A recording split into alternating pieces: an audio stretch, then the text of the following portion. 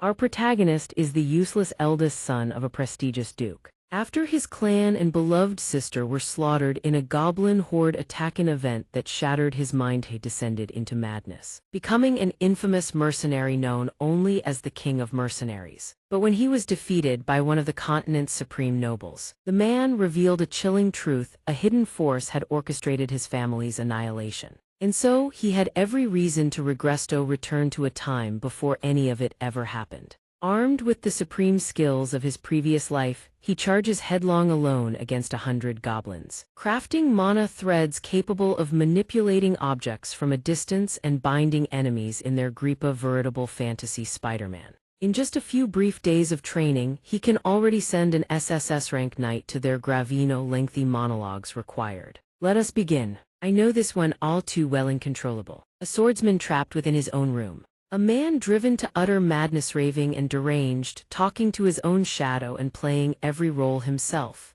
No supporting villain needed. The useless eldest son of Count Perong Jai-Selen.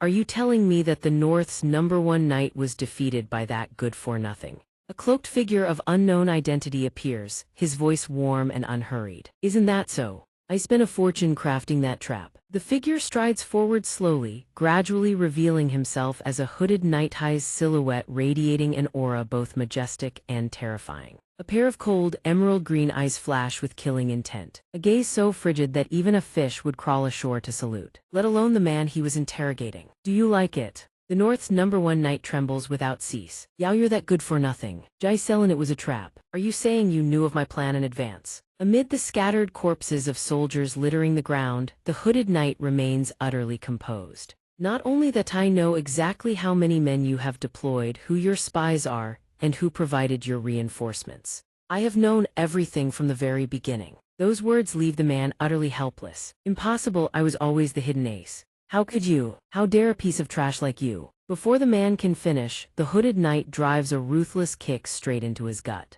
The devastating blow sends the northern knight crashing onto his back, plunging him into unconsciousness. The mysterious hooded knight simultaneously presses a cold hand firmly over his mouth. Having felled his opponent, he smirks the very next second and tosses the knight's helm to the ground. Invade as many times as you wish. I will be the victor in the next battle, and the one after that. Every single time. Do you know why? Because I hold every stratagem in the palm of my hand. The scene gradually shifts. 1 year prior, the kingdom of Lutenhia near the Perong estate. Heavy, ragged breathing echoes through the room, growing louder by the second. He lies on the bed, his hands still trembling. What the hell just happened? It is Jai-Selen, his expression one of utter shock. Am I still alive? Impossible, just a moment ago I was. Brutal images flood his memory, a sword sent flying, spinning through the air. The sword plunges downward, stabbing deep into the earth. The scene crystallizes: Jai-Selen, platinum-haired, a diagonal scar across his face, blood seeping from his shoulder. He curses under his breath, damn it. The moment the words leave his lips, the wounds from his opponent's slash tear open across his entire body, blood spraying in all directions. He throws his head back, coughing up a mouthful of blood, and collapses to his knees in agony as his enemy strides forward with a smug grin. It's over. Jai-Selen, #1 mercenary, one of the 7 strongest beings on the continent. The war is over. His opponent is one of the 7 supreme noble knights of the continent. Yun. He walks up to Jai-Selen, draws his sword, and levels the blade squarely at his fallen foe.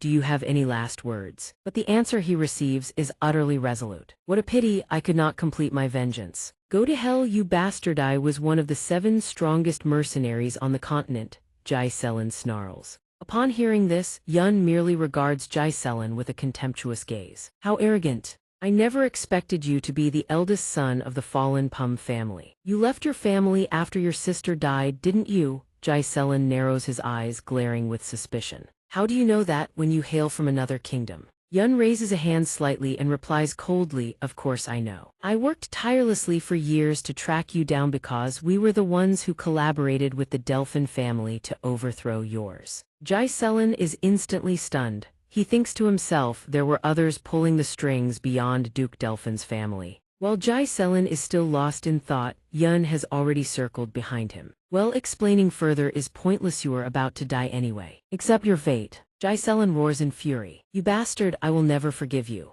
Yun's eyes shift to one of utter madness and gleeful satisfaction. Very well. With those words, he swings his blade in a single, clean arc, severing Jai Selen's head from his body. Back to the present, Jai Selen stares at his own reflection in a basin of water. He cleaved my head off back then, yet here I am, alive, my head still on my shoulders. Could it all have been just an illusion? I've grown younger too, not a ghost, not a hallucination, must have eaten some strange mushroom. Was I captured and turned into a lab rat by mages? Those arrogant bastards, I'll make them regret ever letting me live. Suddenly a voice calls from outside, young master. Please come out. Young master, I know you're awake. This is Ridu, a guard of the Perong household. Before Ridu can even react, a blade is already pressed against his throat, accompanied by a venomous hiss. I'll let you live if you answer my questions, or maybe I won't, call it a coin flip. Ridu turns his terrified eyes back, stammers out, young master, then heaves a long sigh of relief as if he's already struck a deal. Serving as your guard is more stressful than taking a final exam. Don't you think this is a bit much, sir? No means no. He silently wonders what is this man's deal. He's the one being threatened here. Thinking this, Jai Selen blurts out, what are you even talking about? Ridu waves his hand dismissively, pushing him back, and chides, you exhausted yourself after your outburst and fell asleep. Utterly bewildered, Jai Selen asks again, I fell asleep. The young man answers, his hand gently touching his neck, right where you just held a blade to my throat. Have you forgotten everything after dozing off, sir? Good heavens, you flew into a rage and declared you would personally lead an attack against the goblins. Jai Selen's face twists in utter confusion. Goblins what? I really flew into a rage. What utter nonsense. Richard Dudo simply bends down with calm composure, tidying up the luggage while reminding, pack your things, sir. Everyone is waiting. Jai Selen can't help but wonder. Our things? Where are we going? Where, you ask? To Param Estate, of course. He follows with a skeptical glance, thinking to himself, what? Jai Selen spins around, instantly seizing the young man by the shoulder. Say that again. Does that surprise you as well, sir? He asks for confirmation once more, his face full of doubt. You mean the estate, the one that was already destroyed?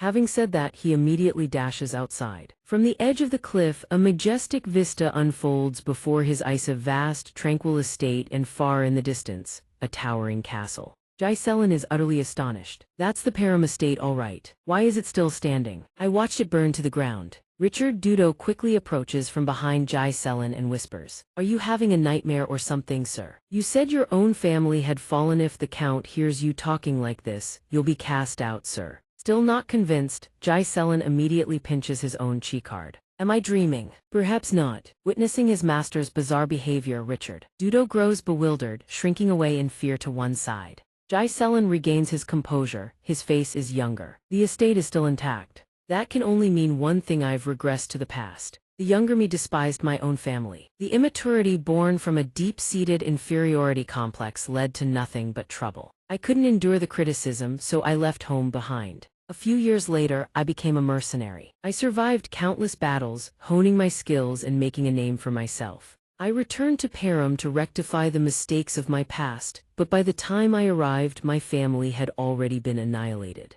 I lost everything, but now, everything is still here. Everyone I hold dear is still alive. I can barely even believe it. I want to sing for joy, but it's far too early to celebrate. He said we're here to attack the goblins, right? Right, I can never forget this day. That was the day the most people in our squad lost their lives. In my previous life, my squad and I chased down a goblin pack to make a name for ourselves. The report said there were only 3 goblins. I thought dealing with them would be easy, for someone with countless real combat experiences under their belt. But when we arrived, there were over 30 goblins. Nearly the entire squad was wiped out because I recklessly ordered a full frontal charge. That might have still been feasible. The goblins had no strategy to speak of. But the problem was that no one trusted me. They all thought I was a good-for-nothing. Suddenly, a thunderous crash rips through Jai Selen's thoughts. Directly above, a watchtower is torn straight from the ground and hurled into the sky. The tower crashes down right before Jai Selen's eyes. A sentry spots the threat and shouts, goblins.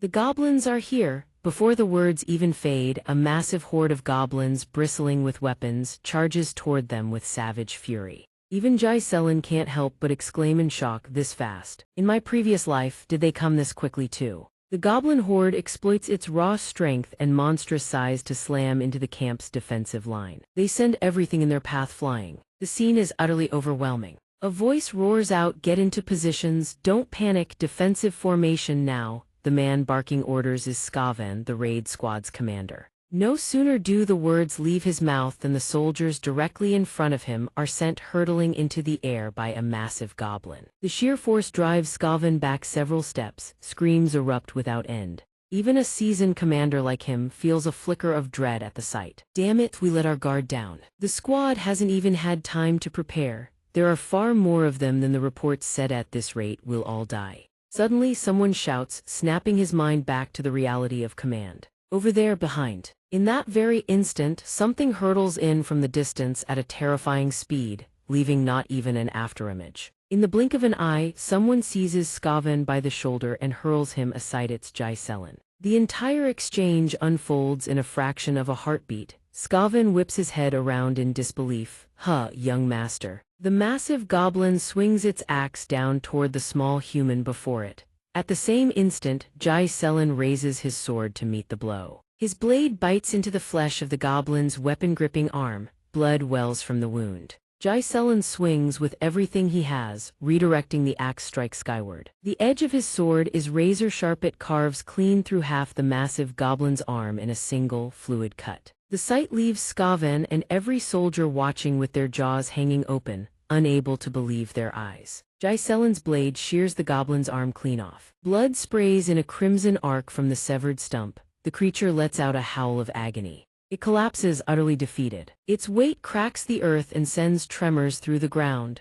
Xianxia simply stands there, watching his enemy crumble, utterly calm. He flicks his sword a few times and clicks his tongue. "I guess I can't use my mana yet. I wish I'd regressed a little earlier." With that, Xianxia turns around. "You're the commander, correct?" Skaven lies on his back, still dazed. "Why, yes, young master." Xianxia extends his hand. "Hand it over." Skaven stares, not comprehending. "Yes, sir." Xianxia's gaze is sharp, his expression dead serious. "Command." He extends his hand further. "Transfer command authority to me." The demand instantly puts a scowl on Skaven's face. "What? Command authority?" I knew he was an idiot, but demanding command when the soldiers' lives are on the line. With that thought, Skaven springs to his feet, turns away, and answers through gritted teeth, "I can't do that." The reply catches Xianxia off guard. "What?" Skaven turns his back and walks away, muttering, "Do you think this is some kind of joke? Even if you are the eldest young master, I cannot simply hand over the authority my liege has bestowed upon me." Xianxia hears this and finds himself at a loss for words. He can only watch the man walk away.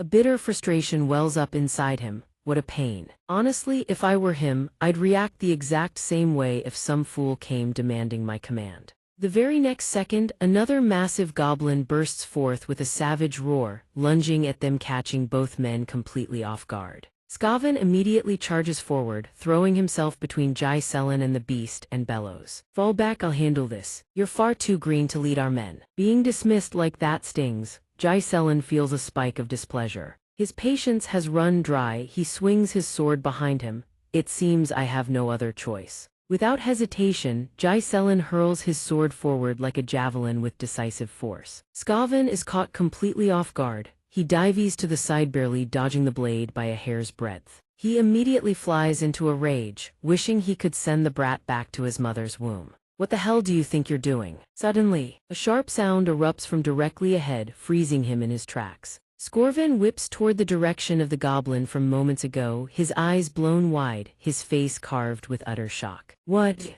Before his very eyes, the goblin that had been charging ferociously just seconds ago now has a sword plunged straight through the crown of its skull. The creature met a swift, instantaneous death cut down before it could even process what happened. The goblin barely manages a single shriek, its eyes rolling white before all consciousness fades. It collapses to the ground, the sword still embedded firmly in its skull. The spectacle leaves Skaven stunned, a barrage of questions flooding his mind. What just happened? How could he have struck its weak point? Xianxia's voice cuts through his racing thoughts. "Skaven, is it? Do you know what matters most on the battlefield? You cannot win a battle when your men are drowning in fear. We need to seize the momentum of victory." The moment the words leave his mouth, Xianxia bolts forward, ripping the sword from the dead goblin's skull and charging straight ahead, leaving Skaven utterly bewildered. In a flash, Jai Selen surges forward with blistering speed and launches himself into the air, soaring above the goblin horde that is about to slam into the soldiers.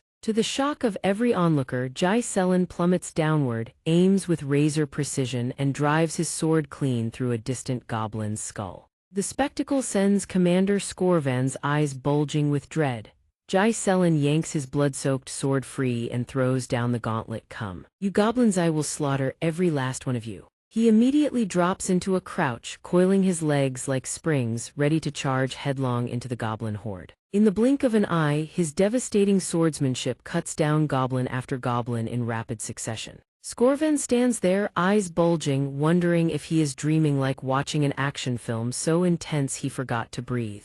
Even with mana, such a feat would be nearly impossible. How could that sheltered young lord pull off something like this? I could clearly see he was exhausted. Yet he uses the smallest, most precise movements to evade strikes. His swordplay targeting their weak points with the mastery of a blade saint who possesses no man, or perhaps something even greater. Over here, Jai Selen fights on with fierce, relentless vigor. Is that all you've got? I haven't even warmed up yet. You lot don't deserve the title of warrior. On this side, Dich Du watches the scene with mounting anxiety. They're all charging straight at the young master. Another soldier asks in bewilderment, is he running away? He immediately spins towards Scorvan and shouts, "Commander." Scorvan just stands there, frozen like a statue, his heart gripped with dread. What the hell are you thinking? Charging into the goblins to draw their attention was one thing, but now he's fleeing. And that direction leads straight to a cliff. Wait, a cliff? His jaw drops in stunned realization. Don't tell me's the truth of Jai Selen's plan dawns on him.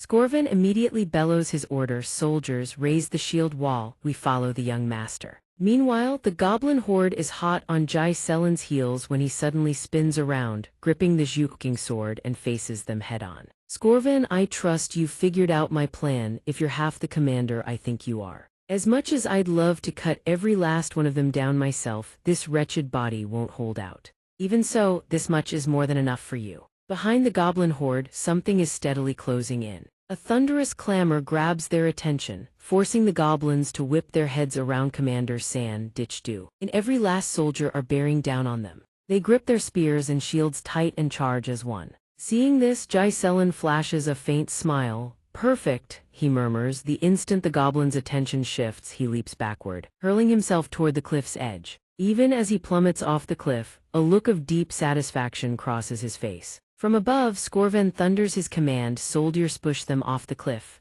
obeying the order. The entire battalion surges forward with all their might, driving the goblins back. Caught completely off guard, the soldiers roar in unison, pouring every last ounce of strength into one decisive final shove. United as one, they fling the entire horde of massive goblins over the cliff's edge. One by one, the colossal creatures plummet and slam into the ground below, each impact echoing like thunder. Atop the cliff, every soldier is utterly spent, gasping for air before a wave of fervent chatter erupts among them. We did it, we killed them all. At that very moment, Scorvan rushes to the cliff's edge and shouts down below, fortunately just beneath them. Jai Selen had driven his sword into the rock face just in time, clinging to the cliff and waiting for rescue. He is utterly exhausted, heaving deep. Ragged breaths, but the triumphant look on his face and the iron resolve in his eyes never waver as he gazes upward. Scorvan spots his young master dangling below, and for a moment, shock flickers across his face. A small smile tugs at his lips. He leans over the edge, stretching his hand down toward his charge. Here, grab my hand.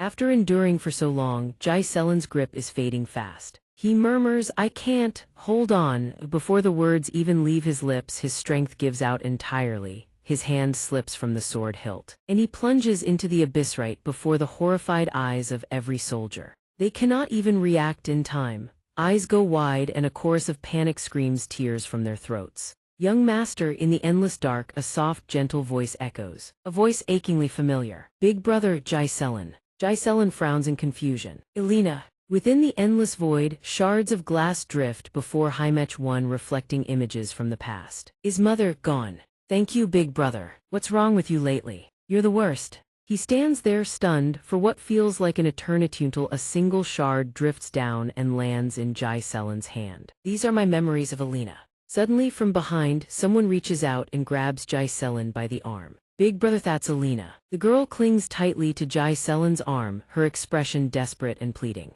Please come with me. At that instant his eyes snap open. He jolts awake, utterly startled. A warm towel rests across his forehead. Jai Selin slowly comes to, realizing he is lying in his bedroom. He slowly raises his hand before his eyes, staring at it intently. I'm alive, it seems they managed to save me. Was that all a dream? A sudden surge of agony rips through his entire body, forcing a pained grunt from his lips. Jai Selin winces and curls inward, his whole body aching down to the bone. My body has definitely hit its limit. Well, I suppose that's one way to know for certain I'm still alive. Suddenly, the door swings open and a voice chimes, young master, you're awake. The sight of her freezes Jai Selin in place for several seconds. Belinda, she sets the wooden basin down on the table, her tone laced with reproach. Do you have any idea how worried I was? Haven't I told you before? You should have let the soldiers handle the goblins. Before she can finish, Jai Selin lunges forward and pulls Belinda into a tight embrace, leaving her no time to react. Belinda is utterly stunned. What are you doing, my lord? Did I do something wrong?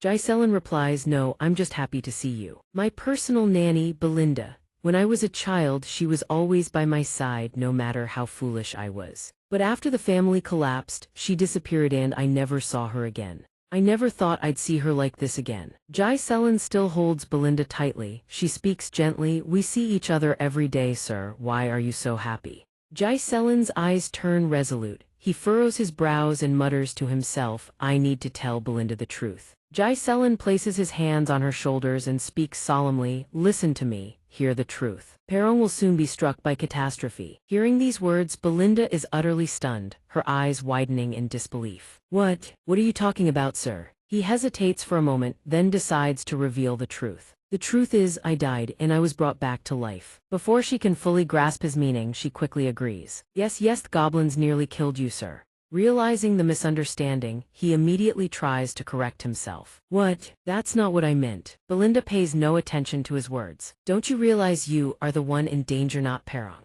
Seeing her reaction, he thinks to himself, she doesn't believe me. I guess it didn't work.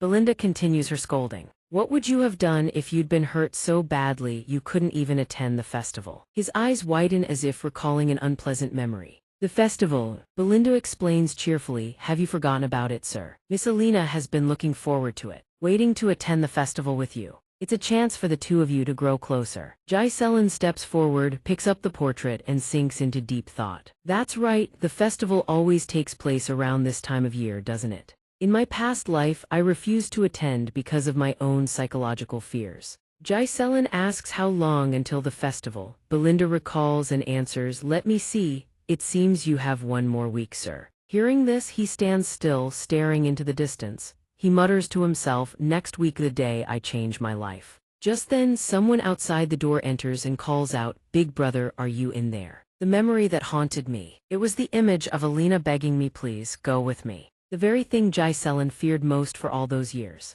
The moment Alina's life was extinguished in his memory, Jai Selin immediately rushes forward and pulls his sister into a crushing embrace. Even Belinda is left wide-eyed with astonishment at the sight. The very next second, Alina flushes crimson and stammers in confusion. Is something wrong with you? What kind of joke is this? Jai Selin replies gently, his voice thick with affection. I missed you. Those sweet words make Alina shudder from head to toe. Jai Selin, let go of me. You're scaring me. That forceful shove sends a jolt of pain through Jai Selin. He can't help but marvel inwardly. Incredible strength. Was she always this strong, even as a child? Alina brushes off her clothes and frowns, her expression bewildered. Belinda told me to come here. What kind of game are you playing? Do you really think this is going to fix anything? Hearing this, Jai Selin is immediately puzzled. What? Fix what exactly? As it turns out, not long before this, his past self had spewed those very words of contempt. Hey, I told you to get lost, you are nothing but a nuisance. Just the mere scent of you is enough to make me sick. Alina recounts his words, her eyes brimming with suspicion.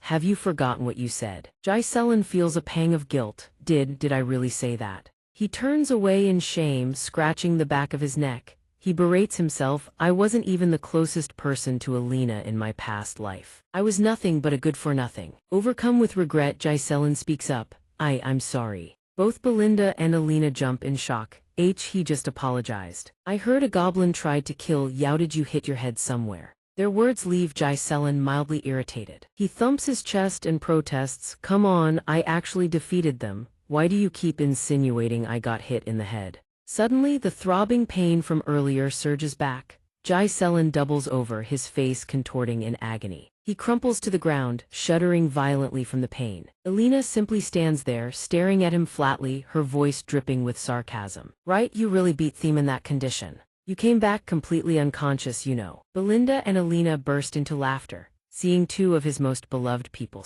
happy and alive before his very eyes. Jai-Selen feels an overwhelming warmth flood his heart. He lowers his gaze, his expression utterly peaceful, and breaks into a contented smile. "Everyone is just as I remember. Now I see why my past self wasted time on such meaningless things." At the festival the following week, I had refused Alina's invitation to go together, using the incident with the strike team as my excuse for being in a foul mood. That was the last time I ever saw her. Alina's body was later found torn to pieces along with her guards. I should have been by her side. Suddenly, a knock echoes from outside, snapping all three of them to attention. A voice speaks up. "May we come in?" Two knights clad in sea blue armor push the door open the very next second. "Here she is, Miss Alina." They are Alina's personal guards, Yama and Philip. Alina immediately steps forward. "What is it?" "I told you to wait outside," Yama explains in a fluster. "My apologies, my lady. The servants have requested your supervision over the festival preparations."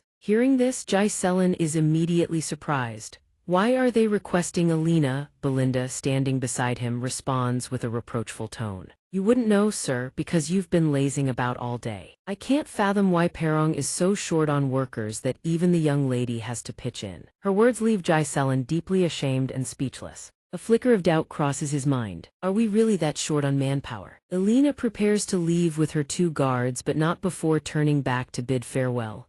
"I have to go now, take care of yourself, all right." Jai-Selen stands there, his thoughts still churning. "I mean, I never cared about any of this before, so obviously, I had no idea." Thinking this, he immediately decides to speak up. "Let me help too." Alina freezes upon hearing this. She whips her head around, her face contorted in sheer astonishment. The next moment, Alina shyly ducks behind Belinda. The two whisper to each other in disbelief. He's volunteering to help. Did he actually get hit on the head or something? These words leave Jai-Selen utterly speechless. Outside the Perong estate, a scene of bustling, peaceful daily life unfolds. That peace is shattered by a volley of loud arguing from seemingly nowhere. Every soul nearby jolts upright and snaps their gaze toward the source. "I said I'd help, didn't I? Get out of here, everyone will be too nervous to work with you hovering around." It turns out the Perong siblings are at it again. The two keep trying to one-up each other. "Is this how you treat someone who's offering to help? The best way you can help us is by staying out of the way and not causing trouble." Meanwhile, Jai-Selen recalls a painful memory from his previous life. Alina's body was found near the slums.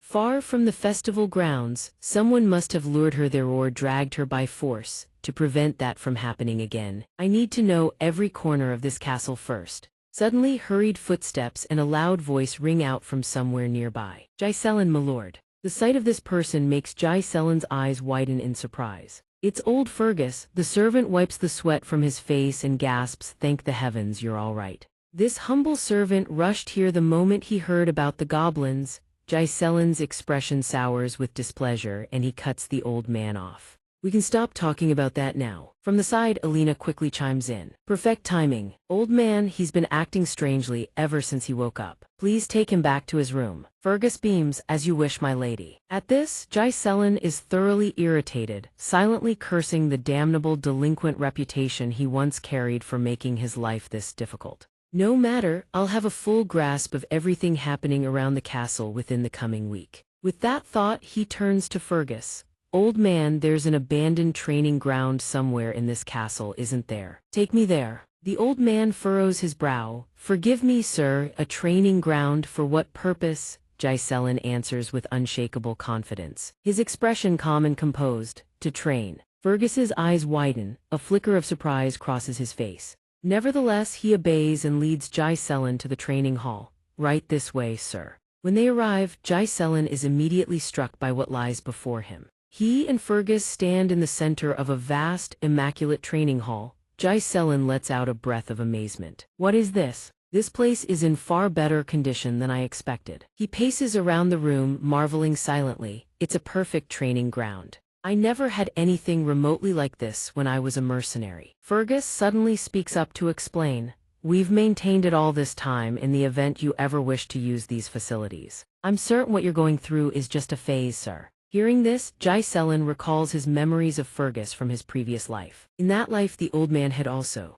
And so what happened, happened. Jai-Selen steps toward Fergus and pats him on the shoulder. I need to live longer, old man. Hear me. Dying is truly a terrible feeling. Fergus doesn't think much of it and responds lightheartedly. Forgive me, sir, but you're speaking as if you've truly experienced life and death. As if he's finally found someone who might understand him, Jai-Selen looks at Fergus with a gleam of hope and anticipation in his eyes. You're perceptive. I truly died and was brought back to life. Fergus simply lowers his head, paying no heed to his words. I think that joke went a bit too far, my lord. A flicker of disappointment passes through Jai-Selen. You may leave, I'm starting my training. Fergus obeys. I'll be right outside, sir. Jai-Selen doesn't turn away immediately. He watches Fergus's retreating figure until the old man exits the room. I always treated everyone around me as an enemy, but it was only because I was short-sighted. Jai-Selen immediately zeroes in on the task at hand. 1 week.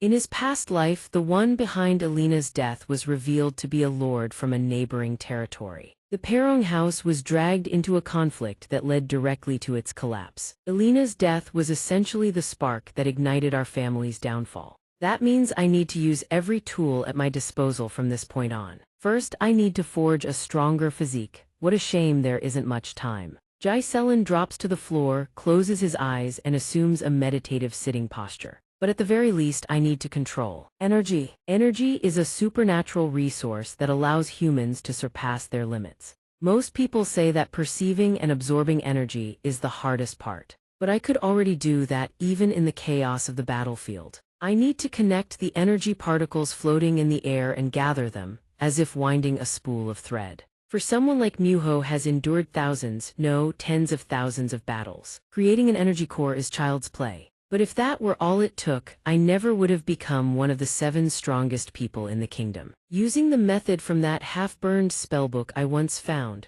combined with the human body's natural energy core, I can forge a second core and even a third. Weave them into a linked network to generate an explosive surge of power. Jai-Selen's body reaches its limit. He immediately coughs up a mouthful of blood. He doubles over, hacking violently, muttering to himself, 3 is the limit, even though I reached 5 cores in my past life. This method allows for an explosive burst of power in a short time, but in return it demands an enormous amount of internal energy. This was the main reason I lost to Yun in my previous life. He brought an entire squad of knights against me when my energy was already spent. I would have surely won if it had been a fair fight. It's an unstable technique, but for now this will suffice. This time I have a young body and plenty of time. This time I will take your head, Yun. Yun.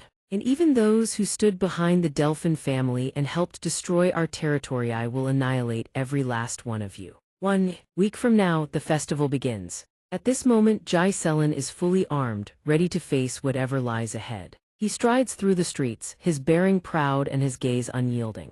Alina spots her brother, her eyes widen in surprise. She steps closer, her tone laced with a hint of sarcasm. Well, you actually showed up.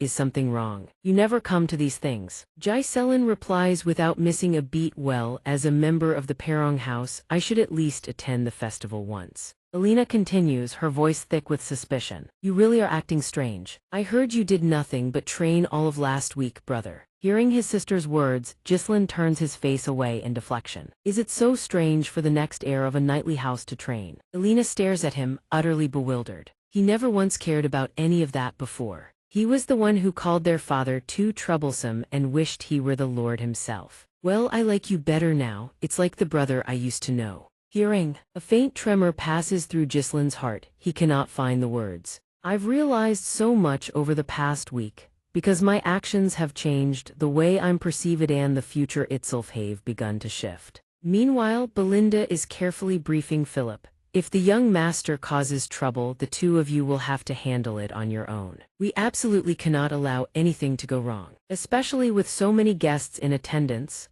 The 2 reply in unison, don't worry, you can count on us. Gislin's thoughts continue to race. The broad current of history may remain unchanged, but the ripple effects of his small actions on minor events are nearly impossible to predict. Leveraging his knowledge of the future to its fullest, that is his task. He must react to every situation with maximum efficiency. His preparations are complete. Afterward, Ghislain and Alina enjoy the festival together, soaking in the vibrant atmosphere and bustling energy. They wander from booth to booth, yet he does not let his guard slip for a single second, his eyes sweeping their surroundings. Night descends. After a spell of merriment, Alina speaks up. That was fun, but it's a little boring. Gets the same every year. There's nothing new this time. Ghislain, walking beside her, does not forget to carefully scan the surroundings. A flicker of confusion crosses his mind. He thinks, the festival is about to end and nothing has happened. Is it because I'm with Alina? Suddenly, a voice calls out from somewhere nearby and Ghislain's attention snaps to it instantly. Would you like to see some other areas? A friend of mine told me there are new events happening elsewhere. What do you say? Alina, innocent and unsuspecting, perks up with interest.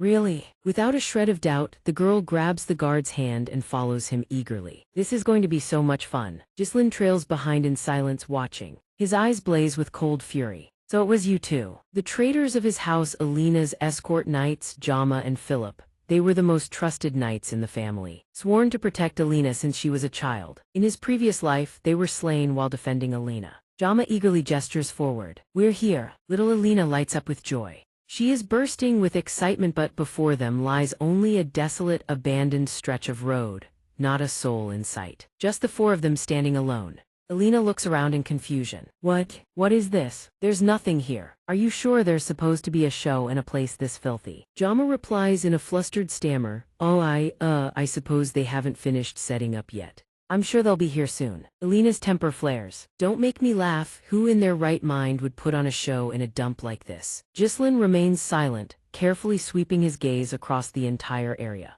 After surveying the terrain, realization dawns on him, just as he suspected. On the surface, it appears to be nothing more than a deserted alley. But the way the obstacles have been arranged to block every exit was premeditated. No sooner does the thought form than Alina yanks his arm hard. Come on, big brother, let's go. Jama panics and scrambles to persuade them. My lady, don't you think we should at least watch the show? We've come all this way after all. Alina responds with a curt, decisive snap. No, thank you. I have no intention of watching any show in a place like this. Alina's surprising strength catches even Ghislain off guard. He blurts out, do you work out? How are you this strong? She answers gruffly, huh. Suddenly, Alina collides with someone blocking her path. My lady, please wait just a moment. She is thoroughly bewildered. Philip, you've all been acting so strange today. What's gotten into you? Jama's expression turns crestfallen. He hangs his head and scratches the back of his neck. I didn't mean to frighten you, my lady. It's just a reasonable request was made and we had to comply. Little Alina remains utterly confused, unable to grasp the meaning behind his words. Then from the far end of the alley, a figure approaches and draws all eyes. 3 unidentified men advance slowly, an ominous aura clinging to them like a shroud. The man in the center lifts his head, revealing his face. As expected, your methods are clean, o trail, no trace. His name is Fordango. Jama immediately steps forward to address him. We've delivered the young lady, just as promised. So let's conclude our deal right here. Fordango's eyes narrow with mild surprise when he notices someone beyond Alina. Is that the eldest son of Persium? I don't recall asking you to bring him along. Little Alina is terrified, tears brimming in her eyes as she clutches her brother's arm. Jama immediately replies, consider him a bonus free of charge. He followed us here like a fool, completely unaware this would be his grave. Ghislain's voice cuts through, laced with accusation. Jama, so you've sold us out, you really think you can escape this? Jama merely stares back with naked contempt. Why don't you start worrying about yourself first? All we need to do is flee to some faraway land. We're sick of this wretched territory terrorized by those savages at every turn. I'm certain plenty of others have already fled Persium besides us. No. Before he can utter another word, Ghislain's blade flashes through the air in a single, devastating arc and cleaves through him without mercy. Jama takes the strike before he can even react. His eyes go wide with shock and blood erupts from his mouth. Wah. The sight stuns everyone present, even Fordango flinches. The slash splits Jama's body clean in two. Ghislain speaks, his voice ice cold and utterly composed. But at least they never betrayed us. He turns his glacial gaze upon the remaining guard. You wouldn't dare, would you? Philip loses all composure. He seizes Alina as a hostage, his voice cracking with panic. Jama, you useless fool, how does a trained knight lose to an amateur like that? Before he can make a single move, Gislin's sword rockets forward and buries itself in the center of Philip's skull, pinning his head in place. Philip's consciousness bleeds away, his eyes rolling back. He manages only a final, breathless whisper, impossible. He collapses to the ground, the sword still embedded deep in his skull right before Alina's horrified eyes. One of the masked men behind Fordango speaks up, unease creeping into his voice. Sir, are you certain that's the eldest son of Persium? The other masked man chimes in, equally baffled. I was told he never had any real combat experience or even basic training. Verdanchi falls silent for a moment, then confirms while studying the boy's appearance, I'm not mistaken. He thinks to himself, although they were ambushed, the boy slaughtered 2 knights with terrifying speed using energy-infused strikes. Alina clings tightly to Gislin, trembling as she asks, Brother, what's happening? He does not answer, he walks in silence for a moment. Without warning, Gislin strikes Alina on the back of her neck, stunning the girl into unconsciousness. He gently catches his sister and lays her down. Rest for a while. Verdanchi speaks up, thank you for doing our work for us. Young Master Persium, you are far different from what I've heard. We were planning to handle those 2 ourselves. You've been hiding your true skills. Gislin walks over to the fallen Philip and pulls his sword free from the corpse. And what business is that of yours? At that moment he carefully studies his opponents. 3 of them, the 2 flanking the leader, are nothing. But the one in the middle radiates energy on an entirely different level. He has to end this quickly. He begins walking toward the 3 of them and immediately poses a question. I'll ask you just one thing, who does this sphere belong to? Verdanchi replies, well, you're about to does it even matter. Gislin doesn't expect much, a flicker of disappointment crosses his face. I knew you wouldn't reveal it easily. No matter, you want to talk soon enough. One of the subordinates glances over, asking if they should sever his head. Verdanchi answers with savage cruelty. Capture him alive, break every single limb, make sure he goes insane.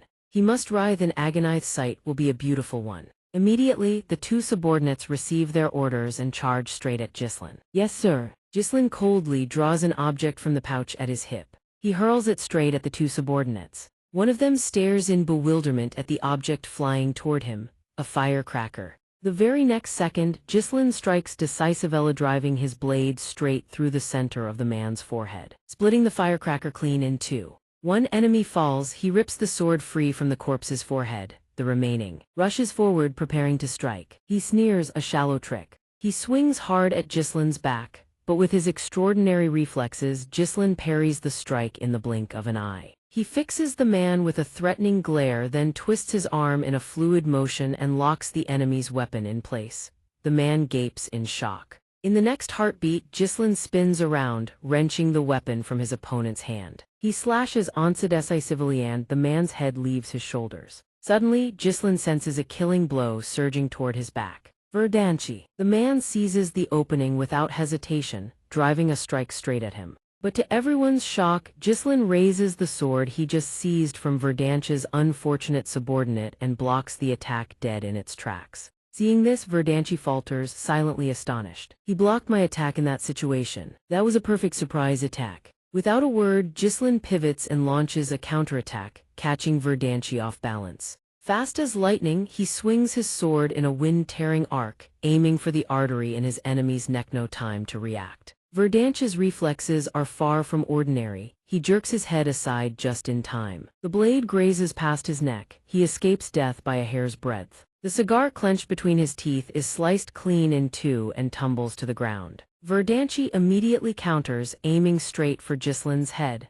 Gislin raises both swords before him and blocks the devastating strike. Verdanchi pants heavily. He has managed to coat the wound on his neck with energy just in time. I'm genuinely surprised. If I'd been short on energy, I'd have lost my head just now. Gislin trembles under the pressure. How did he survive a blow to the neck? Did he concentrate energy around his throat to minimize the damage? Verdanchi's voice cuts through his thoughts. I don't know how a brat your age learned such bizarre swordsmanship, but you cannot defeat me with that meager energy. You will die here. Yet to Verdanchi's surprise, Gislin shows not a trace of fear. A mysterious smile spreads across his face. The sight catches Verdanchi completely off guard. Is he smiling? The next instant, Ghislain twists his body into a full rotation, sending his enemy's blade sliding off course. Ghislain uses the momentum to spin again and drives a devastating kick straight into Verdanchi's face, shattering one lens of his spectacles. Verdanchi quickly regains his footing, but the force of the kick sends him skidding back a considerable distance.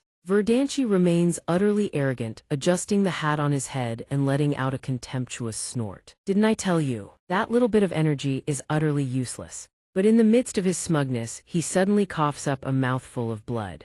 The very next second, Verdanchi clutches his chest and collapses to his knees, blood pouring from his mouth and spattering onto the ground. He stares at his trembling hands in utter disbelief. What just happened? The power behind his strikes, it's different. There's no way he could have pierced through my reinforcement with that level of skill. Ghislain advances step by step and speaks, I never suspected there was a true mastermind behind Alina's death. So it was you, prepare yourself, a third core is released. Witnessing the colossal surge of energy erupting from his opponent, Verdanchi is struck with abject terror. What is that? How can you amplify your energy to this degree? The words barely leave his mouth before Ghislain grips both swords and launches himself forward without a shred of hesitation. Verdanchi jolts in shock. All he can do is widen his eyes, he's too fast. Forced onto the back foot, Verdanchi can only defend, barely weathering the relentless barrage of Ghislain's attacks. Ghislain's eyes are razor-sharp and ice-cold.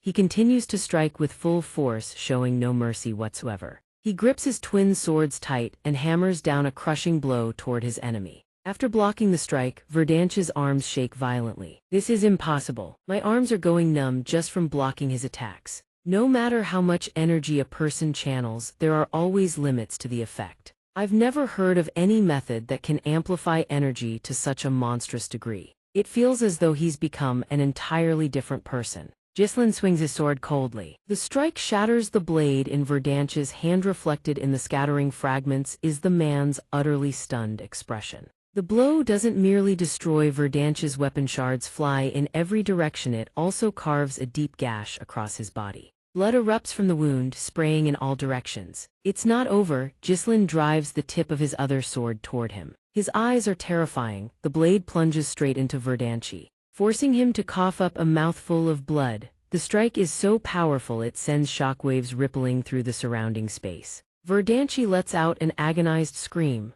Ghislain immediately seizes him by the neck and slams him backward. He pins Verdanchi hard against the wall of the house behind him. Shall we finish our earlier conversation? Who gave the order? Verdanchi thinks to himself, I won't fall so easily. At the very least, I'll drag the Persian girl down with me. Die. Suddenly, glowing energy threads materialize from thin air, coiling around his arm and binding it tight. Those energy threads had been launched from Ghislain's hand, his palm still pressed firmly against Danko's neck. What if we come to an arrangement, he asks. Don't waste your effort. Answer my question and I'll sheathe my sword. Pinned down, Danko can only grit his teeth and endure. His mind racing these threads created from internal energy. I can't move. When did he create these? Receiving no answer, Ghislain tightens his grip on the sword hilt and continues, I'm certain a man like you knows how to heal himself. However, that won't matter if I destroy your energy core. At those words, Danko jolts violently. What?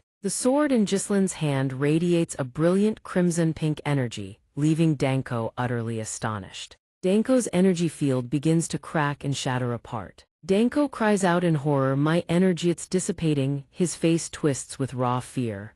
Are you insane? One mistake and the energy backlash could trigger a massive explosion that levels this entire area. Are you trying to get us both killed? Ghislain replies calmly, that's a concern for the unskilled, I can handle it.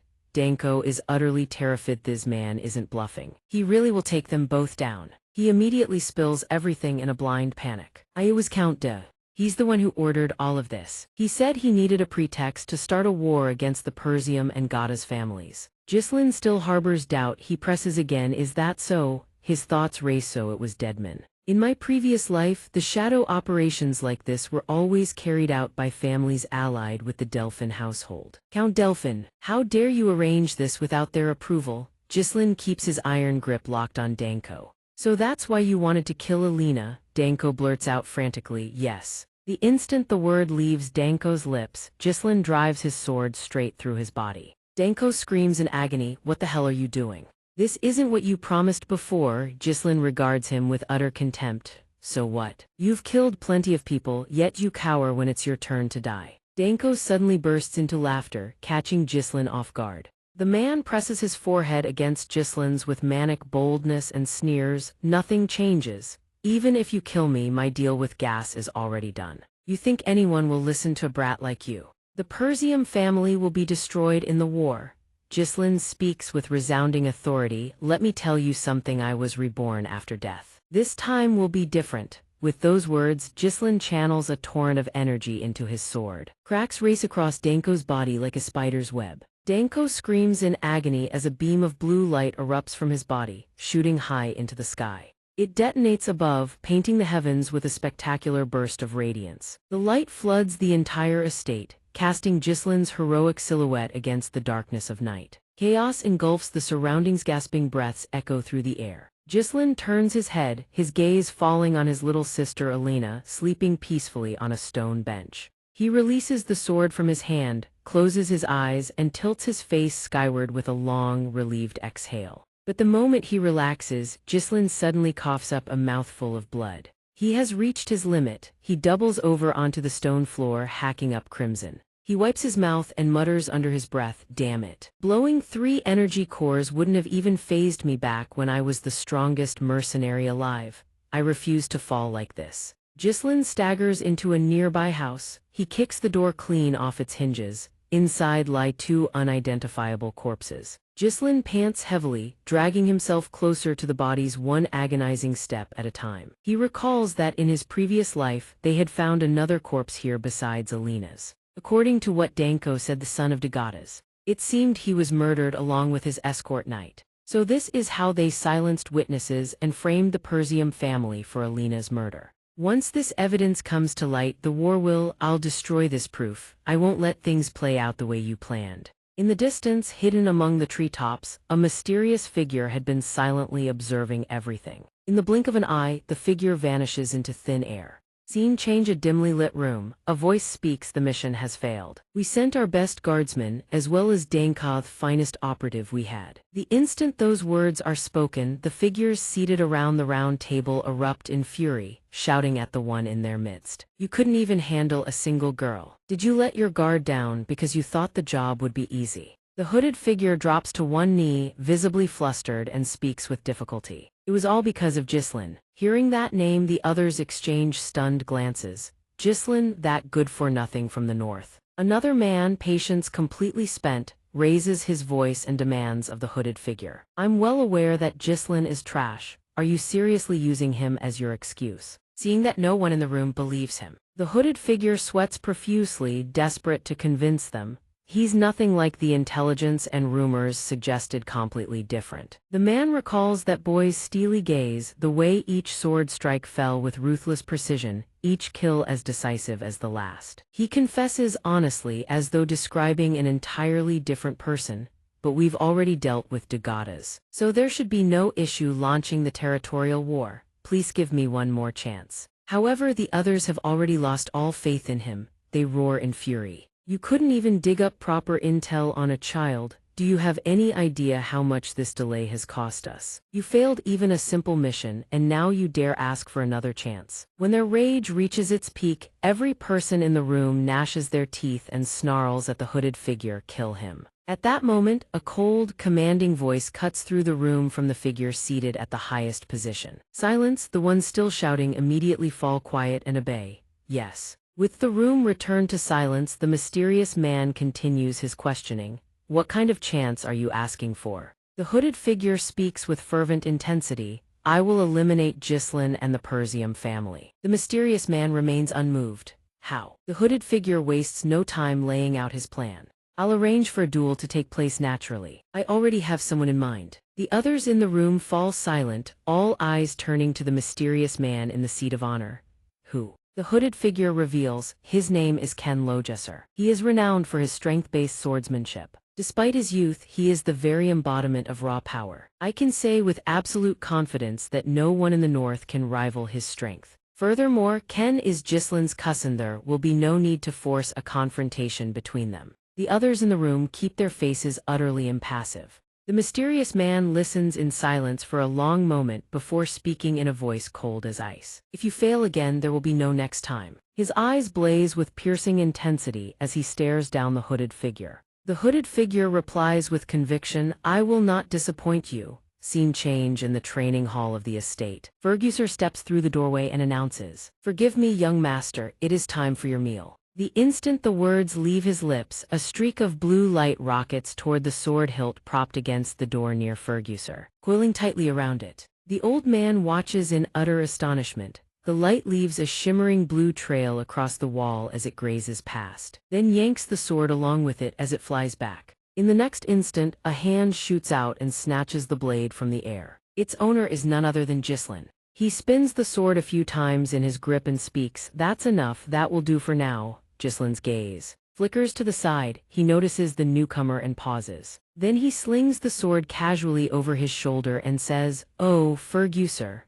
The old butler approaches, bows respectfully and says, Forgive me, you were training so intensely. How did you manage that? Ghislaine glances down at the mana thread still wrapped around his sword and replies casually, Oh, this. It's a mana thread, essentially using mana as a tether, a rope of magic. As he says this, Ghislaine closes his eyes, memories of the past flooding back. In my previous life I used this all the time, but at my current level, I'd need to detonate an energy core to use it. The way I used Tomi reserves are too shallow. However, if I create just a single thread with minimal energy expenditure, I can still manage it despite my limited power. Ferguser stares at the thread and speaks honestly, I thought I had trained my energy control for quite a long time, but I've never seen anything like. Yet inwardly the old man harbors doubt. Just moments ago he couldn't even use mana, let alone train with it. How could he have conceived of an energy technique like this? Ghislaine changes the subject and asks, In any case, what did you come to see me about?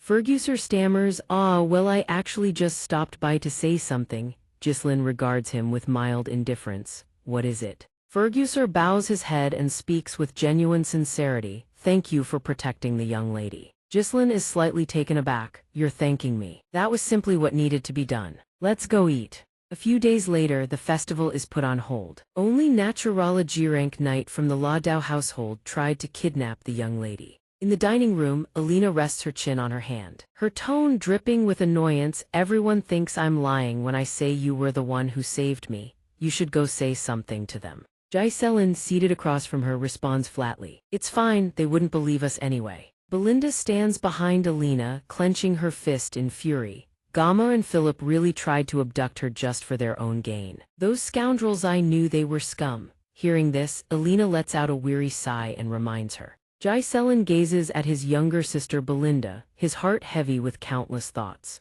Alina is still alive. He's managed to prevent the war from breaking out, but they will never give up. He can't keep stopping them on his own forever. He needs to build a military force. He's still lost in thought when a servant pushes the food cart into the room and says politely, Pardon me. The servant steps forward and sets the dish on the table. Ghislaine reaches for the spoon, thinking he needs to get more involved in politics to make it happen. When the dish is unveiled, a single thin slice of bread sits neatly in the center. Ghislaine stares at the slice of bread, frozen for several seconds. He turns to Belinda in bewilderment. Belinda, why are we eating dessert first? Belinda gives an awkward smile. That is the dessert, my lord, you know our situation. No sooner had she finished than shouting and cursing erupt from outside, catching Ghislaine completely off guard. Outside, a fat man bellows, Pay us back for the damages, your festival got cancelled and we lost everything. The rest of the crowd joins in, chanting in unison for compensation. Another man spots the guards inside and shouts furiously, Get out here, you people are drowning in money, aren't you? The guard, frightened, can only lower his voice and try to calm them. Please remain calm.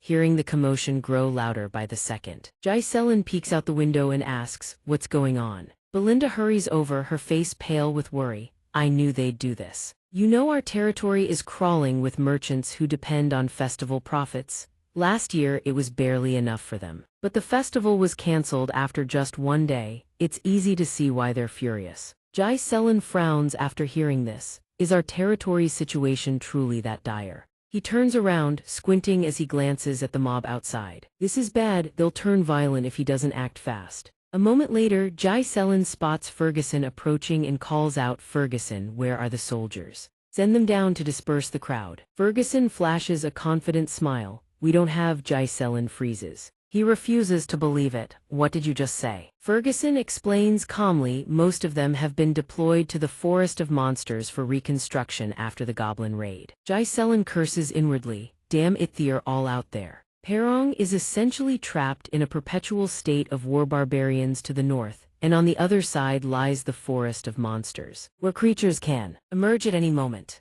No money, no soldiers, what a mess. After a moment of thought, he walks over and drapes an arm across Belinda's shoulder, leaning close to whisper, "Belinda, we need to talk." Jai Selen brings his lips to her ear. "You manage my finances, don't you? Use them to appease those merchants." Belinda's expression turns awkward at his request. "There's not a single coin left, my lord." Yet Jai Selen still doesn't grasp the severity and presses, "Why?" Belinda smiles and reminds him gently, "Have you forgotten? The Count cut your allowance because you were spending money like water." Only then does Jai Selen finally understand. He freezes. "Wait, you are saying I don't have a single coin to my name? Am I bankrupt?" Feeling utterly hopeless, he holds out his hand to Belinda. "Lend me some money." Belinda can only laugh sheepishly. "I don't have any either." After confronting reality, Jai Selen slumps onto the windowsill, gazing out at the distant scenery. "Damn it, no money, no soldiers, what the hell do we even have?" His heart is heavy with despair. Without a single coin, he can't do a thing, even with his knowledge of the future. He needs money first. Is there no way out?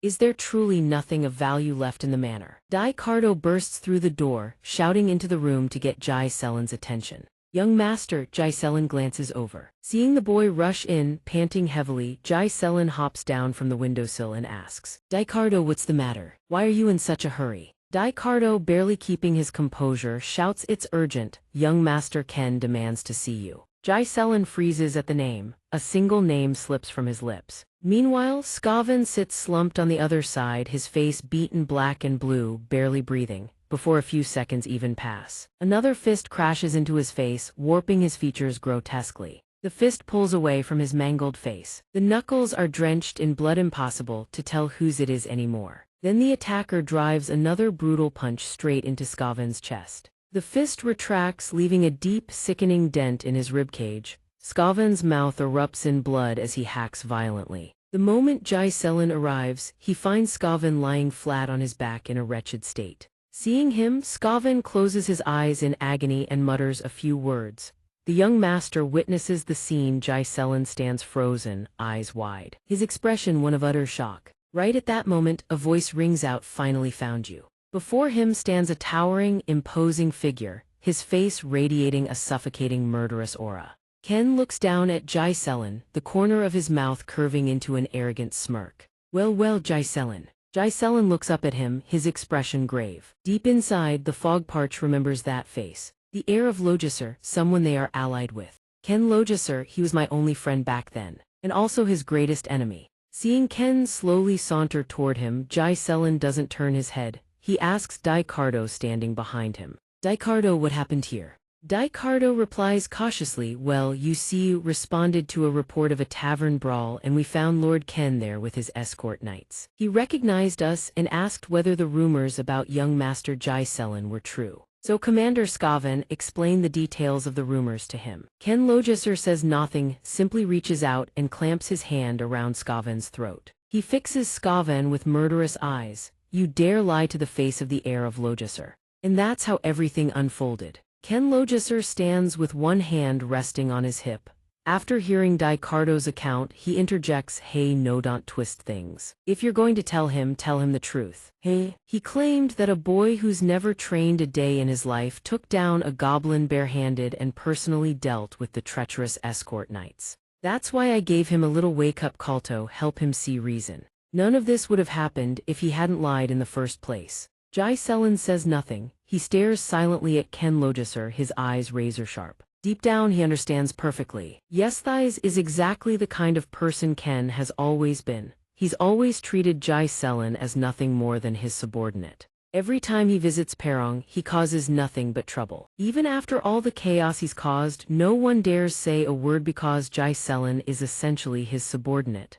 No one dares disrespect Ken. Unlike Jai Selen, who always carries the weight of an inferiority complex, Ken's boldness and swagger are praised as qualities befitting a true heir. That's why Jai Selen always ends up bearing the brunt of the criticism. Thinking this, Jai Selen closes his eyes and lets out a long sigh. Meanwhile, Ken stands in silence, studying Jai Selen's every expression. He raises an eyebrow and smirks, silently mocking him. Look at this guy. Normally, he would have lunged at me by now after being provoked this far. Not long ago, at the Logesser estate, Ken's massive frame lounges in a chair as he looks at the hooded figure standing before him.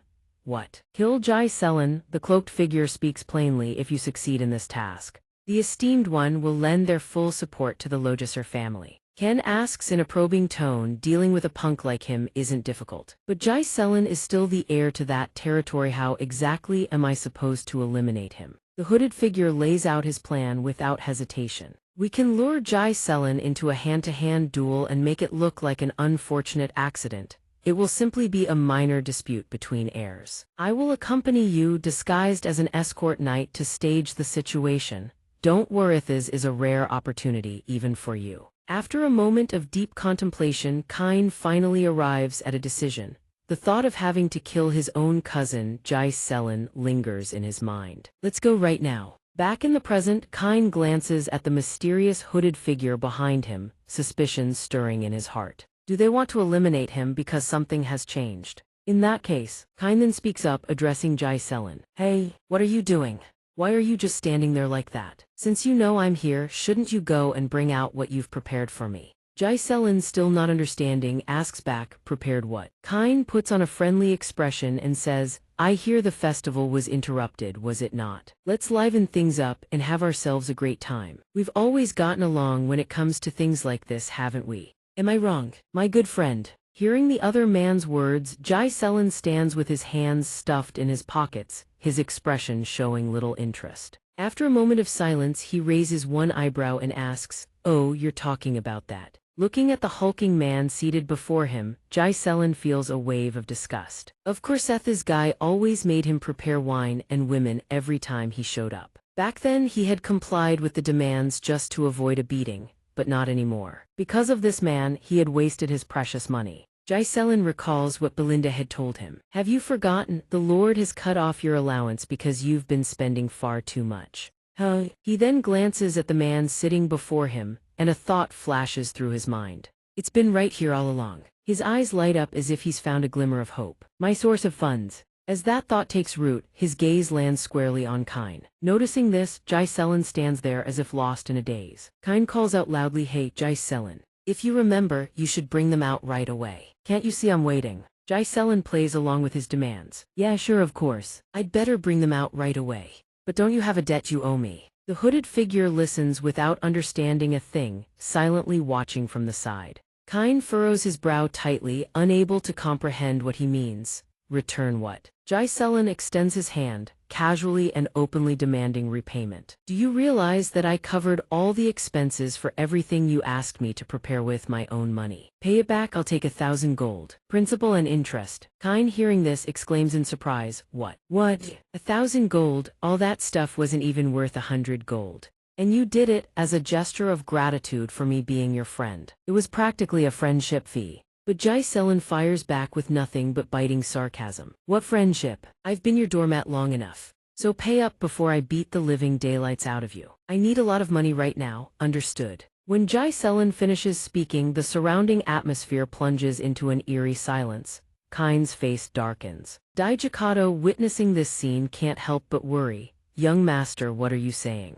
After a moment of deliberation, Kine stomps his foot and rises to his feet. He looks down with a provocative tone. You're getting bold because I've been too lenient with you, huh? You think you've actually gotten stronger just because you spread false rumors, saying you defeated a knight no less. You're nothing but a parasite leeching off this land. This is why everyone in the north calls you a fraud. When all a supposed heir like you ever does is spout nonsense. Come back to your senses. Even in a situation like this, Jai Selen stands perfectly still, showing not a shred of fear. The instant Kind's fist comes crashing down, he swiftly dodges to the side with ease. Jikato and the hooded figure witnessing this are both stunned speechless. Seeing his punch miss, Kind erupts in furious curses. A few seconds later, Jai Selen suddenly throws a punch straight into Kind's chest. He fails to react in time. The blow lands hard enough to wrench a pained grimace across his face. But Jai Selen doesn't stop there. He suddenly swings another fist straight at Kind's face. Fortunately, Kind quickly raises his hand to block just in time. A smug smile spreads across his face.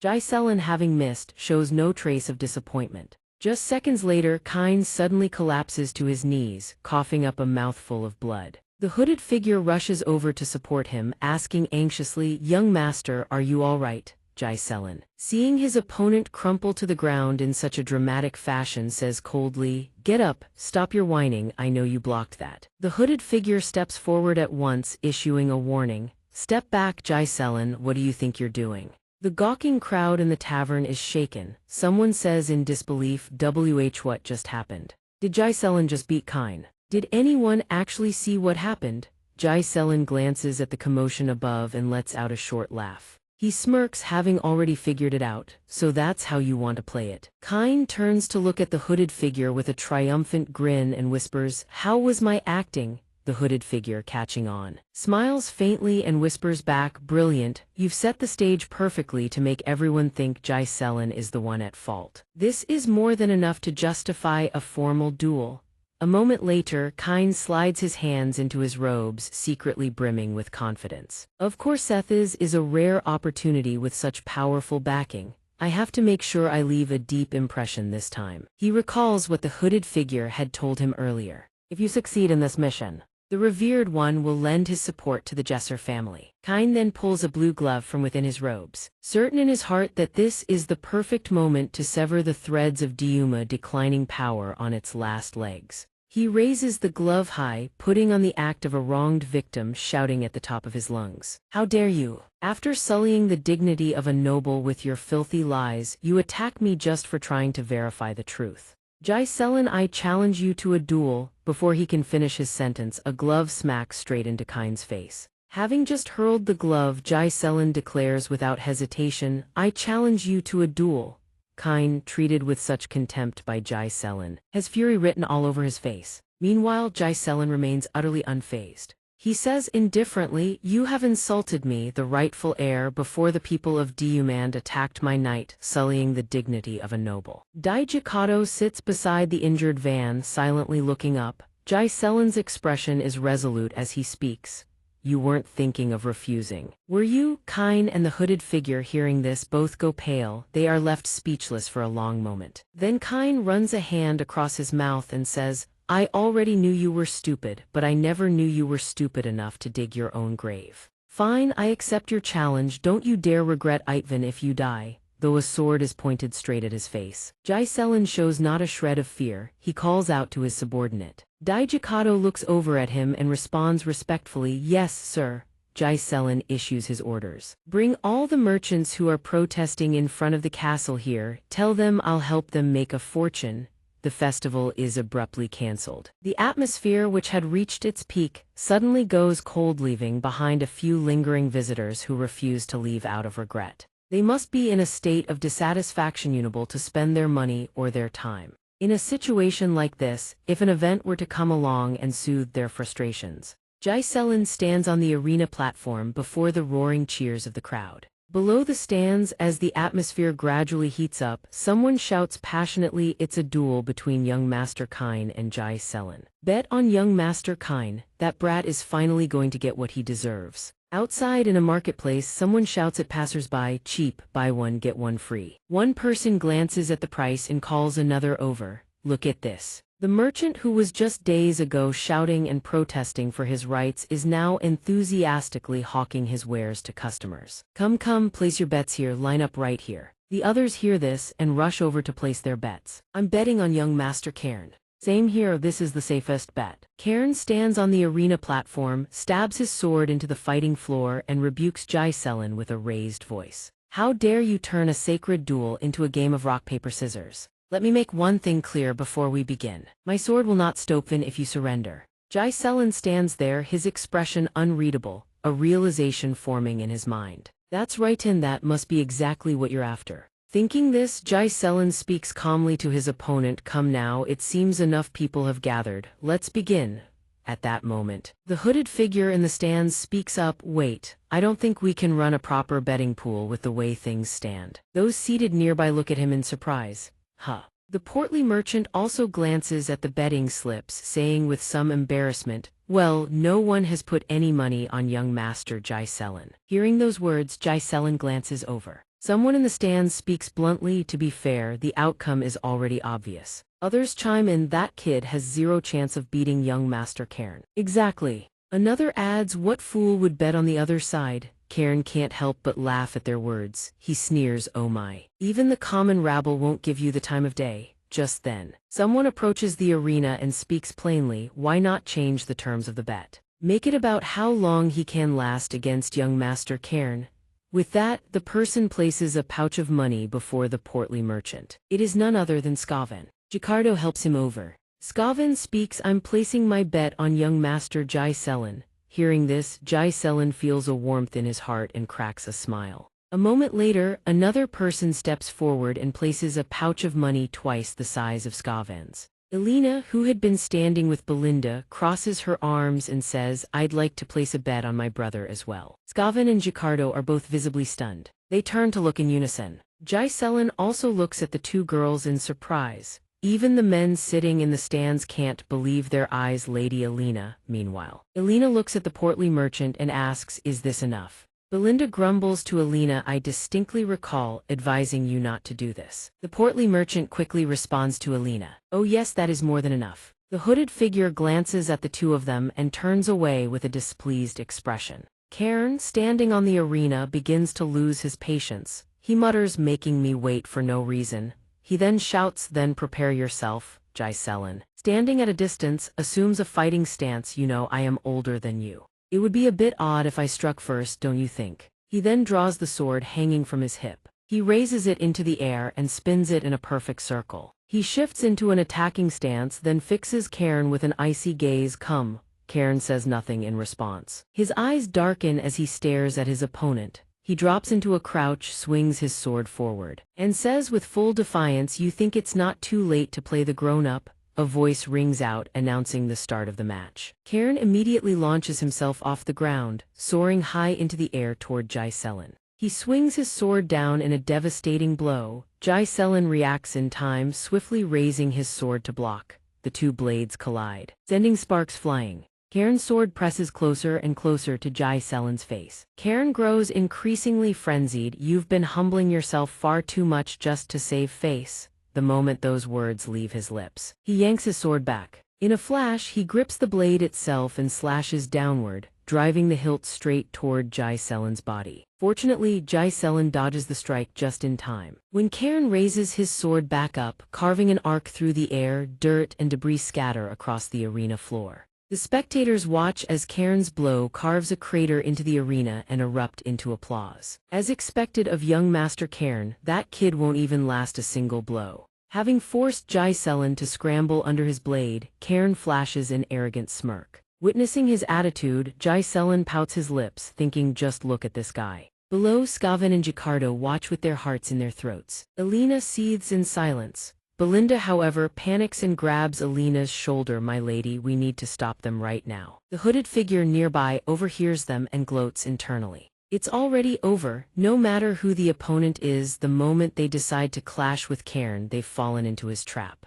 Overwhelmed by that crushing power, the opponent drowns in the belief that there is no chance to counterattack, burning through all their energy just to dodge. In the end, the opponent exhausts themselves after dodging for only a short while, exposes an opening and meets their end. That is how Cairn always wins. Cairn speaks with satisfaction, you're still as slippery as ever. It seems your skills have truly improved since before. As those words leave his mouth, he spins his sword before him, casually grabs the blade with both hands and continues, then again. You've always been good at running away. Cairn retracts his sword, then suddenly drives the hilt into Jai Selen's waist. Once the hilt hooks Jai Selen, Cairn channels every ounce of his strength and hurls him into the air. Gicardo, supporting Skaven, cries out, young master. the others in the stands are stunned, unable to believe what they've just witnessed. The hooded figure watches the spectacle unfold, his heart swelling with satisfaction. It's all over, Jai Selen. At that moment, Jai Selen flips a full rotation midair. He sees the people below looking up at him. He also spots Cairn standing below with his sword raised. After that single rotation, savoring the sensation of flight, Jai Selen lands safely on the ground. He channels all his mana into his legs and declares, "I had intended to go easy on you, but you've crossed the line." The moment he finishes, Jai Selen rockets forward toward his opponent. As the distance between them closes, Cairn is caught off guard. Jai Selen swings his sword in one clean, decisive slash aimed directly at Cairn's waist. Before the pain even registers, Cairn's face twists in utter shock at the blow. The hooded figure, watching from below, notices something is off. Cairn regains his footing by channeling energy into his legs. Having successfully landed a cut on Cairn, Jai Selen exhales and stands without turning back. With a tone of contempt, he says, "Your swordsmanship is truly ignorant. You must think you're the strongest just because opponents cower the moment you show a sliver of power. Don't you? Let me enlighten you." Cairn refuses to accept it. He raises his sword, readying another slash. "Oh, is that so? And what exactly do you plan to do about it?" Jai Selen swiftly plants his right foot as an anchor, pivots on his left, spins his body, and drives his left foot straight into the hilt of Cairn's sword. He then launches himself upward, delivering a second kick to Cairn's bicep, and uses the momentum to execute a perfect spinning rotation. As gravity pulls him back down, he flickers in and out of view, seizing the chance to slash Cairn's arm twice more. Only then does he formally touch down on the ground. Pummeled like this, Cairn erupts in fury. He roars, grips his sword tightly, and slashes at Jai Selen. Jai Selen is one step ahead. He leaps into the air, dodging the slash, and uses the momentum to land directly on top of Cairn's blade. In one swift motion, he delivers a lethal slash to Cairn's sword arm. After felling his opponent, Jai Selen's expression remains cold as ice. Cairn is left sitting there in a daze, his wounds bleeding without end. The spectators in the stands cannot believe the sight before their eyes. They buzz with discussion. What just happened? Young Master Jai Selen has improved tremendously. Wait, did he actually win the duel? Damn it, I bet everything on young Master Cairn. Belinda stands frozen in silence. Elena crosses her arms, her voice full of smugness.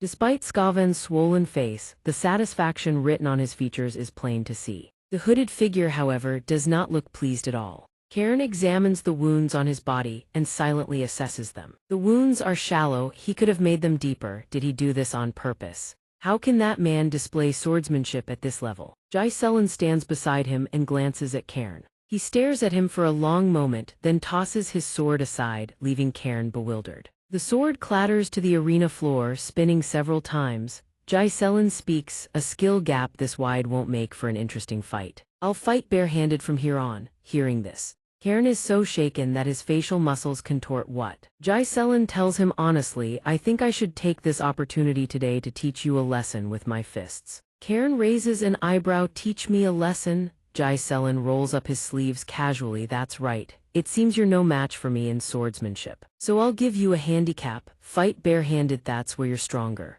In exchange, I'll bet another 2,000 gold, double the original amount, that I'll win." The crowd below erupts into commotion. "Barehanded, you say? 2,000 gold, another person exclaims. But this was supposed to be a sword duel. The hooded figure's face is drenched in sweat. He lowers his head, thinking he dares challenge Cairn to a barehanded fight. "I never thought I'd have to be grateful for his madness. Fortune is still on my side." A moment later, the portly merchant bellows, "All right, place your additional bets." The event is now a barehanded match, young Master Jai Selen versus young Master Cairn. The spectators in the stands once again break into heated discussion. "Fine then, a barehanded fight. I'm betting on Ken. What's his fighting style anyway? Foolish move, but this time I will crush young Master Gislin."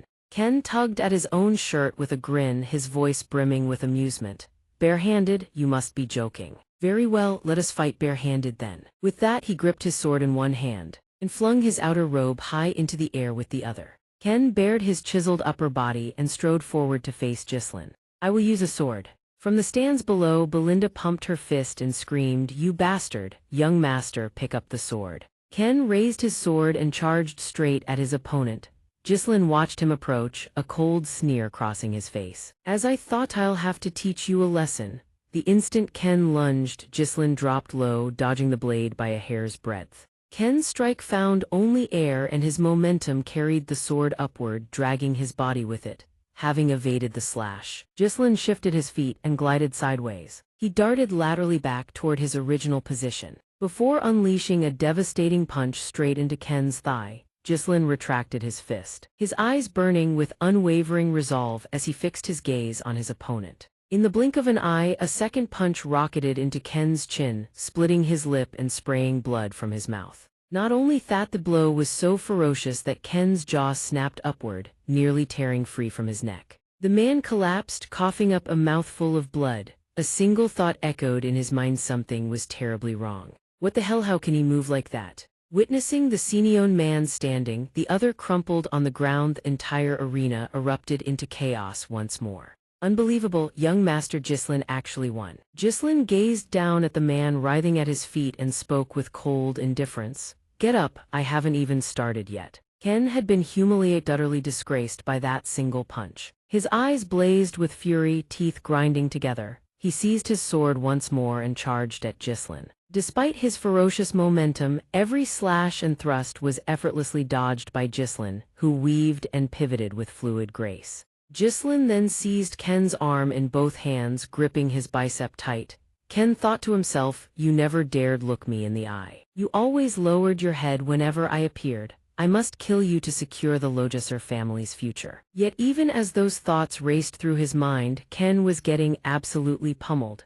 Ghislain's fists rained down in a relentless barrage. Each blow precision targeted at the unmarked parts of his body again and again, dozens of times over, until Ken's face swelled beyond all recognition. His entire body was mottled with bruises, and a single question reverberated through his mind. Why? But Ghislain showed no mercy. He seized Ken by the hair and forced his head upward. Standing tall, Ghislain gazed down at him. "How pitiful for your father. Count Logesser helped the Persium household all the way until its collapsal because he was my father's friend. And yet father and son seem to think very differently." The moment Ghislain mentioned his father, a distant memory flashed through Ken's mind. Several years ago, in an old, stately manor, a voice spoke, "Sending aid to Persium again, sir. Even if your lordship has ties with Count Persium, we ourselves are facing hardships. Why do you continue investing in a land that is withering away? Like pouring water into a cracked vase. Barely a week after your return, and now you're heading off to help Persium again, Ken."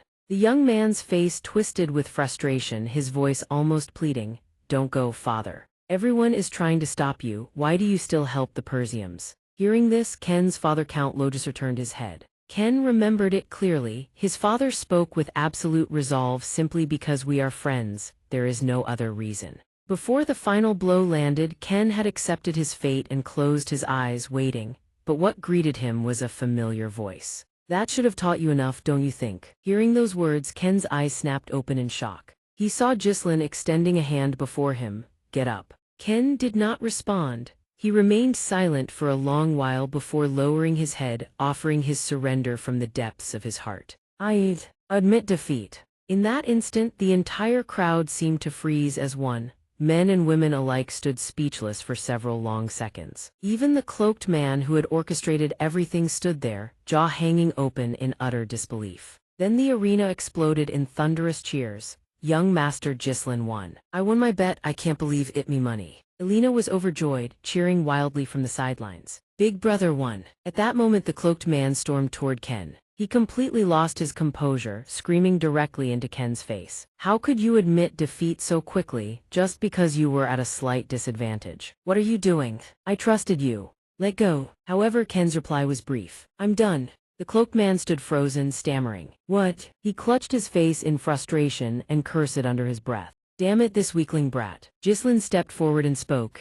"Now, I get to do what I want, don't I?" The cloaked man, bewildered, asked, "What do you mean?" Ghislain announced in a booming voice, "Attention everyone. This man has generously volunteered to pay for all the meat and drinks for every person present here today." The cloaked man heard this and repeated in disbelief. "What?" The crowd erupted in joy. "Meat and drinks, it's been ages since we've had a feast." "You're amazing, young master," the cloaked man screamed even louder. I never agreed to this, retract your announcement at once. But in response, a hand landed firmly on his shoulder. Ghislain spoke with deadly seriousness. This is the price you pay for losing the duel. Surely a man of your standing has at least that much, don't you? And to be clear, Thai's sum will not be deducted from our bet. Add another 2,000 gold on top of the 1,000 we already agreed upon. If you try to run, you know what will happen, don't you? The cloaked man was utterly terrified. With that, Ghislain turned and walked away, leaving the man sitting beside Ken. He accepted his grim reality and muttered, "Understood." Scene transition the next day. In Ghislain's room, he opened his pouch and was stunned to find it stuffed with gold coins. Ghislain turned a coin over in his fingers. With this much, he could hire a small mercenary squad. It was no small sum, but earning this kind of money took far too long. They wouldn't wait for him to execute the business plan he had in mind. He needed to prepare faster. Ghislain had barely closed the pouch when Alina and Belinda appeared out of nowhere, standing right beside him. He turned, his expression far from friendly. "What do you want?" Alina asked her brother with a curious look. "Big brother, where are you planning to spend all that money?" Ghislain eyed her with suspicion. "You want some of it?" Alina shook her head. "No, I was just asking." Belinda, however, seemed to have it all figured out. "It's obvious, isn't it? Clearly, you're going to use it for that. Lady Amelia's birthday is coming up, and the reason you put on such a grand display was to buy her an expensive gift, wasn't it?" "You are far too generous, young master," Belinda finished with a smug grin. Alina glanced at her brother with a teasing smirk. "Oh my, going through all that just to impress your fiancé." Ghislain said nothing. A flicker of doubt crossed his mind. "I have a fiancé." Thinking that, he turns and asks directly, "I have a fiancé." Hearing his question, Belinda teases him playfully. "Are you embarrassed, my lord? But I know you're just pretending to forget." Alina stands to the side, arms crossed, and sighs in exasperation. "It's Amelia from Count Joan's family." Ghislain freezes, racking his brain to recall who that person is. "Aye, that woman. Amelia Jonia, noble among nobles, admired by the common folk for her kind-hearted nature and her acts of charity that transcend social class. But in the future, she will lead a rebellion and be known as the Witch of the North. Together with Duke Delphin, she will sing the hymn of Persium's collapsi, traitor through and through." Thinking of this, he smirks and turns to Belinda. "When is my father returning?" Belinda answers promptly, "The lord should return in about a week, my lord." Ghislain silently calculates. 1 week, that is enough. Having finished his thoughts, he stands and walks toward the door without turning his head. "I'm heading to the Joan Manor immediately." Belinda tries to stop him. "Wait, it's not even the young lady's birthday yet, we all of a sudden." Before she can finish, Ghislain cuts her off. He turns back and says curtly that he's going to collect money. Scene change, a young woman sits down holding a pair of shoes. The woman is Amelia. She lifts her head and speaks respectfully to the person standing before her. "My lord." An unusual silence hangs between them. A beggar girl looks up in surprise. "Ah, Lady Amelia." Amelia explains, "If anyone in my city must go barefoot, it should only be me." The moment she finishes, she turns to the soldiers behind her. "Provide them with food and shelter immediately." They respond at once, "Yes, my lady." Soldiers then carry crates of provisions forward. The crowd erupts in fervent gratitude. "Thank you, thank you, thank you." The Joan Manor, Count Joan's estate. Amelia sits upon a chair as a man kneels, massaging her feet. The man holds her delicate feet and looks up. "You've worked hard, my lady." This man is Ben, Amelia's personal bodyguard. Amelia strokes the cat sitting beside her and says, "Father demands absolute obedience from the people. Yet the foolish masses follow those who keep them warm and feed their bellies." Ben lowers his head slightly, his voice brimming with conviction. "With this, the hearts of the people will belong to you. It will prove invaluable in the upcoming succession dispute." Amelia listens silently to every word, then without warning, drives her foot straight into Ben's face. She doesn't pull her foot back. Instead, she continues asking, "What happened with your duel against the northern swordsman?" Despite the brutal kick, Ben keeps his head bowed, his voice unwavering in its respect. "Forgive me, my lady. I tried to avoid drawing unnecessary attention. Had I won, it might have exposed your movements. It is not yet time for us to bare our fangs. My sword belongs to you." Surprised that he kissed her foot like that, she murmurs, "How did I ever raise you to be like this?" Then she gently lifts Ben's face. Amelia leans down, her expression nearly touching his. She issues a cold command, "You must never be weak." Then she asks, "And what about the Merchant Guild?"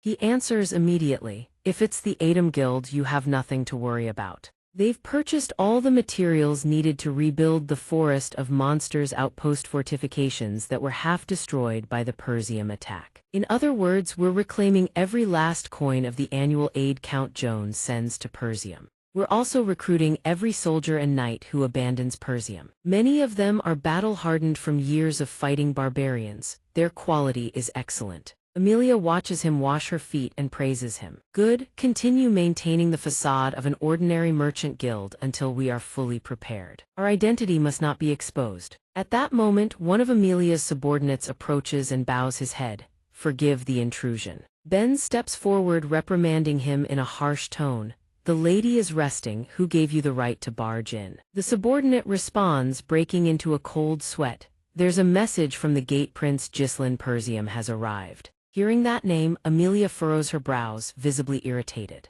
Why is that troublemaker here? Pressed by her glare, the subordinate drenches in cold sweat. He says he has something to discuss regarding the Merchant Guild. A moment later, in the reception room, Amelia sits with her cat in her lap, her expression displeased as she stares at Ghislain. He greets the host of this place with polished courtesy. Greetings, Amelia. However, Amelia and her cat show him no warmth whatsoever. She gazes at him with cold eyes, then rebukes, "How rude of you to barge in unannounced. Have you thrown away all pretense of etiquette and courtesy?" He pays it no mind. Your birthday is coming up soon, isn't it? I thought I'd bring you a gift early. I found something at a guild out there. Its fragrance is quite pleasant. I think from now on I'll buy all my flowers from them. What was the name of that guild again?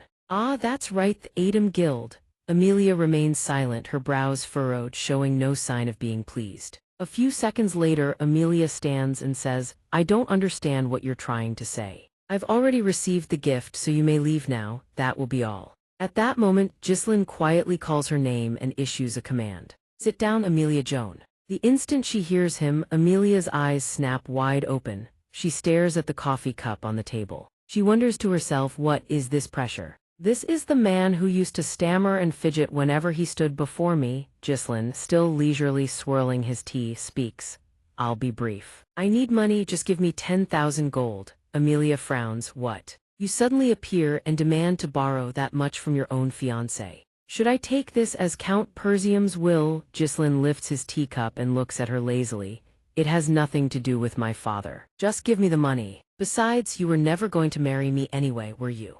Amelia, cornered, can only stare at him in stunned silence. At this point, Ghislain speaks words laced with implicit threat. Perhaps there are people outside the door right now, knights, perhaps. Once you take the lead, that sort of thing tends to happen. But before that, if word were to leak that you've been secretly building power for the Persium succession dispute. The cat, as if understanding his words, leaps down viciously and hisses at the guest in its master's defense. Amelia looks at Ghislain, then coldly eyes the cat before speaking. Prince Ghislain, even as a jest, that is not something you should say so loudly. Ghislain meets her gaze with a meaningful look. Don't worry, I'll keep your secret unless I leave here empty-handed. Hearing this, Amelia lets out a derisive laugh. That will never happen. Then she calls out a name, Ben. The door swings open. Ben strides into the room with a stern bearing, approaches Ghislain and bows respectfully. It has been a long time, Prince Ghislain. Ghislain glances at him briefly, 1,000 thoughts racing through his mind. Ben, the man who never leaves Amelia's side. Even back then, his skills were already on par with the northern swordsman. Ghislain remains seated and speaks slowly. If I die here, it could trigger a territorial war. Can you handle that? Amelia responds instantly. Of course, a reckless intruder barged in and was killed by a bodyguard. The world will know it that way. Amelia reaches for the dagger, her eyes radiating killing intent as she orders, kill him. Ben draws his sword and answers solemnly, as you command. Knowing she truly intends to kill him, Ghislain thinks, if you're going to go that far, I suppose I'll have to get serious too. Ghislain sits in his chair, hand gripping his sword, ready for battle. Ben stands before Amelia, killing intent blazing, glaring at him. Ben smirks triumphantly, provoking him. Ghislain's eyes flash. He senses something. From behind, he detects something suspicious about 3 suits of iron armor. A figure bursts from within one of the armored sets. Sword already raised and aimed straight at him. Ghislain's guard spikes to maximum as the figure lunges. The blade plunges through the chair, shredding the cushion behind it to ribbons. With razor-sharp reflexes, Ghislain rolls to the ground, narrowly dodging the lethal strike. The sword whistles past. He retaliates instantly. A devastating kick slams into the assassin's chest. Unable to retract his sword in time, the assassin takes the full blow, his eyes bulging in agony. The shockwave sends him hurtling backward, crashing through a window that shatters into fragments.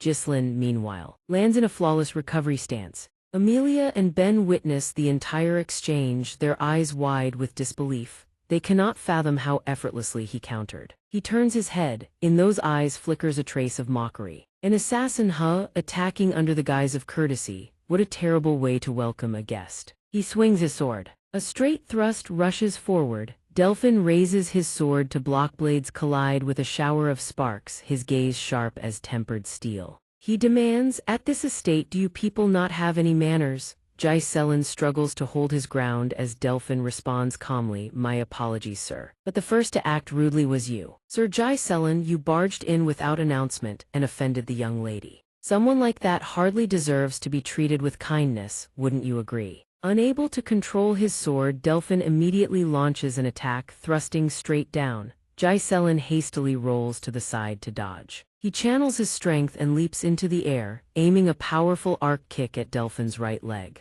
As his body descends toward the ground, he swings his foot straight into Delphin's chest, sending the knight stumbling before he can react. The powerful kick forces Delphin back 2 steps. His feet scrape across the ground as he desperately fights to keep his balance. He struggles to steady himself, panting, "Sir Ghislain, I had heard that you were merely arrogant without any real talent. But it seems you're no amateur after all." Amelia stands with her arms crossed nearby, barking orders. "What are you doing? Delphin, take this thug seriously and fight." He turns his head and responds helplessly. "My lady," she frowns and issues her command. "Bring me that bastard's head, now, if you truly are my sword." Delphin falls silent, his eyes darkening as he resolves himself. His hand tightens around the hilt of his sword. He speaks. "I will not disappoint you." Delphin raises his blade, his eyes brimming with killing intent. "Then shall we begin?" Unfazed, Ghislain stares back with an equally arrogant gaze. "How dare a mere guardian knight presume to command me?" Delphin's expression doesn't waver. "This is merely protection, but if you wish it." Both fighters stand ready, poised to clash once more. "I shall oblige." Ghislain on the other side is no different, gripping his sword firmly, ready for the confrontation. Like a bolt of lightning, Delphin charges forward with a ferocious expression. His razor-sharp blade arcs toward Ghislain in a vicious slash. Ghislain widens his eyes, carefully studying his opponent's every movement. He leans to the side, narrowly dodging the blade by a hair's breadth. The sword leaves a gash across his face. His eyes flash with killing intent as he coldly glances at Delphin, thinking, "This one is fast." Seeing Ghislain suffer only a minor wound, Delphin steels his resolve further. Ghislain and Delphin exchange a barrage of fierce blows. He yields no ground, matching every strike with a devastating counter. Their swords carve through the air with deadly precision, every strike laced with unmistakable killing intent. Amelia watches from the sidelines, seething with frustration. How can someone called a thug fight on even footing with a man like Delphin? She furrows her brow, glaring at the battle with vicious resentment. Back in the fight, Ghislain braces himself against a blade hurtling toward him like a raging tempest. Delphin's sword slides along his own as he channels every ounce of strength. Ghislain sweeps his blade in reverse, forcing Delphin's sword to retreat. The tide shifts. Ghislain's blade rests beneath Delphin's shoulder, poised for the decisive blow. The same trick. Delphin reaches over with his left hand and clamps down on Ghislain's blade, attacking with the frenzy of a wild beast. He drives his sword forward. Ghislain frowns and sneers, this again, not willing to lose the advantage. He throws a hook kick over Delphin's head, but his sword remains locked in Delphin's grip. Realizes something is wrong. Delphin stands motionless, his entire body radiating a fierce killing aura, like a general ready to charge into battle. He declares with confidence, "It won't work a second time." With that, Delphin channels his strength, hurls Ghislain's body upward and slams him into the ground. Ghislain crashes down hard, his back striking the earth with a thunderous thud. Ghislain clenches his teeth, groaning through the pain. Seizing the moment, a flash of blue-silver light streaks through the air. Delphin lunges forward, thrusting his blade. Fortunately, he raises his leg just in time to deflect the blade, dragging it to the ground before rolling away swiftly. Escaping the deadly predicament, Jai-Selen forces himself to spin midair and lands on his feet. But his sword remains in Delphin's hands. He wipes the sweat from his brow, thinking, "So you're using internal energy to resist, huh?" Delphin approaches, taunting, "Sir Jai-Selen, you're not quite like the rumors suggest. I suppose you never truly know someone until you cross blades with them. Your swordplay looks like it was forged through real combat rather than formal training. You taught yourself by constantly fighting against barbarian tribes, didn't you? Techniques like that may work in the chaos of a battlefield, but they won't work on me." This ends here. Jai-Selen thinks with difficulty, "Just as I thought, it's a bit too much." Delphin strikes aim precisely at the narrowest gaps, his relentless thrusts targeting the head, disrupting both distance and timing. At close range, the difference in build makes it nearly impossible to overpower him through skill alone. "Perhaps he's not someone I should have provoked in the first place," Jai-Selen speaks up, "but the problem is I don't have time for this either." Instantly, he sends a thread of power hurtling toward Delphin. The mana thread whips past Delphin's neck. Just a thread. Delphin is confused. But then he realizes it's internal energy. Jai-Selen immediately weaves threads of internal energy, seizing the sword resting neatly behind Delphin. He manipulates the blade to slam into the back of Delphin's skull.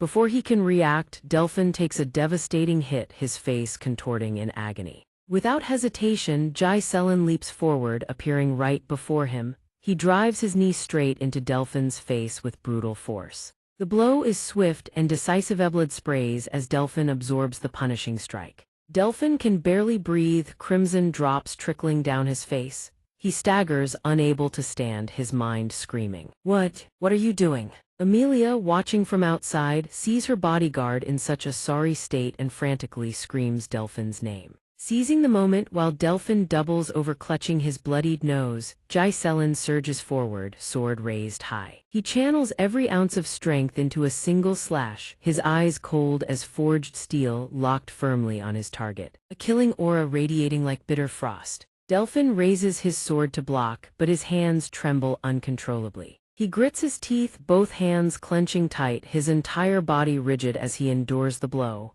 Then he surges back to his feet, swinging his blade to push Jai-Selen back, catching him off guard, nearly sending him crashing to the ground.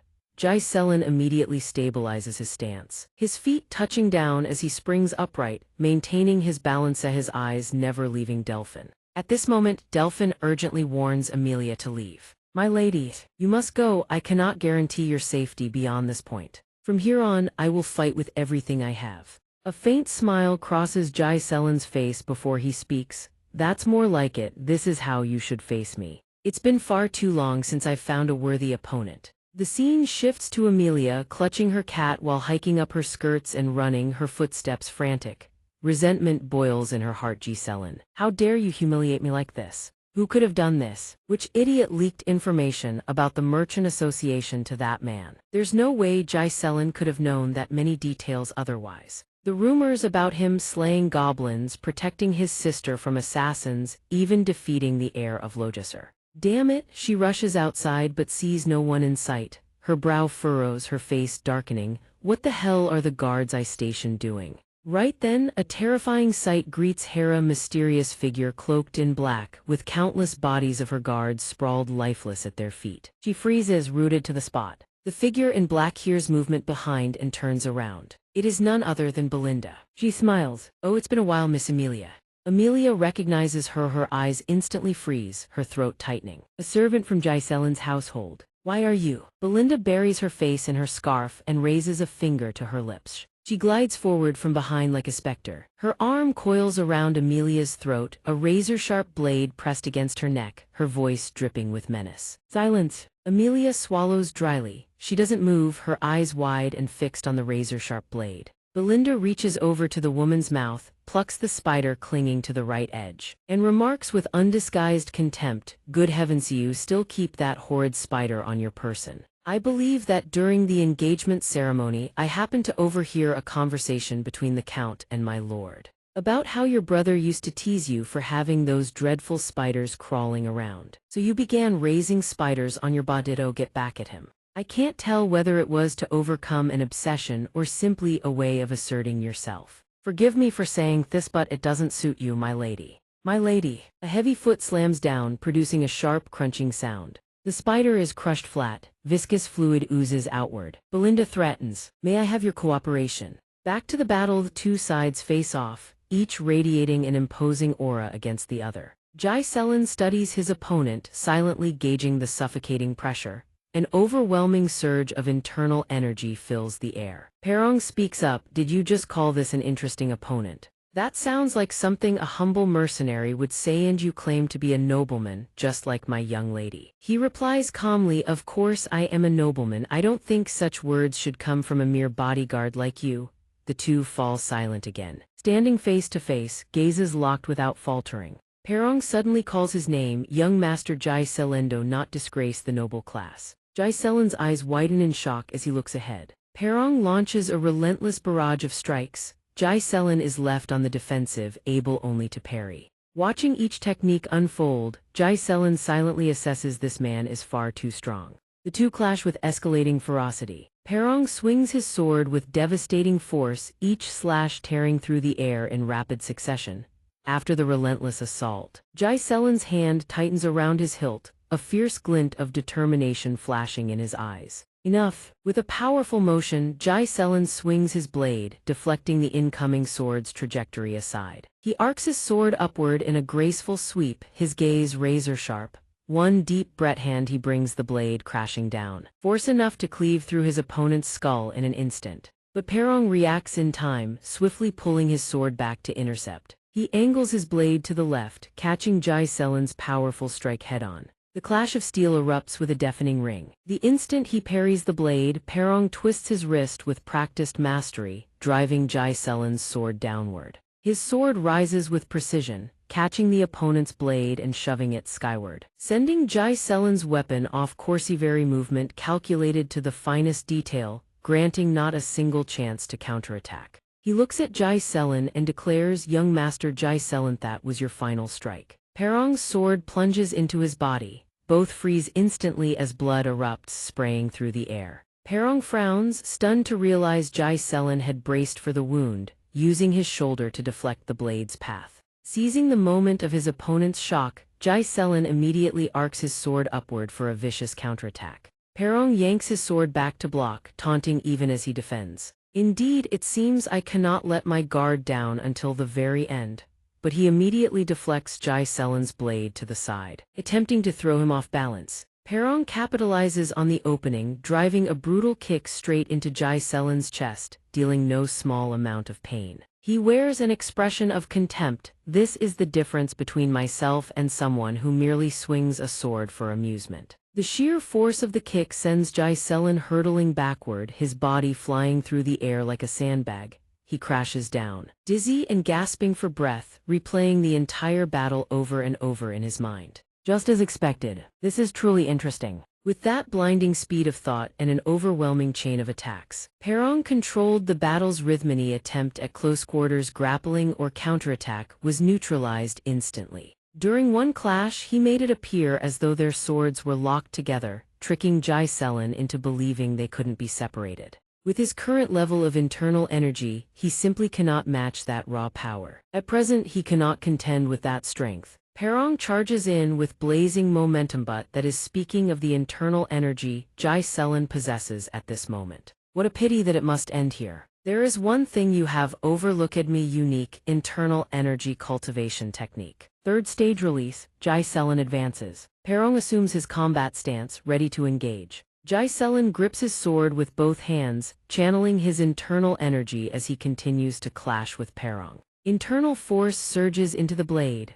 Whirling currents of chi spiral around the steel edge, emitting a faint, sharp whistle. A violent collision rings out. The force is so overwhelming that Perong's hands go numb. The sword is ripped from his grasp, spinning through the air several meters away. He stares in shock and alarm, thinking, "Young Master Jai Selen, how can he unleash internal energy of this magnitude in the middle of combat?" Right at that moment, a sudden shout pierces the air. "Stop." Belinda storms in with a knife pressed to Amelia's throat, arriving at the most critical juncture of the battle. Amelia gnashes her teeth in fury and hisses, "Take it and 1,000 gold coins, take it and get out of my sight." Giselin glances at her and speaks. How troublesome. It would have been better if you had handed it over when I asked politely.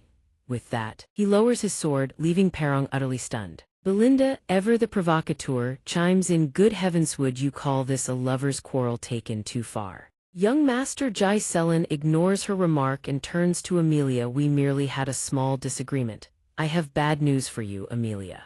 The fee has gone up to 20,000 gold coins. After the clash, the defeated soldiers lie scattered across the floor. The scene is utter chaos. Inside Amelia's chambers, a sharp crash rings out as a vase is smashed to pieces. The air in the room turns thick and suffocating, silent to the point of oppression. Perong drops to his knees, head bowed. I beg your forgiveness, my lady. He is a far stronger opponent than the rumors suggested. It was my mistake for not investigating him beforehand. In the blink of an eye, he unleashed mana that surpassed even a high-ranking knight. Amelia's eyes burn crimson, her expression ice cold. He has changed a great deal.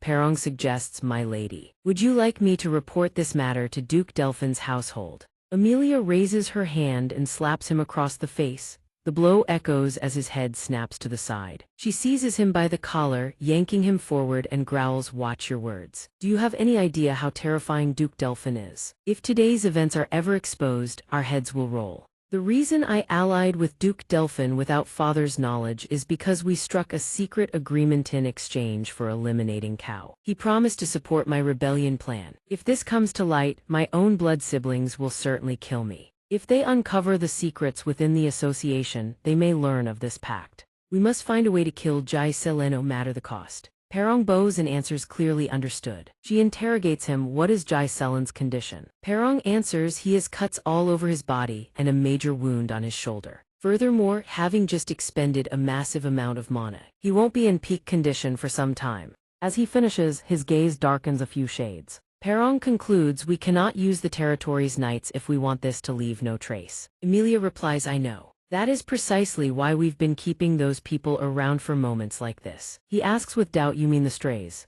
She moves a flag marker on the map, smiling with satisfaction. Orphan children turned mercenaries, those with no lineage and no status. Send them there. Gather roughly a dozen who are skilled in internal energy usage. Hearing this, Perong understands the plan. Of course, that valley is the only direct route from the estate to the frontier. It's rarely traveled, and its narrow terrain is perfect for settling things quietly. Having mapped out every step, he declares, I will ensure they are fully prepared. Amelia lifts her head, her scarlet eyes blazing like blood, and hisses each word, Giselin, you will pay for the humiliation you have inflicted upon me. On the other side, along a bustling street, a carriage thunders forward at breakneck speed, causing havoc throughout the district. Giselin sits inside the carriage, tending to his own wounds, when a name surfaces in his mind, Amelia. Fuzz, sitting across from him, asks with concern, young master, are you truly all right? Giselin pulls on his coat and replies, don't worry about me, old man, it's nothing serious. He traces the wound beneath his clothes. The cut isn't deep.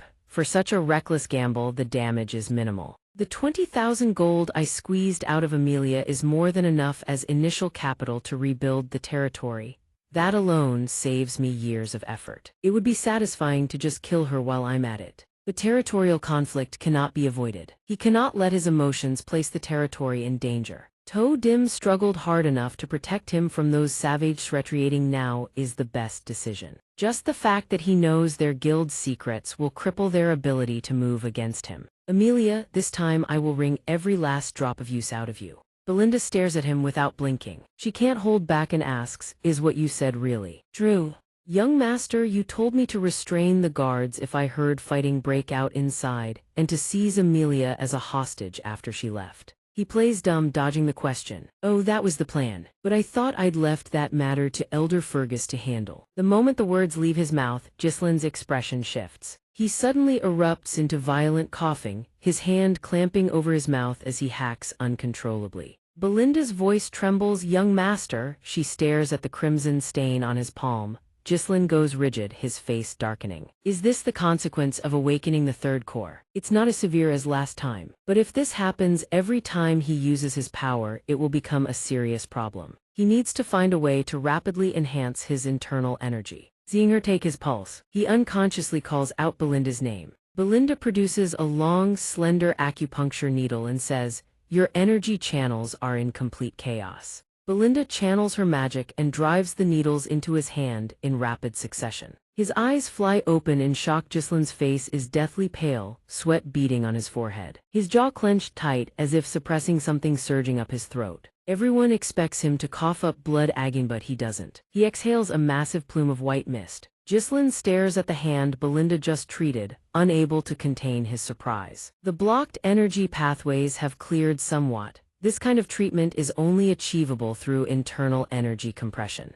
Belinda, since she mentioned her mother, brought her here. He no longer thinks she's just an ordinary servant. But what is her true identity? He doesn't know why someone of her caliber would serve as a maid in a backwater territory, but the more strong people in his domain, the better. The people he's encountered so far are only the beginning. The carriage races on without pause. Belinda calls out to him, her voice earnest. I trust you, young master. No matter what you do, I will help without hesitation. So please tell me why you took such an enormous sum from Lady Amelia. He falls silent for a moment, then speaks. I need money to spend. And Amelia is the only person close enough to me who has that kind of wealth. Hearing this, the two across from him can't suppress their shock. Belinda's voice turns sharp. You caused this disaster and you were even ambushed for it. And the reason is simply that. If word of this reaches the Count, it will be a massive problem. He leans back and, don't worry, Amelia will never tell my father. Ghislaine smirks and asks, don't you trust me? She swallows her anger. Fine, then at least tell the person who is risking everything alongside you what that money will be used for, won't you? He falls silent, then Ghislaine suddenly speaks and her eyes widen in shock. The forest of monsters, we will develop the forest of monsters. Elder Fergus immediately springs to his feet, protesting vigorously. You cannot do this, young master. People have been trying to tame that forest since your great-grandfather's time. But Ghislaine cuts him off, turning the question back on him. What about the task I assigned you before we entered the castle? The old man sinks back down, stammering. Young master Fergus falls silent, carefully searching for words, deliberating, not daring to speak. After several seconds of hesitation, he decides to speak. Yes, the person you ordered me to find has been located at the specified coordinates. But is this truly wise? Their condition, Ghislaine decides swiftly. As long as they're alive, that's sufficient. We head there now. Belinda protests. Young master, we need to return to the territory. In your current state, what business do you have gallivanting around everywhere like this? He looks at her defiance. Belinda, do you think Amelia will let us leave after what happened? Belinda has no choice but to reluctantly accept. Ghislaine ponders to himself, with Amelia's personality, she'll obviously try to kill him to silence the witnesses.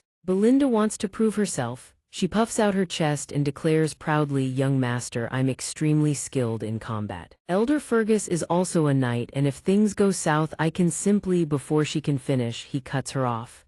That's reassuring. But that's not your role, understand? The battlefield is a different matter. We need a vanguard captain, and that's exactly who we're going to meet. The carriage pulls up to a wooden cabin and halts. Everyone dismounts, standing before the house. A guard steps forward, raising his hand to knock on the door. Looking at the state of the house, Belinda guesses it's been completely destroyed. Isn't that right? Fergus scratches his head and responds. But this is the exact address. At that very moment, a hand suddenly shoves the door open from inside the cabin. A man in tattered clothes appears, his hair and beard a wild, snowy white tangle. He squints at the group through half-open eyes. He speaks. Who's there? The group falls silent. No one dares to speak. Belinda turns and whispers to him, young master, is this really the person you asked us to find? A vanguard captain? This is a frail old man, not someone fit for the battlefield. Ghislaine affirms no, he is the right one. Seeing that no one in the group responds, the old man glances at them once more, then looks down.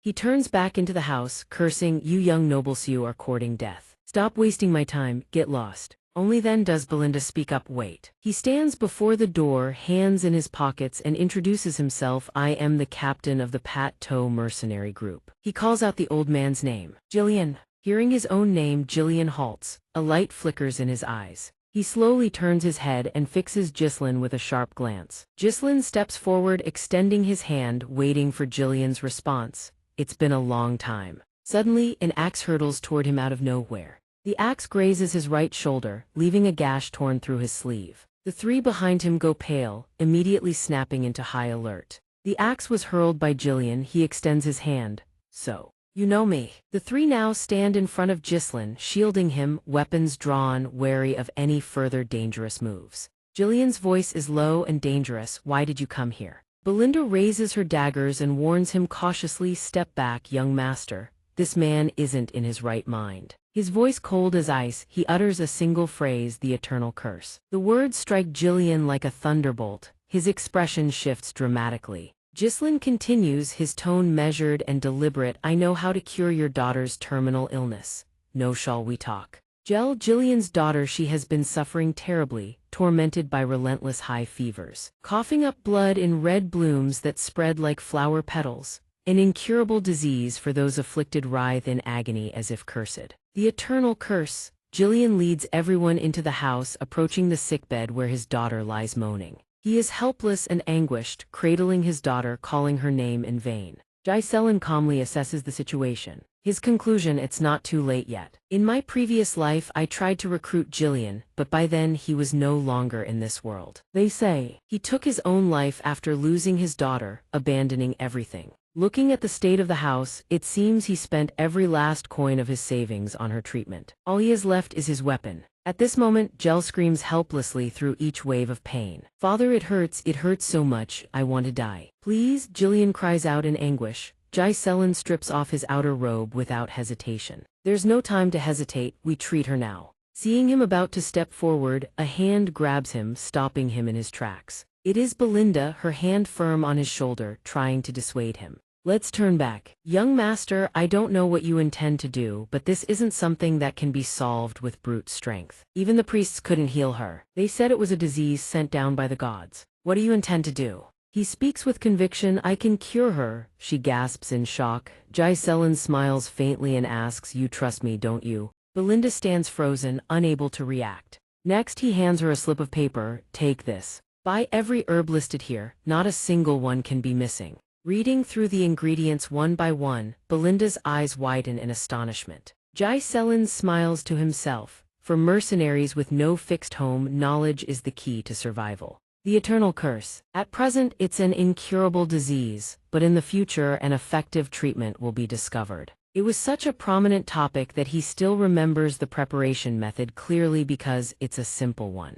The problem is that it requires incredibly expensive ingredients. Blessing of the Fairy. A ring of the fairy's blessing along with the herbs pressed into a bottle. Pour in strong liquor, shake thoroughly to mix, let it settle. Then add the remaining herbs and stir. Done. Ghislain holds the vial of medicine before Gillian. Give this to her to drink. Gillian takes it and carefully feeds it to his daughter. He cradles her in his arms, his trembling hand bringing the vial to her lips. Gel drinks it obediently, sip by sip. Gillian lays his daughter back on the bed. Her breathing gradually stabilizes. The red marks on her face slowly fade, her sobbing ceases, the welts vanish entirely and a healthy, rosy complexion gradually returns. It all happens so fast that everyone present stands stunned by the sight. Fergus exclaims, the red marks. Belinda continues, they're fading away. Gillian cries out in excitement, this medicine really. Ghislain stands behind them, speaking calmly. It seems to be working.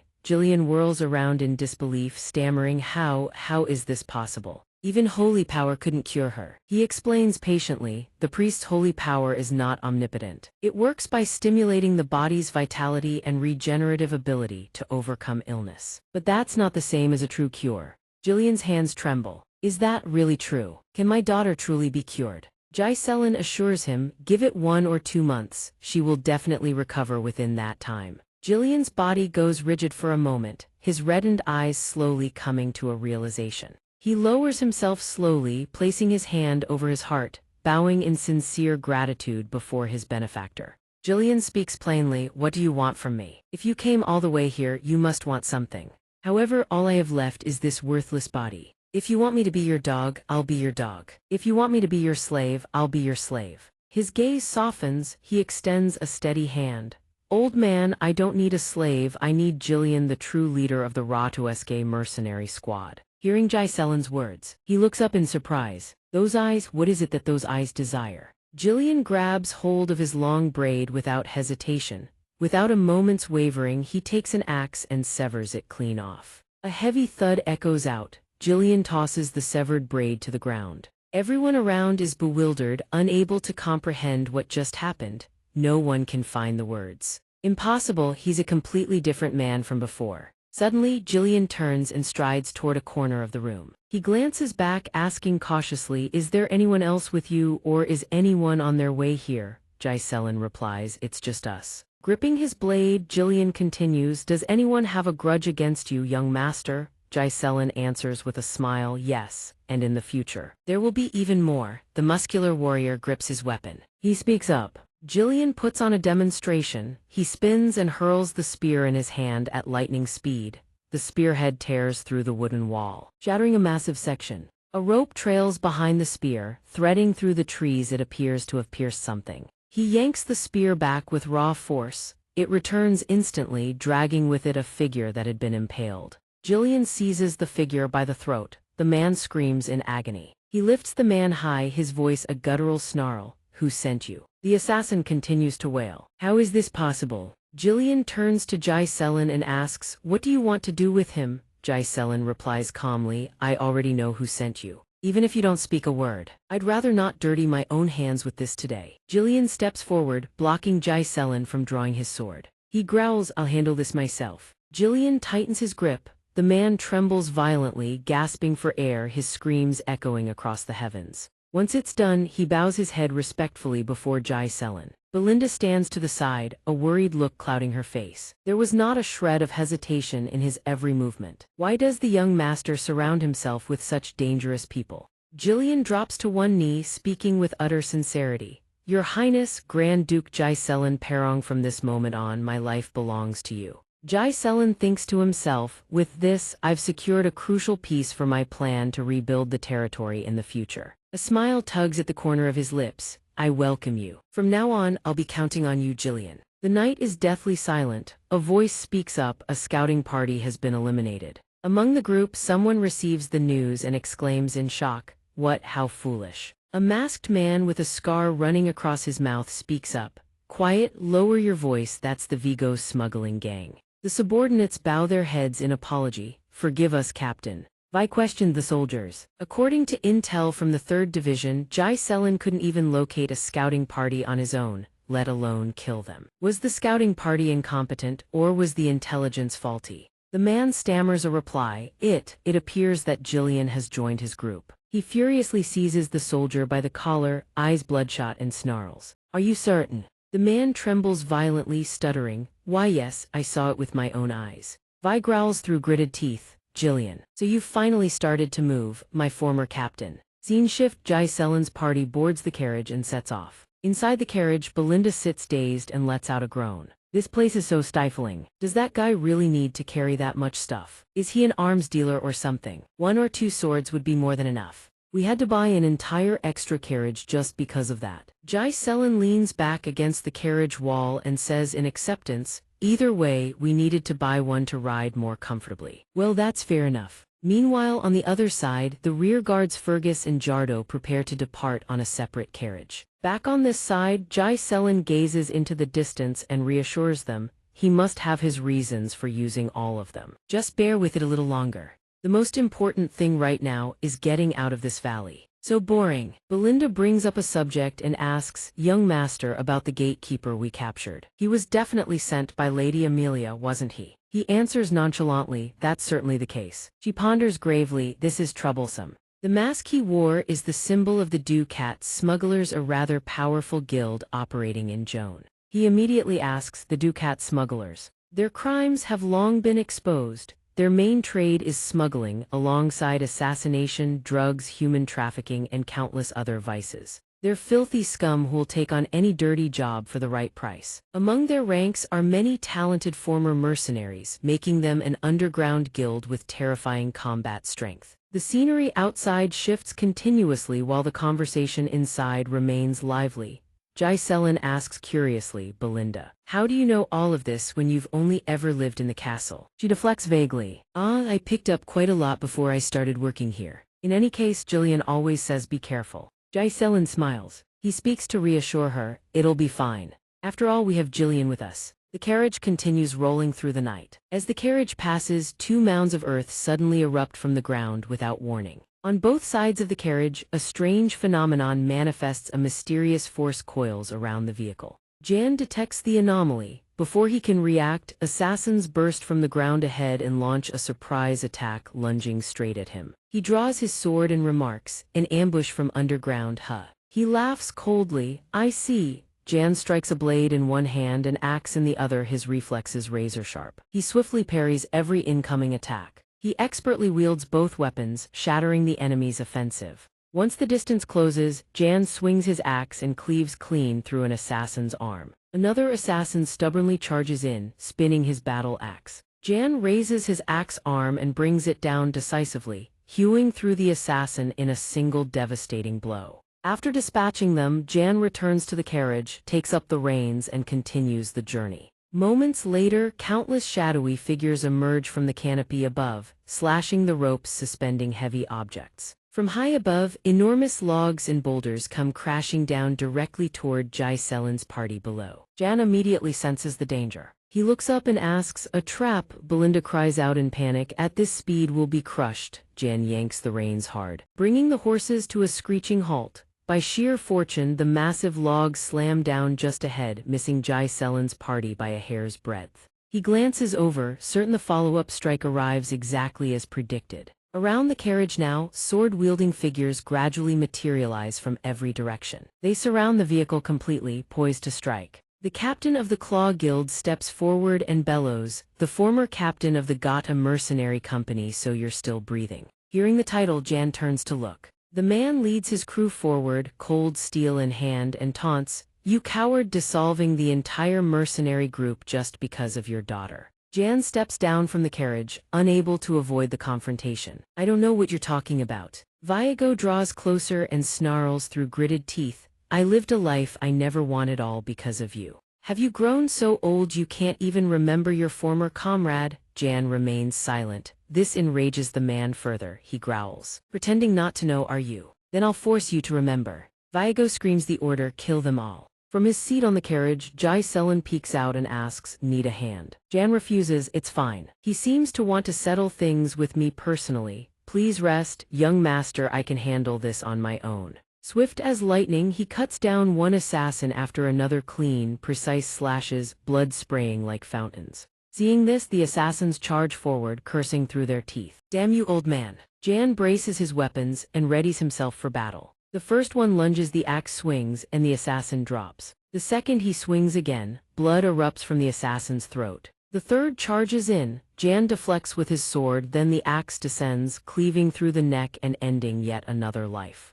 Viago watches and thinks to himself, "As I expected, he's still as strong as ever." Yet Jan alone pummels the entire assassin squad into disarray. Seeing the situation turning, the man orders, the whole gang splits into two, attack him from both sides. Jan reads the battlefield in an instant and leaps onto a horse behind him. The warhorse rears and neighs. He grips the reins, ready to charge. The surrounding assassins catch on, they recognize the horse. Jan pulls a familiar weapon from the horse's flank and spurs the steed forward, rocketing ahead like a loosed arrow. Jan spins the lance in his grip, each rotation howls through the air like tearing wind, producing an eerie, thunderous hum. As he charges straight into the oncoming assassins, dust erupts beneath the horse's hooves. The towering figure on horseback swings his blade, striking back at his foes. He surges forward, the lance screaming through the air. Wherever its tip strikes, death follows. Severed assassin arms go flying, the rest are blown backward by the shockwave, blood splattering across the entire battlefield.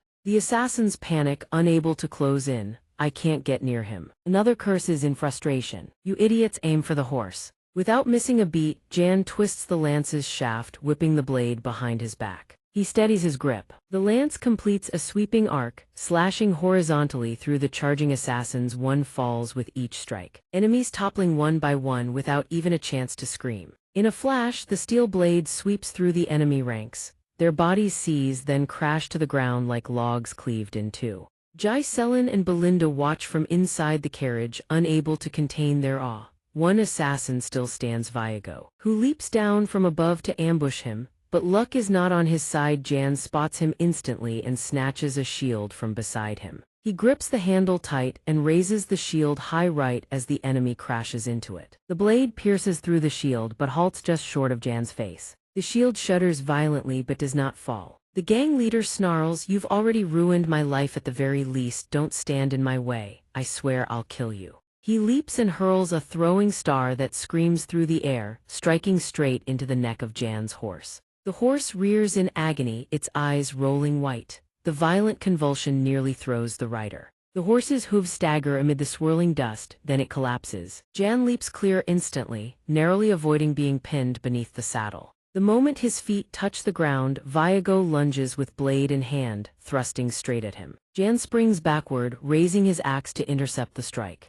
Metal shrieks against metal. As he fights, he roars, "I am no captain of your Gata mercenaries." Viago grits his teeth and glares at him. Spotting the opening, Jan raises his shield high and slams it forward with all his might. The rim crashes straight into the assassin's face. He staggers and flies backward like a sandbag punched clean off its feet. Slowly rising to his feet, he demands again, "You're saying you're not the captain. Enough with the nonsense. Then if it wasn't Yao, who was it?" Jillian tightens his grip on the axe in his hand. "I have cast away my past. Now I am nothing more than a subordinate of young Master Jai Selen." Viago's fury boils over, his face flushing crimson as he readies himself to kill. "You, I will kill you no matter the cost." In the darkness, the relentless clang of weapons crashing against each other echoes without pause. Viago attacks in a frenzy, while the old man calmly blocks with his shield. He grits his teeth and delivers a devastating blow, punching a hole clean through Jillian's shield. The two close in on each other. Viago speaks, "The mercenary company fell apart after you left. Because of you, I lost my purpose in life, forced to live this wretched existence just to survive." Jillian's eyes darken. He remains silent, offering no reply. He shoves Viago back with brute force and swings his axe across the man's flank. The next instant, Jillian brings his axe crashing down toward Viago's head. Viago is no less agile, he dodges the strike. Viago launches a vicious counterattack. Jillian raises his shield arm to block. He realizes the shield has been pierced with a gaping hole. Viago peers through the hole in the shield and speaks. "Jillian, I was ready to sacrifice my entire life to forge the Rata-Tosk mercenaries into the greatest army in history. And yet you threw it all away just to become a pawn for some rat noble. I can never forgive that." Viago hurls hidden daggers forward with vicious force. Jillian swiftly spins the axe in his hand, creating a whirling guard that deflects all three daggers. The deflected blades slam into the ground. In the same breath, Viago leaps at him, a sharp dagger in hand. Jillian dodges nimbly, and the two clash once more. Viago's rage peaks, one of his eyes twists into something monstrous. "Jillian, no matter how strong you were, that was only when you were captain years ago. While you wasted your days healing your daughter, I fought through countless battles to grow stronger. You are no longer my match." Viago sweeps his leg, scooping up the three daggers Jillian had deflected into the ground nearby. He kicks all three blades, hurtling back toward Jillian. The three daggers shoot forward and bury themselves into the armor on Jillian's shoulder. But in that opening, Viago charges straight at him. Jillian swings his axe toward the man. Incredibly, Viago shifts direction mid-charge and evades. From above, he suddenly appears with a blade in hand, diving straight down with a roar. "It's over, Jillian." Time freezes. The blade in Viago's hand is caught in Jillian's iron grip. He looks at the man and speaks, "Is this what you sought revenge for?" Viago panics, his mind reeling. Did he just wrap a barrier of internal energy around his wrist to catch the blade? This whole time, he hasn't even been using his full strength. A sudden, devastating axe strike crashes into Viago's face. Jillian's blow sends Viago flying, his body slamming hard into a tree behind him. He collapses, one hand clutching his bloodied face against the ground. Jillian approaches and speaks, "I don't understand. If you truly wanted revenge, there were countless chances before. Why didn't you come kill me sooner?" He lets out a bitter laugh. "You know one thing but not the other. I came for you before, but the captain of the Rata-Tosk mercenaries wasn't there anymore. All that remained was a frail old man not worth killing. Where did the man I once admired disappear to?" Hearing this, Jillian closes his eyes helplessly and tosses a blade down near the man. His voice rings out, "Pick up your weapon. I too am a body bound by another's will, but in this moment, at least, I will show my final respect to a former comrade. As the captain of the Rata-Tosk mercenaries." Viago cuts him off. "Good, those are the words I wanted to hear." He snatches up the blade and charges forward. Viago lunges at Jillian, still screaming, "Now this is what I wanted." The two clash violently, weapons colliding in showers of sparks without end. Jillian swings a strike, Viego dodges nimbly. Viego retaliates with a kick, Jillian calmly evades. Viego thrusts his blade at Jillian's face, but the axe in Jillian's hand deflects it aside. In the same instant, the sword in Jillian's other hand pierces Viego's flank. The man immediately coughs up a mouthful of blood. Viego grits his teeth in agony and swings hard to force distance between them. Jillian raises his axe high and brings it crashing down toward Viego. Viego knows his fate is sealed. A voice echoes in his mind. I will remember you, commander of Unit 5 of the Rada Tosk mercenaries, Viego. In that fateful instant, the corner of Viego's mouth curves into a faint smile. Crimson blood sprays into the air. The battle is over. Jillian picks up the blade from the ground. He stands in silence before Viego's corpse. A voice suddenly calls out from behind.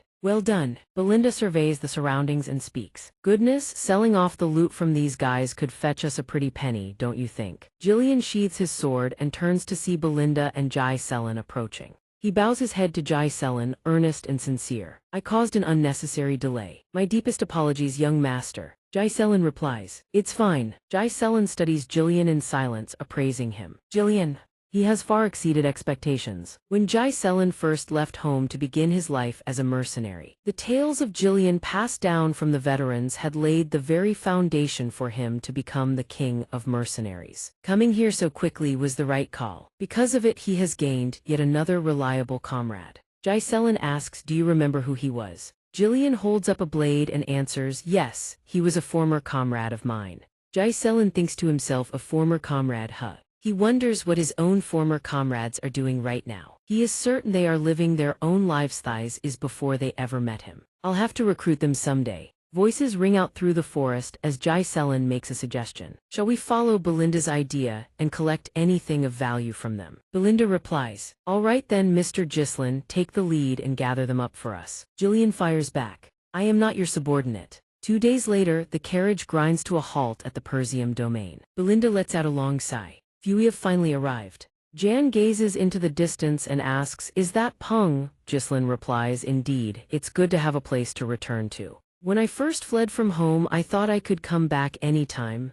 Elena sits quietly beside him and speaks up.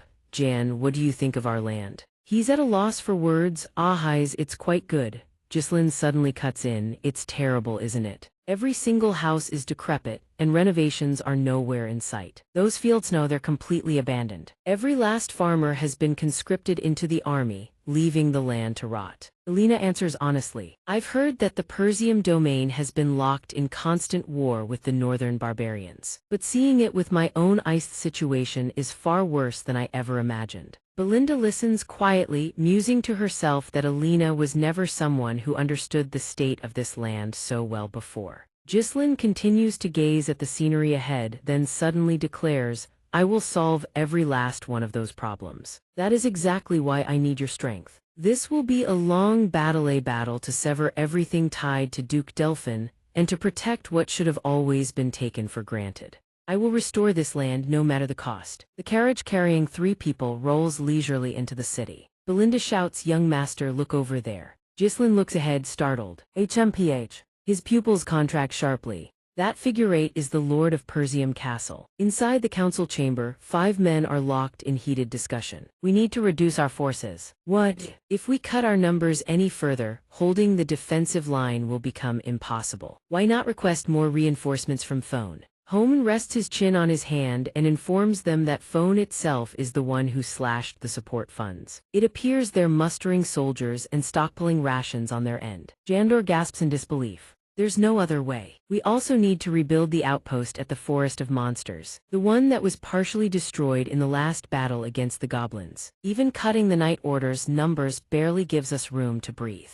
But don't you think cutting forces this drastically is too reckless? He sighs inwardly, same old problems as always. Knight Captain of Persium Nando, Treasurer Albert, General Administrator Holmes. How long has it been? As the young Lord of Persium, only a few months. But as the mercenary king, it has been many long years. He speaks to welcome the one who has returned. Father Count Persium. John Fair Persium looks at his son and nods softly. Gislin gazes at him, silently recalling that as a child he never liked his father. The man was always stern, always unbending. But now he can see the crushing weight of exhaustion and tension resting on those shoulders. The burden of leading this land. Count Persium takes a quiet sip of tea, then speaks. I hear you left the castle for about a week. Ghislain answers, I paid a visit to phone. His father warns, I trust you didn't cause any trouble this time. Ghislain, mid-sip of tea, replies flatly, I didn't. Albert eyes him, wanting to verify. Young lord, hard as it is to believe, I've heard you won a duel against Ken and earned yourself a tidy sum.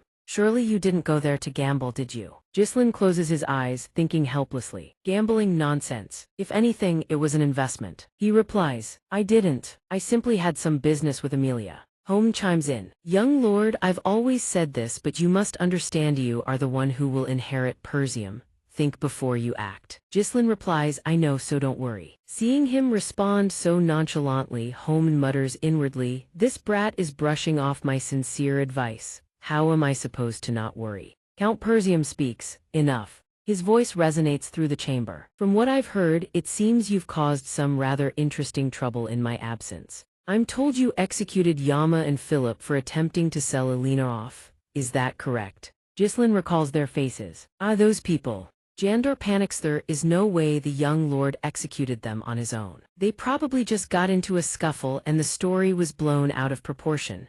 The young lord merely landed the finishing blow. Ghislain calculates silently. Knight Captain Jandor. Even though they were traitors, having his knights die at Ghislain's hands probably does not sit well with him. Better to avoid unnecessary trouble. He speaks up. Yes, something along those lines. Jandor clenches his teeth in frustration. I knew it. Suddenly a voice rings out, making Ghislain flinch. Well done. Whatever the process, what matters is that Alina is still alive. He remains silent, showing no outward reaction, but a storm rages within. This is the first time in his life he has ever received praise from his father. Ghislain speaks. Father, may I ask for something? His father looks at him with curiosity. A favor. Home's eyes narrow with suspicion. Young master, if you're about to ask for a reward, I will cut you off right here and now. Jandor barely restrains himself before immediately voicing his agreement. Indeed, think about all the trouble you've caused. You sold military supplies to fund your gambling, set fire to the main gate to roast a warhorse, and melted down an entire suit of armor to forge a legendary sword. Ghislain can only fall silent, thinking when you list it all out like that, it really does sound like I've done quite a lot. He speaks honestly, I only wish to ask for your permission. Ganter is taken aback, ask for permission. Ghislain's voice rings out, I intend to develop the forest of monsters. All four of them freeze upon hearing this. They stare at him as if he were a lunatic. Ghislain's expression remains cold and unmoved.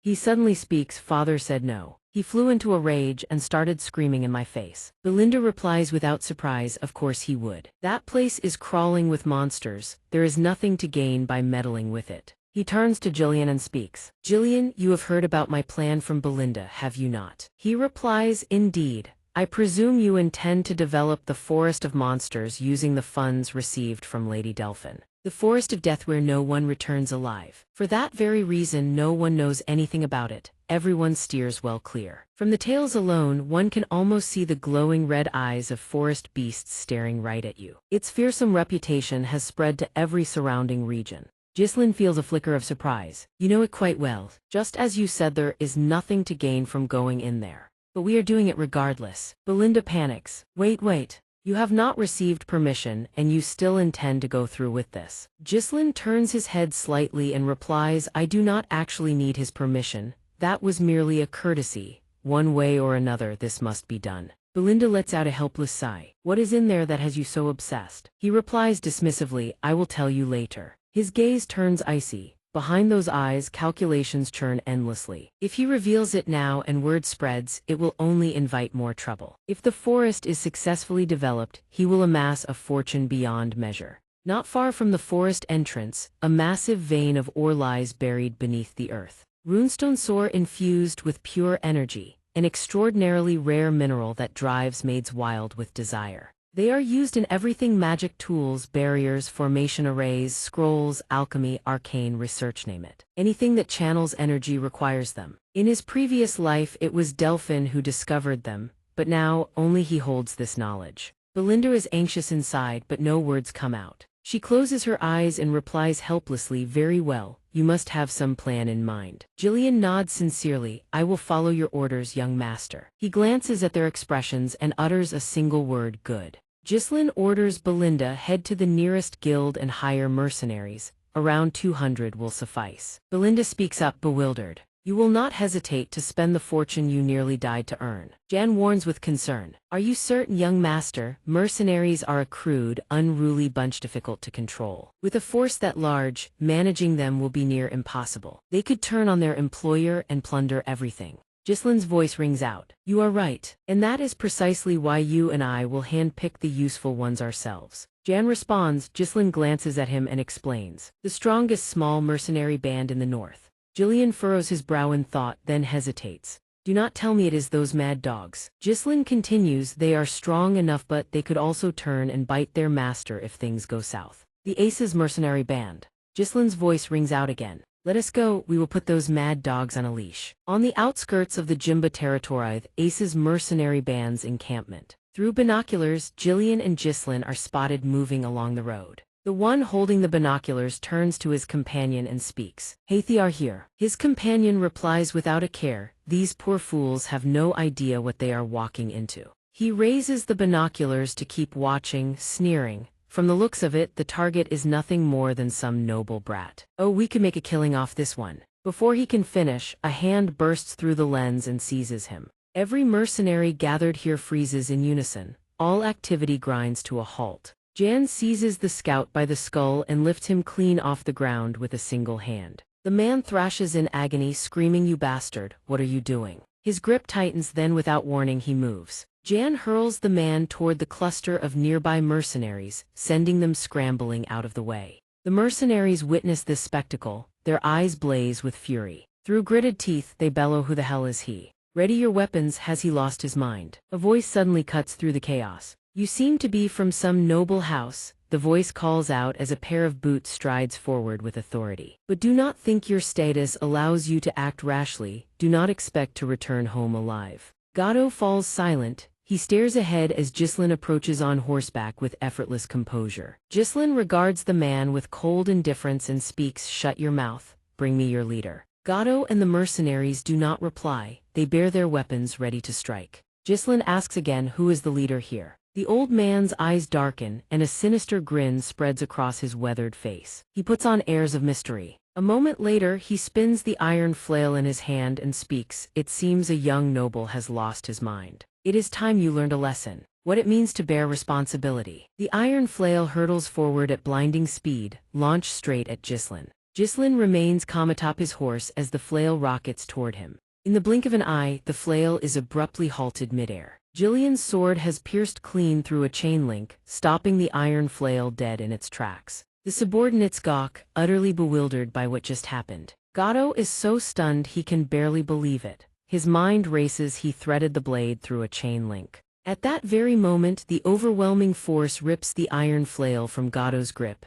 It crashes to the ground with a heavy thud. Ghislain speaks, "As I expected, words alone cannot move these people. Jan." He gives a subtle glance and orders, "Render them unconscious, but do not kill." Jan moves to stand in front of Ghislain, shielding him, and replies, "Understood." In an instant, Jillian springs into action. He yanks the iron chain with brutal force. Gato is instantly dragged forward by a terrifying pull. A single tug from Jillian rips Gato off his feet and sends him hurtling through the air. The next instant, Jillian hurls the iron flail straight back at him. The iron flail slams into Gato's body with devastating force. He howls in agony. The moment he crashes to the ground, the mercenaries roar as one and charge. "You bastards! Don't think we'll hold back just because you're a noble." Jillian deftly manipulates the iron chain, yanking the man off the ground before hurling him at the charging soldiers in the blink of an eye. Bound by shared fortune and misfortune alike, the crushing impact sends the lot of them crashing into a tangled heap. "Don't mess with Jillian." He fixes the remaining soldiers with a sharp, frigid gaze. Terrorized into silence, they shudder uncontrollably. Not a single one dares to charge again.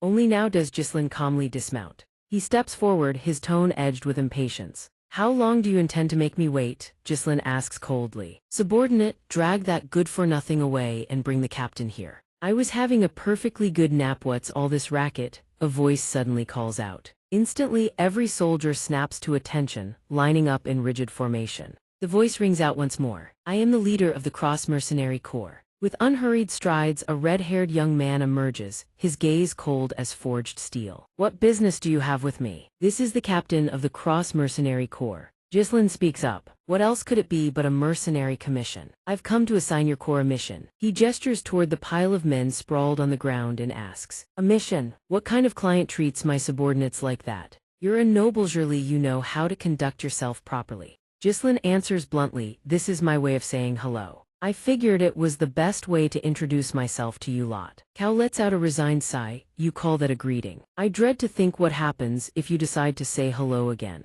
Fine, I'm listening. Back at camp, Ghislain and Cao sit down to discuss terms. Cao speaks up, what exactly do you want? Ghislain utters a named forest of monsters. Cao falls silent, struggling to comprehend. Ghislain meets his gaze dead on and states plainly, I want to hire your corps to pioneer that forest. The soldiers nearby exchange bewildered looks. The forest of monsters, that monster-infested hellhole. Isn't that the forest right next to Persium's territory? Cao begins to find this intriguing. What kind of man are you to dare venture into a forest that dangerous? Ghislain answers without hesitation, I am Ghislain, the young master of Persium. The instant the name registers, Cao's face freezes solid for several seconds. Grasping the full picture, he presses a hand to his forehead as mocking laughter spills out without end. Wait, you are that infamous young master. I knew it. I knew the bastard was out of his mind. You want to pioneer the forest of monsters. Are you out of your mind? Young noble, you grew up coddled in silk and velvet. You have no idea how terrifying the forest of monsters truly is. It's no place for a greenhorn like you. I don't need to hear another word from you. As far as I'm concerned, the negotiation is over. Ghislain remains silent while Jillian beside him has already shifted into a combat stance, ready for a fight to erupt. Ghislain's voice cuts through the air, are you afraid? Cao's pupils constrict at the words, a tremor running through him. Ghislain stares him down with a taunting look.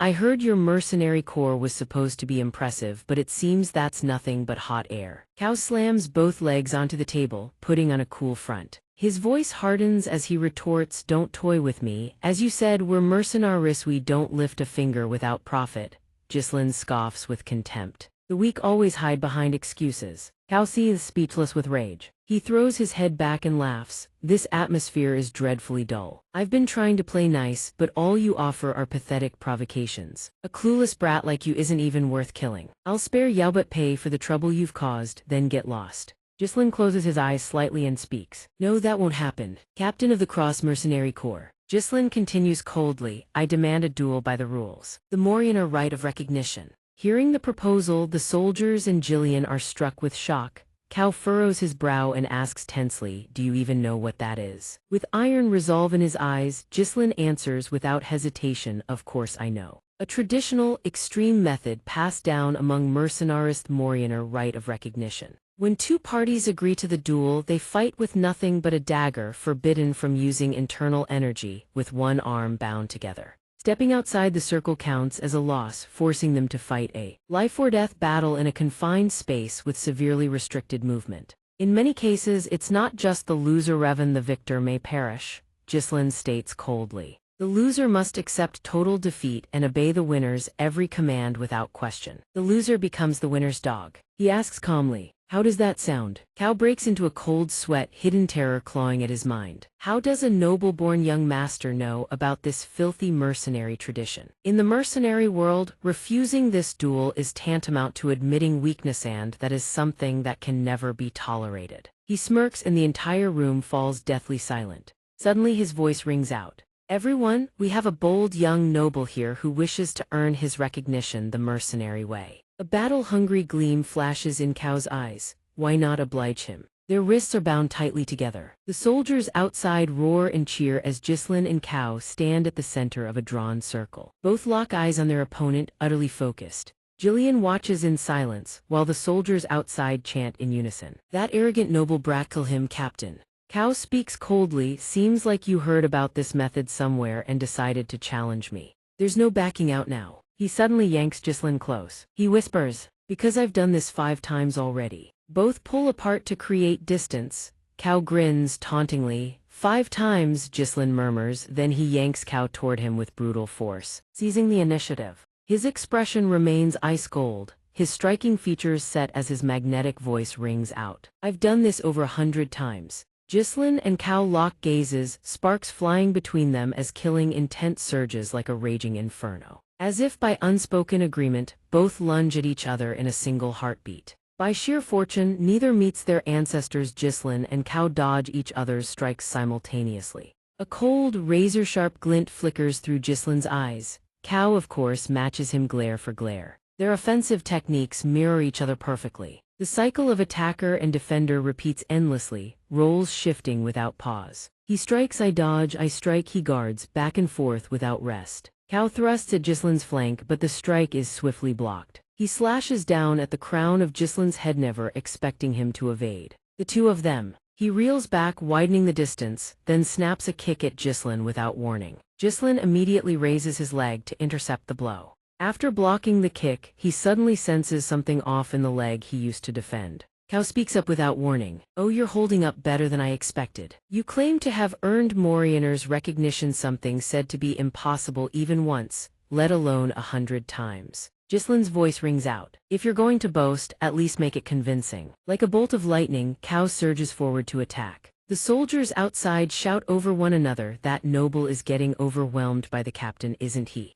Serves him right, death is the price for messing with us. Gillian glares furiously toward the rear. The soldiers instantly fall silent. He watches the fight, silently assessing. This is an unfavorable matchup. The circle is far too small, even lying down would exceed its bounds. Under the rules forbidding internal energy, permitting only pure physical strength, the weight disparity is glaring, and his bound hands restrict movement. The young master can only dodge or block. Gillian observes Cao's build closely. Cao could easily overpower and dominate the young master if things turn dangerous. The thought trails off. He quietly slides a hand behind his back, fingers brushing the handle of the axe strapped there. Cao exploits his height advantage, closing in and locking Ghislain's left arm in a shoulder throw hold. The blade in his hand drives viciously toward Ghislain's back. Ghislain nimbly leaps, evading the strike. He lands cleanly, but one leg falters, catching his attention. The sensation radiating from within his leg is unmistakable. Ghislain calculates silently. The accumulated damage from blocking without internal energy protection continues to mount, just as he predicted.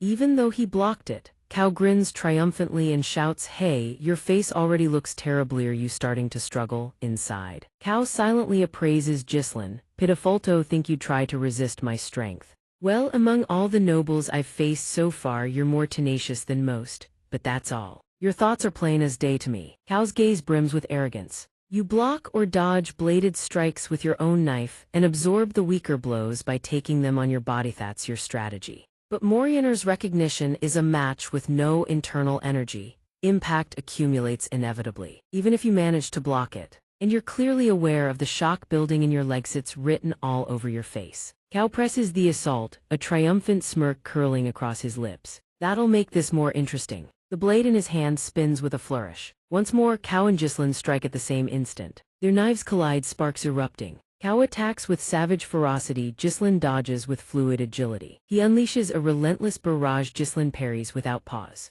Cao seizes Ghislain's knife hand, pulling them chest to chest, then drives another vicious kick. Ghislain's eyes turn ice gold. He deftly raises the troublesome leg to block. His face hardens. Pain radiates fiercely from the point of impact. Cao glances at him and declares it's over. He grips his blade tight, raises it high, then plunges it down toward Ghislain. The soldiers around them erupt in unified cheers. Gillian seizes his axe in a panic, his heart screaming, "Young master." In that very moment, Ghislain remains perfectly still, yet a faint smile flickers across his face. Cao's blade plunges down, certain of victoriously for Ghislain to slip away with impossible ease, breaking free of Cao's grip entirely. Cao is stunned. He dodged from that position. Ghislain darts behind him in an instant. Lightning fast, he slashes across Cao's flank. Cao stares at his bleeding wound, disbelief etched on his face. The soldiers and Gillian freeze in shock. Cao snaps back and launches a fierce counterattack. He strikes again and again. Ghislain evades every blow with precision.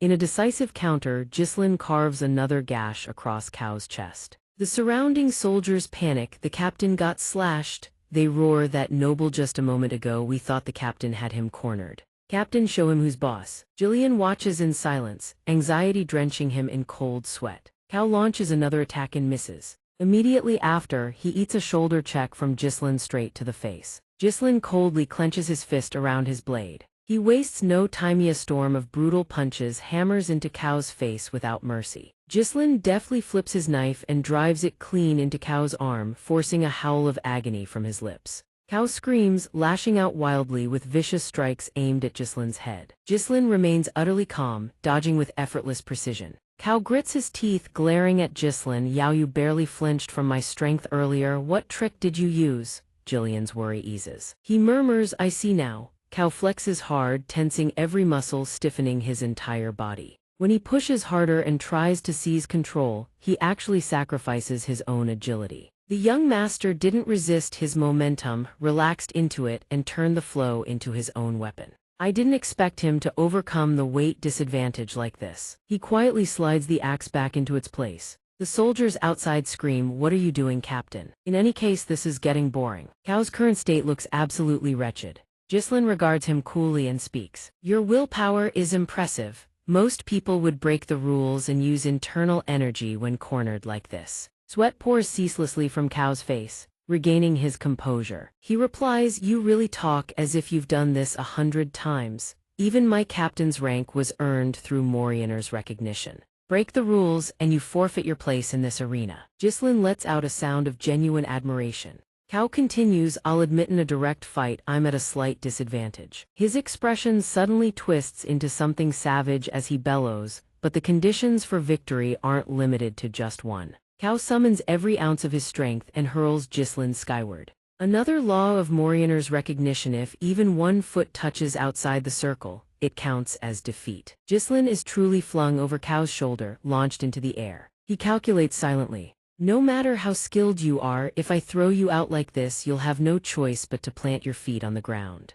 This is my victory. Ghislain clutches his knife tight, hooking both arms around Cao's in a flash. In the blink of an eye, his posture shifts with impossible fluidity. Ghislain extends his legs, tilts his body, and drives a powerful kick into Cao's thigh to anchor himself. His bound arm locks onto Cao's, clinging tight, using him as leverage to avoid touching the ground. He nimbly climbs over Cao's body, seizing control in one fluid motion. Cao, pinned and immobilized, crashes helplessly to the ground. The scene falls deathly silent. Not a single soldier dares speak. Then a voice cuts through the quiet. I'm the one who went out. Outside the circle. Cao grits his teeth. It's over. Ghislain speaks calmly. This is my victory. Cao is still pinned beneath him, yet he shouts in defiance. What kind of man are you, with skills at this level? Ghislain narrows his eyes slightly. Your attitude leaves much to be desired toward the man who will become your master. He immediately yanks Cao to his feet. Cao is stunned. What? The match is over. Ghislain replies, old man, I haven't stepped out of the circle. Cao's swollen face twists in confusion. What? He raises his fist, coldly showing Cao what that means. From now on, this is your training time as my subordinate. Without hesitation, he drives his fist straight into Cao's face. Before the eyes of every soldier present, Cao is sent crashing to the ground, crying out in agony. Cao screams in panic, wait. Too late. By the rules, leaving the circle earns him another devastating punch to the face. Ghislain sits atop Cao and speaks. Would you care about rules even on a battlefield? Cao is furious, openly denouncing a man who still claims to be a noble. Ghislain is ice cold. His gaze on Cao carries killing intent. Do not question what your master does. Cao screams, you madman. Immediately after, he eats another devastating punch to the face. Ghislain hammers his fists into Cao's face in a frenzy. The soldiers outside hesitate, anxiety creeping into their ranks. Is it really okay to leave him like this? The bet is already over. Cao screams in agony. Stop. Ghislain yanks him up by force. His fist still hasn't unclenched. He speaks calmly. He still hasn't left the circle. Cao's face is swollen beyond recognition, drenched in blood, his eyes wide with terror. He turns and screams at the soldiers, are you all just going to stand there and watch? Kill him. The soldiers respond, yes sir. They charge forward with weapons. Raised butt and axe materializes, freezing every last one of them in their tracks. He glares at them and warns, from this moment on, anyone who obstructs the young master will be executed. Loyalty among comrades exists, but one threat is all it takes. the entire group freezes, trembling in fear. Cao has been beaten so badly his own mother wouldn't recognize him. He shivers weakly and turns his head only for Jai Selen to appear right before him. Shall we continue? The moment the fist flies toward his face, Cao suddenly bursts into tears. That single punch puts him down for good. In Jai Selen's mind, nobles are nothing but pathetic cowards.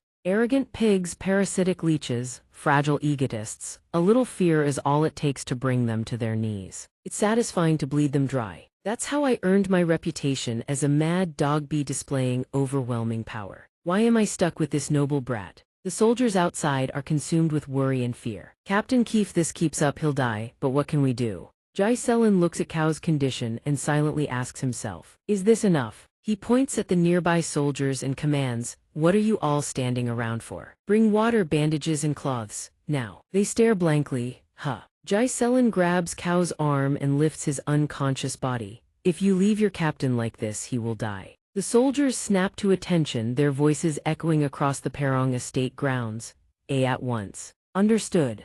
Jillian silently observes Jai Selen's actions. He realizes the stubborn mercenaries have begun obeying the young master without question. Jillian watches Jai Selen commanding the soldiers sand. They follow his every word instantly. In the world of mercenaries, fists matter more than rules. The young master has carved his authority into their minds in the most direct and effective way possible. Who is the one in charge now? Cao has regained consciousness after his wounds are bandaged, sitting upright meek as a lamb. Jai Selen points at the paper on the table. Sign it. Cao stares at him in silence. He obediently signs the paper. Here.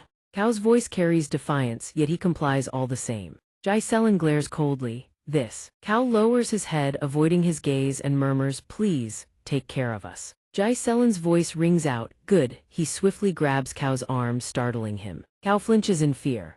Jai Selen speaks unhurriedly. From now on, we are family. He looks Cao straight in the eye, speaking with sincerity. Let's work hard together. Several days later, at the outskirts of the Perong estate, the mercenaries have gathered in full. One of them yawns and grumbles, why do we have to assemble this early? His comrade agrees, I'm only used to working after lunch. A sharp-eyed mercenary speaks up, did you guys hear? They say our employer is the heir to the Perong house. Someone exclaims in surprise, what? Another one laughs loudly, a true greenhorn. I wonder if he's even capable of managing mercenaries. A voice chimes in, we'll probably get paid for lazing around anyway. A lazy, dozing mercenary appears. Suddenly someone claps loudly. All right, listen up, a massive, muscle-bound man speaks. Don't we need a representative to deal with this green employer? A few recognize him. Someone asks, isn't that Muscular Gordon? He puffs out his chest proudly. That's right, I'm Muscular Gordon. I admire your attitude about making things easy for ourselves, but unless we speak with one voice, we won't get what we want. A nearby mercenary remarks, last time some fool pushed too far and everything fell apart. The sharp-eyed one looks at him, you planning to do the same? Gordon replies, you need to know where to draw the line in matters like these. He holds up a coin pouch and grins. I'll stand as the representative and put pressure on the employer, so we're all agreed, right? The mercenaries voice their unanimous agreement. If Gordon leads, we're guaranteed to win. That massive body of his sure comes in handy at times like these. They toss their coins into his pouch one after another. You're a reliable one. Gordon spends all day training, yet he's razor sharp when it comes to money. Suddenly someone shouts, stopping everyone cold, hey, Somyeon's coming. A figure appears ahead on horseback. As it draws closer, it turns out to be Jai Selen. 3 soldiers squint for a better look and start chattering. He's coming alone. Judging by his outfit, that must be the employer. Poor bastard, he might turn tail and run the moment he sees Gordon's muscles. Gordon waves his hand, commanding the mercenaries. All right, everyone get up front and set the mood. The man rubs his hands together, a smug grin spreading across his face. We'll teach this naive little noble a lesson he'll never forget. Suddenly, Gordon's pupils contract. Behind the noble he'd so casually dismissed, a full column of mounted troops follows in formation. Ghislaine's entourage appears before them. Jillian flanks him on the right while Cao and his subordinates ride on the left. Gordon and the soldiers around him freeze, panic seizing their faces. That can't be possible. Isn't that the Raider mercenary band? Gordon, no less shaken, blurts out, what? The murmurs rippling through Gordon's own mercenaries make both Kay and Gordon's faces turn ashen. How could those notorious troublemakers submit to their employer so meekly? Gislin draws near the soldiers. He sweeps them with a frigid glance but does not speak immediately. That oppressive, suffocating gaze forces Gordon to hastily avert his eyes. Gislin speaks, "You're the leader here." The man stammers, "Why yes, that's right." Gislin continues, "What's your name?" "You've gone pale, out with it." Under Gislin's crushing pressure, even this grotesquely fat man is forced to spill Gordon Cobalt. Gislin repeats the moniker, Gordon Cobalt. Testing the man's resilience, he drives a punch square into Gordon's chest. The fat man's entire body shudders. "Impressive," Gislin remarks. Gislin's voice rings out, cold and commanding. "I am the young master of the Persium family." Gislin Persium. Hearing his name, every last one of Gordon's mercenaries stiffens. They break into a silent, cold sweat. Gislin issues his command, "Gather all the mercenaries." Gordon, from this moment forward we conquer the forest of monsters. Azure skies stretch overhead. The treetops stand eerily still before the gentle breeze as if heralding the storm to come. Before the camp tent, Belinda silently helps Gislin into his armor. He ponders in silence as she adjusts the shoulder plates of his breastplate. All preparations for the forest expedition are complete. The expedition's temporary base has been established. Supplies are secured. The soldiers stand ready. With that thought, Gislin's gaze sweeps toward the assembled mercenaries. Before him stand orderly ranks. Behind him stands Belinda, Jillian and Cow. Gislin glances back over his shoulder. Belinda conducts one final head count. She bows respectfully and reports yes. Belinda turns toward Gordon. Her voice rings out, calm and measured. "We've hired 148 mercenaries through the agency." She continues, "Plus 41 from the Raider mercenary band that you brought back, my lord. Including ourselves, that's 192 total." Gislin's sharp gaze cuts over. "Good, you've spoken clearly with Skaven, correct?" Belinda answers calmly. "Yes, I expected him to object, but instead he volunteered to ensure no one discovers our entry into the Forest of Monsters. He's already the commander of the Forest of Monsters garrison, so we need not worry." The two men dare not utter a word, only nodding in silent agreement. Gislin's lips curl into a faint smirk. "Very good." He faces forward and bellows, "Everyone assemble." His expression turns cold as he announces, "Ahead lies the Forest of Monsters, Sir Target. I'm sure you've all heard the rumors. It's a place riddled with unforeseeable dangers." He continues, his tone eerily calm. "Beasts, monsters, unknown threats, or perhaps something far beyond imagination lurk within. However, I will conquer this place, no matter what it takes." The mercenaries turn pale, panic and dread seizing them as they burst out. "What? The Forest of Monsters? I had no idea the forest we're clearing is the Forest of Monsters. Are we marching in there to never come back out?" Belinda roars furiously, "How dare you interrupt while the young master is speaking?" The murmurs die down. Gislin speaks, his tone frigid. "Anyone who wishes to withdraw may leave, but if this mission succeeds, I promise everyone triple wages." Fear vanishes from the mercenaries' faces in an instant, replaced by nothing but raw excitement. "Really? Triple wages, now that's worth the gamble." Belinda panics and quickly rushes to Gislin's side, whispering urgently, "Young master, what nonsense are you spouting? We've already nearly exhausted the entire budget just preparing for this." He responds with absolute indifference, "This is how you raise morale." But in his mind he thinks if we succeed, we'll earn back far more than this. Gislin turns to face Belinda, a faint smile playing on his lips. "You trust me, don't you?" Belinda lets out a helpless sigh. "I have no choice but to." Cal smirks and turns to Jillian. "Triple wages, the man must be out of his mind to make such a promise. So what does he plan to do about it?" "Our young master never has a backup plan." Jillian responds calmly, "He always has a plan." The mercenaries' morale surges. They roar in unison, "The Forest of Monsters expedition." Gislin leads the formation toward the Forest of Monsters. He raises his hand and waves, "Move out." Towering trees stand shoulder to shoulder throughout the forest, their massive canopies blotting out the sky entirely. Not a single ray of light seems able to penetrate within.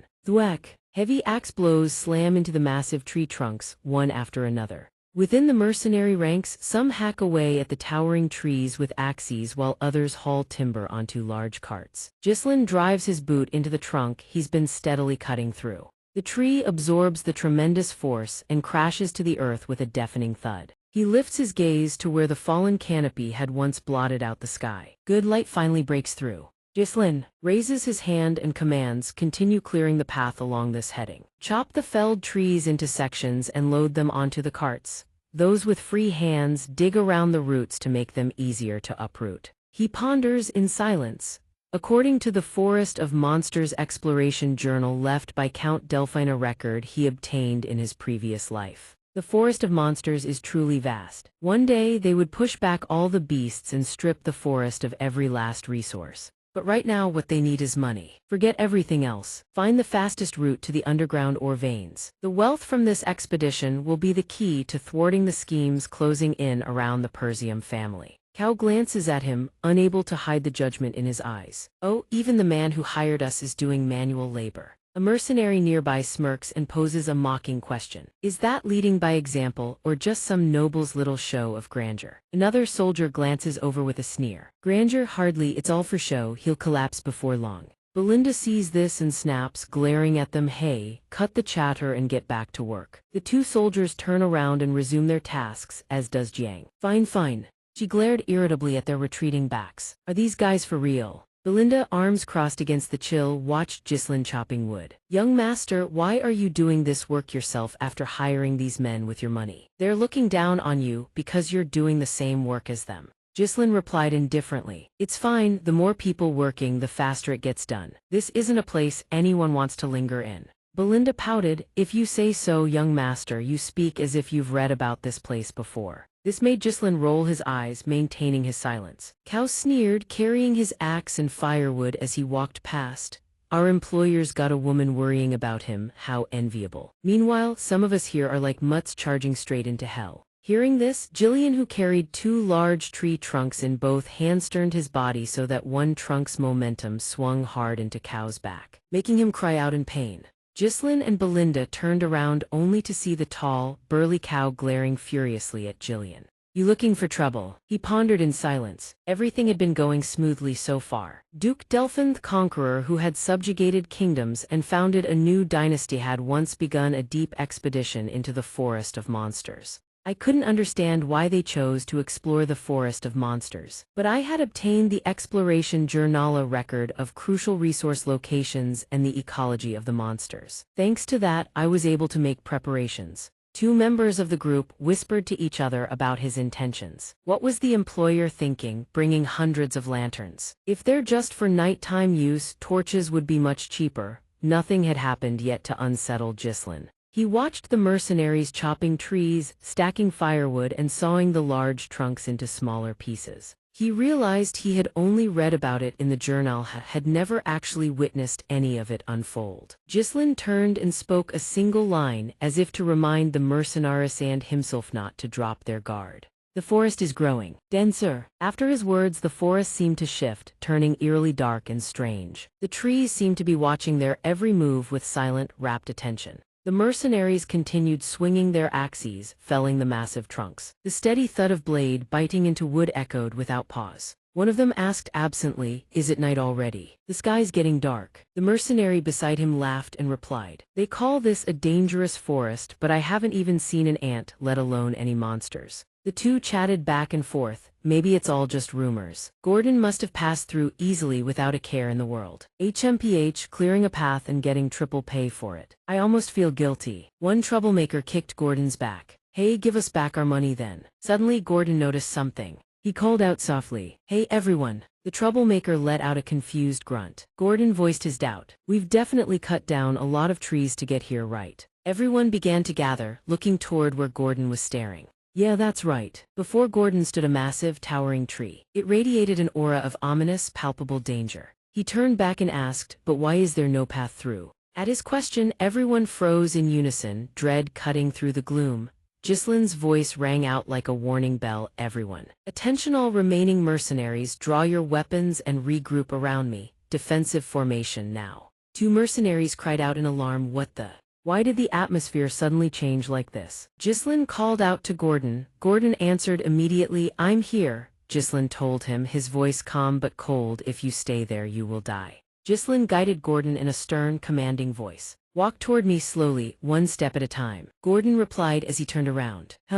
Yes, I understand." However, a massive tree trunk was slung over his shoulder. As he turned, the trunk slammed into a tree right beside him. The ground quaked violently. Gordon fell face first, the trunk on his shoulder flung backward. The mercenary company raised their weapons, ready to face any beast that might spring out at them. They held their stance and hissed through clenched teeth, "That idiot." Gordon flipped over and screamed in fury. Before him, the massive tree was swelling at an unnatural rate, growing larger by the second. The mercenaries in the rear stirred in alarm at the tremor. What was that? Did something just fall? Ghislain watched the unfolding scene in grim contemplation. The troublemaker seized the moment to mock him. Well, our employer sure is easy to spook, isn't he? He swaggered toward the massive tree, waving his arms theatrically. Look closely, there's nothing here. The path is just hidden because the scenery all looks the same. That idiot just got lost, that's all. Forest of monster sounds impressive, but it's just a dense forest.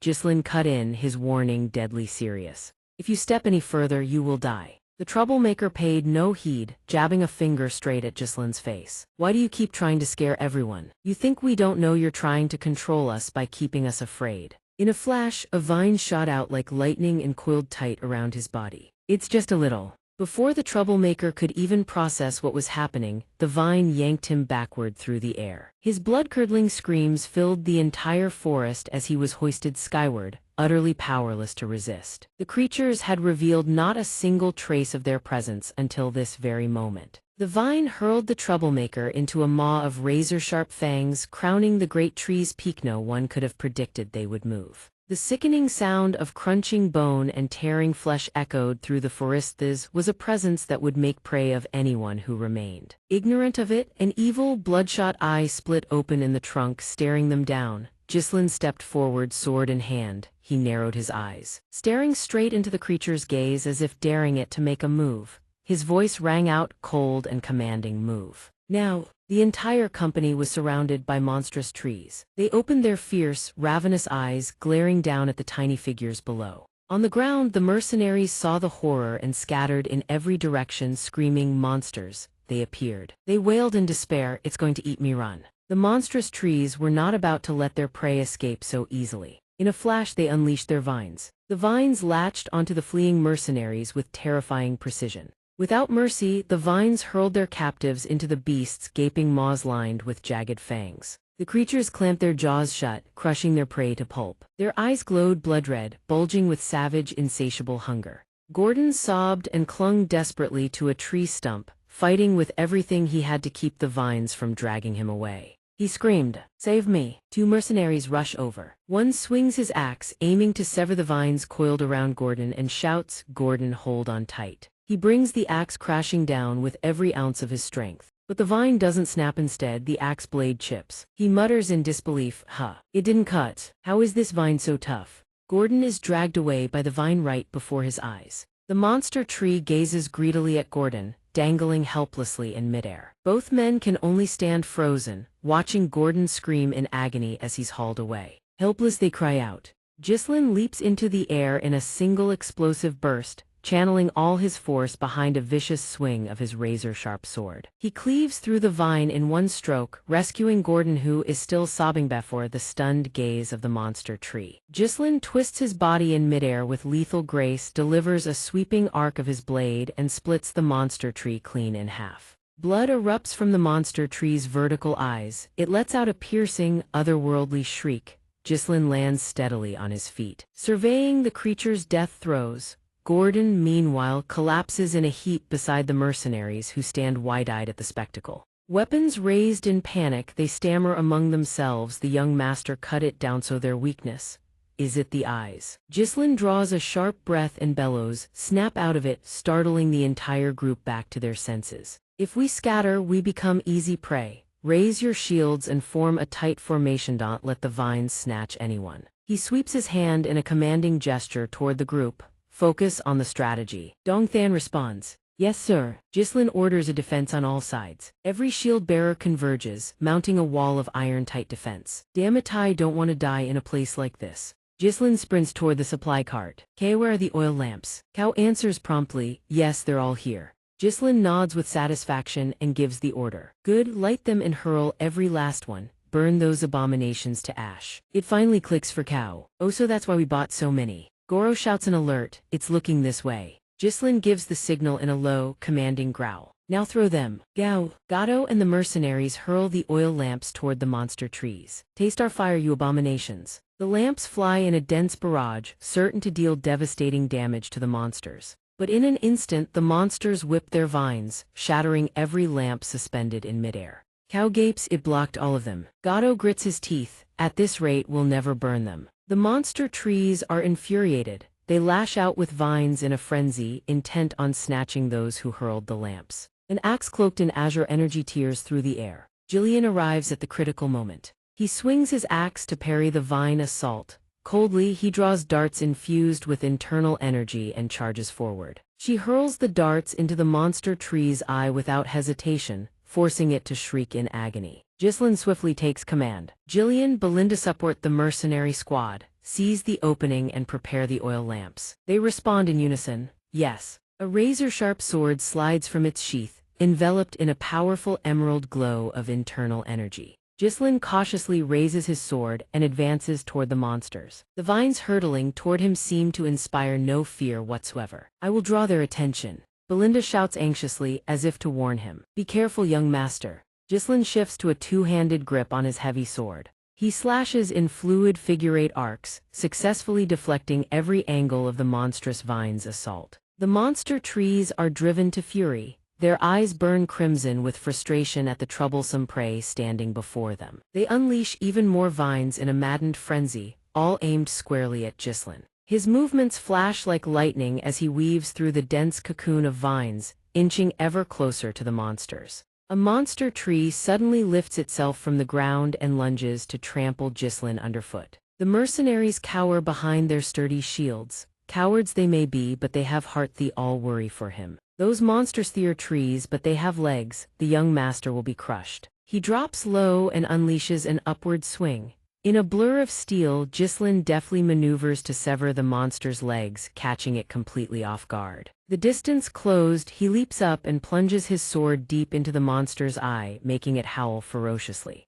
The other monster trees, witnessing this, fly into a rage and close in on Ghislain. The mercenaries panic. Heavens, they are all charging toward the young master. Belinda, sharp-minded as ever, spins around and shouts, "Now or never, everyone, throw the oil lamps." Everyone understands at once. They hurl the firebombs at the monsters simultaneously. This time, it will surely work. Throw them now. This time they truly succeed. Roaring flames engulf the monsters, driving them into a screaming frenzy. Fire spreads from one monster to the next, leaving nothing but terror in their eyes. Cow and Gato cheer at the victory unfolding before them. That's it, Ghislain bellows the order. Don't stop, keep throwing. The monsters shriek in agony until they are reduced to nothing but ash. They sink into a sea of fire, wailing and thrashing in their death throes. The mercenaries marvel in awe. So it is possible to fight those monsters after all. At this rate, the fire's going to spread through the whole forest, isn't it? These tree creatures aren't as tough as I thought. Gao, don't laugh, these damn trees are helpless against fire all the same.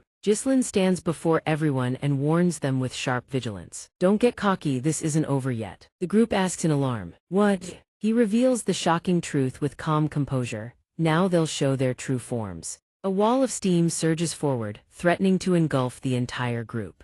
They instinctively voice questions no one can answer. What kind of smoke is this? Steam, has the fire gone out? Belinda and Ghislain rush toward Ghislain. Young master, sir. Belinda asks in alarm, what's happening to those things? Ghislain fixes his gaze on the monsters with heightened vigilance. Their bark fears fire, but their insides do not. He explains calmly. The fire burned away their outer shells, but when it hit the moisture within, it produced all this steam. Behind the thick curtain of steam, faint silhouettes begin to emerge. They tear through bone and burst forth. They look like grotesque carnivorous flowers, their luminous eyes chilling to the bone, all fixed dead ahead on the mercenary company. The monsters roar, snapping open their massive, blood-red maws lined with razor-sharp fangs as they charge. The panicked mercenaries scream, what the hell are those things? They're not dead. A sword soars high into the sky, as if its wielder commands the undivided attention of every mercenary behind him. Everyone listen up. Ghislain raises his sword and barks his orders. Grab your weapons. He swings the blade down and leads the charge against the monsters. From here on, it's close quarters combat. Without another word, Ghislain launches himself straight at the beasts, his eyes blazing with iron resolve. The entire army stares, utterly stunned. The mercenaries are horrified. What? You want us to fight those massive things up close? Easier said than done. They could crush us flat with a single swipe. Amid the whimpering of soldiers still faltering, I thought we were all dead for sure. Cao and his mercenary company follow Jai Selin's lead, charging straight into the heart of the battle. Cao's mercenaries surge forward. Belinda rushes ahead with a worried shout. Young master, please be more careful. Her words give even Gordon pause. Jillian turns to look at Gordon's unit, still hesitating. He assures them firmly this is Duke Jai Selin's command, trust him and follow orders. Behind Jillian, Jai Selin swings his sword and cleaves through the first monster. The army frees then decides to trust. They charge in with everything they have. Screw it, if things go south the young master will handle it, just follow orders for now. The entire army rushes in, cutting down monsters one by one. Jai Selin commands his forces with thundering clarity. Their shells have been scorched. We can cut them down without burning through our internal energy. Don't be afraid, they're nothing but oversized scarecrows now. Belinda and Jillian grip their weapons and charge into the fray alongside Jai Selin's battle cry, crush them in a single blow. Every soldier casts aside their fear of the towering monsters. They rush in with savage fury, cutting them down. Victory tilts decisively toward the humans. Jai Selin's cold, sharp gaze gleams. Hesitation on the battlefield is a death sentence. His task is to shatter the doubt of those who follow him and forge within them the will to turn the impossible into possible. Jai Selin's sword plunges straight into the monster's gaping throat. He pulls the blade upward in one clean motion, splitting the beast in half. The monster's corpse crashes heavily to the ground, its fate sealed by Jai Selin's blade. Silence falls, monster carcasses litter the ground around the army. The mercenaries gasp for breath, slowly regaining their composure after the brutal fight. Have we really wiped out all those monsters? Jai Selin speaks softly. Everyone regroup. The entire force assembles in disciplined formation behind him. Monster corpses sprawl across the earth, but among them lie the bodies of soldiers who fought to their last breath. Jai Selin's voice echoes across the clearing. This is the forest of monsters. We've only just reached the entrance. And already, monsters like these are everywhere. The entire army now fully grasps the danger of this forest. Jai Selin gently steadies the army's morale. But don't worry, he turns his head slightly to look back. I will always lead from the front. Jai Selin looks his troops straight in the eyes, his gaze sincere. Trust me, follow my lead. The mercenaries now place their complete faith in the young lord whom they had doubted and despised throughout the entire journey. The entire army shouts in unison, their voices shaking a corner of the forest. We obey the young master. Along the way, the company encounters countless monsters they have never seen before. They chop trees, blaze trails, fight monsters, rest to tend their wounds, then march on and fight again. A colossal monster with a bull's head and a kangaroo's body charges in, jaws wide open, ready to devour the soldiers whole. Gordon and several mercenaries raise their shields and fall back, pulling distance from the beast. Damn it, what now? Why won't these monsters stop coming? Cao and Jillian rush out to shield them. Cao moves like lightning, leaping in and severing the monster's legs in a single stroke. The soldiers behind him scream, "Its legs, it's falling this way." Jillian blocks the monster's gaping maw with his shield as a sword descends from above. Jai Selin drives his blade straight into the beast's jaw hinge, finishing it off. He steps down. Is anyone injured? Several mercenaries respond at once. So your grace, we're all still alive. They chant without end. If you want to live, stay close to the young master, rally to him. The monsters, Jillian praises them, you've all improved remarkably. Cao smirks, nothing beats real combat. Jai Selin nods in agreement. Indeed, Jai Selin calls out his orders. A long road lies ahead. Keep clearing the path. The mercenaries fan out and hack at the trees. Yes, sir. A mercenary, utterly exhausted, pants heavily behind Jai Selin. He thinks in horror, everyone here has gone insane. A mad forest full of madmen. The forest is dark and gloomy, devoid of light. The menacing aura of monsters lingers in the air, faint yet ever present. The company stumbles upon a crystal-clear lake in the dead of night. The mercenaries rush to the water's edge, crouching down to scoop water into their parched mouths, gulp after desperate gulp. Look how clear the water is, drink up, drink up. Belinda does not lower her guard. Who knows what could be lurking in there? Jai Selin ponders quietly. He considers, so far, we've been heading in the right direction. This lake is a critical waypoint. The key to reaching the ore vein. Jai-Selen gives the order, set up camp by the lakeside, we rest here tonight. The company pitches tents, lights campfires and cooks dinner to rest on the sandy shore near the lake. Several mercenaries sit around the fire, waiting for their food to cook. They sigh, good heavens, what are we even doing here? We've barely reached the forest entrance. If we go deeper, what else will show up? At least nothing happened during the last 2 nights. Thank goodness, amid the crackling fire a voice speaks up. What? Don't be so quick to dismiss Jai-Selen's proposal. Are you suggesting we silently retreat from here? Another man refuses to believe it. What nonsense are you spouting? Manus tries to present convincing arguments to the others. What I mean is, there's no need to take any more risks. Obviously, your life is more important than money, right? Gordon calmly pops a piece of fish into his mouth. He chews. We've already cleared a good stretch of the path, haven't we? The young master said the destination isn't far from the forest's entrance. So we're almost there. Manus jabs a finger straight at him and demands. You actually believe that? That's exactly why you keep getting played. His eyes widen. Where do you think the young master's reputation as the craftiest man in Perong came from? He's obviously recklessly chasing glory by cutting straight through this forest. One man pushes back. We've already taken the advance payment. We're mercenaries, we just do what we're paid to do, right? Gordon casually sucks on his finger. It's not the first time the young master has saved our hides. Manus hasn't given up. I admit the young master can fight, but so far it's all been luck. He waves his hand dismissively. One slip and we're all dead. He flashes a sinister grin, deploying his psychological attack. Mercenaries are always treated the same way. When things get dangerous, we're nothing but meat shields. All nobles are the same.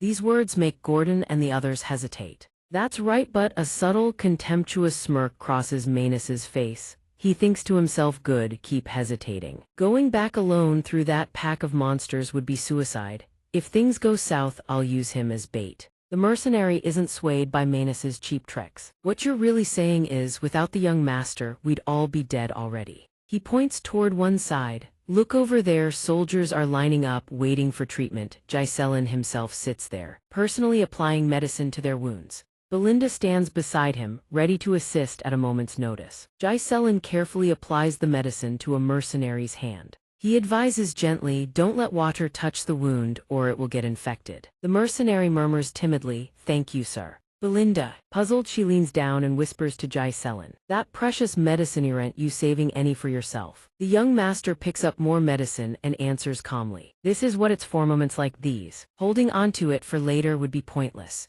His voice rings out, steady and firm. Next one, the scene leaves Manus utterly speechless. The mercenary picks up where he left off. The young master's medicine and supplies are worth more than our own lives. Would someone who sees us as nothing but meat shields do all this? The others around them nod in agreement. Yeah, he's truly different from any lord we've ever served. At the very least, he doesn't seem like the type who'd throw us away. Manus can't persuade a single one of them. He turns away, gritting his teeth with frustration. He thinks to himself, damn it, that old man is such a pain. If I want to escape this place, I need to convince a few people, but that's not happening anytime soon. Jai-Selen walks over to where Gordon and the others have stopped talking and are resting while they still can. They respond respectfully, yes, sir. He turns to Jillian and Cao. Jillian, Kale, let's have a word. The two answer crisply. Understood, sir. Cao glances coldly toward the rear. Everything all right? If it were me, I'd have cut out his tongue already. Jai-Selen doesn't bother, leave him be. He can't pull anything with 7 monsters lurking around us. He leads them to where the lanterns are hung. More importantly, there's something we need to check right now. Belinda looks confused. Why did you suddenly ask us to count the lanterns I hung up? Cao answers, about 24. Jai-Selen thinks to himself, just as I thought, number has decreased. He explains calmly, ever since we entered the forest, the monsters have attacked day and night, but for the last 2 nights, there have been no attacks after dark. Belinda suddenly realizes something. Cao furrows his brow. That means, Jai-Selen's expression hardens, we've stepped into the territory of nocturnal monsters, a domain of considerable influence. Jai-Selen nods in agreement. Exactly. He turns to face the dark, seemingly endless forest stretching behind them. Jai-Selen's voice turns to steel. From here on out, it's the most dangerous ground we'll tread. The flickering oil lamps can barely hold back the suffocating darkness of this cursed forest. Gordon and the other mercenaries lie down under the open sky to rest. Gordon's breathing falls into a steady rhythm. Suddenly, a harsh light pierces his eyes, wrenching them open. Huh? Gordon jolts awakeningly to realize an oil lantern has tumbled down from the pile of wood he'd been leaning against. Gordon springs to his feet, dodging out of the lantern's drop zone. What the hell is going on? Why are the lanterns floating on their own? He feels rough, slimy skin brush against his cheek.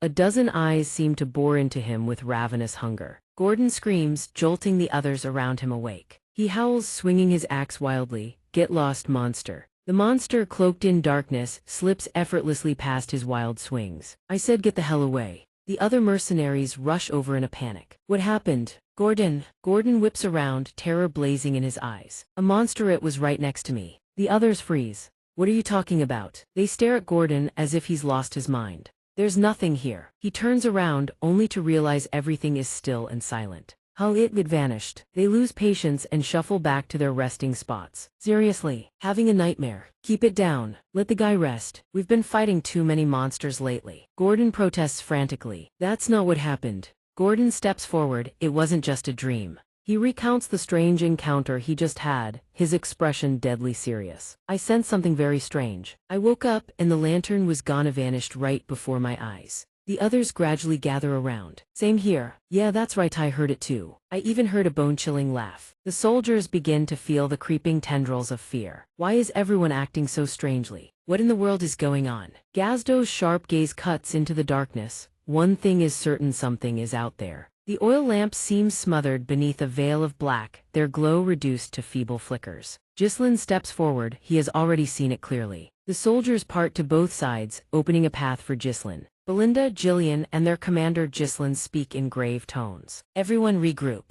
All the soldiers assemble before the tent. Inside the tent, Ghislain, Belinda, Jelenka, Gordon, and Gazdo form a circle to discuss their plan. Gordon is stunned. You're saying a monster is surrounding us? Gazdo's eyes darken. We can't even see them with the naked eye. Ghislain responds calmly, of course that is their nature. He furrows his brow slightly. They've likely been tailing us since the lake. One of the monster species that rules the darkness of this forest. Those creatures have elongated faces with 8 eyes and emaciated bodies, shadow stalkers' powls. They possess the ability to meld into the darkness. You cannot see them, and physical attacks are useless. Hundreds of them stalk their prey, draining every trace of light in their surroundings. Their hunting method is to lure you into the darkness, their ideal environment.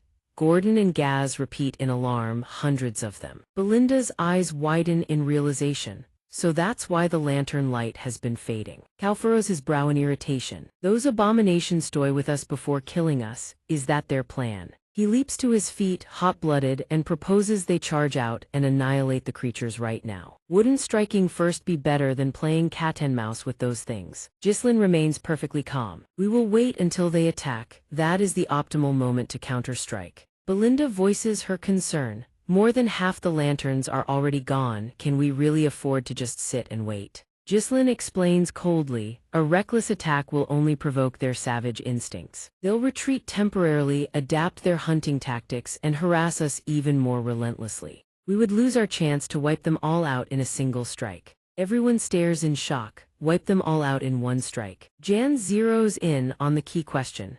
You're saying there's a way to catch hundreds of invisible, untouchable monster all at once? Ghislain answers simply, correct. Then he turns to Belinda carefully. Belinda, what about the magic scrolls I asked you to prepare? Belinda responds with her usual reliability. I've already distributed them to every mercenary. Outside, the mercenaries hold the paper scrolls in hand, curiously unfurling them to read. Everything is in place. Ghislain's expression is serene. Good, now I'll explain how we fight. He uses his sword to sketch on the ground.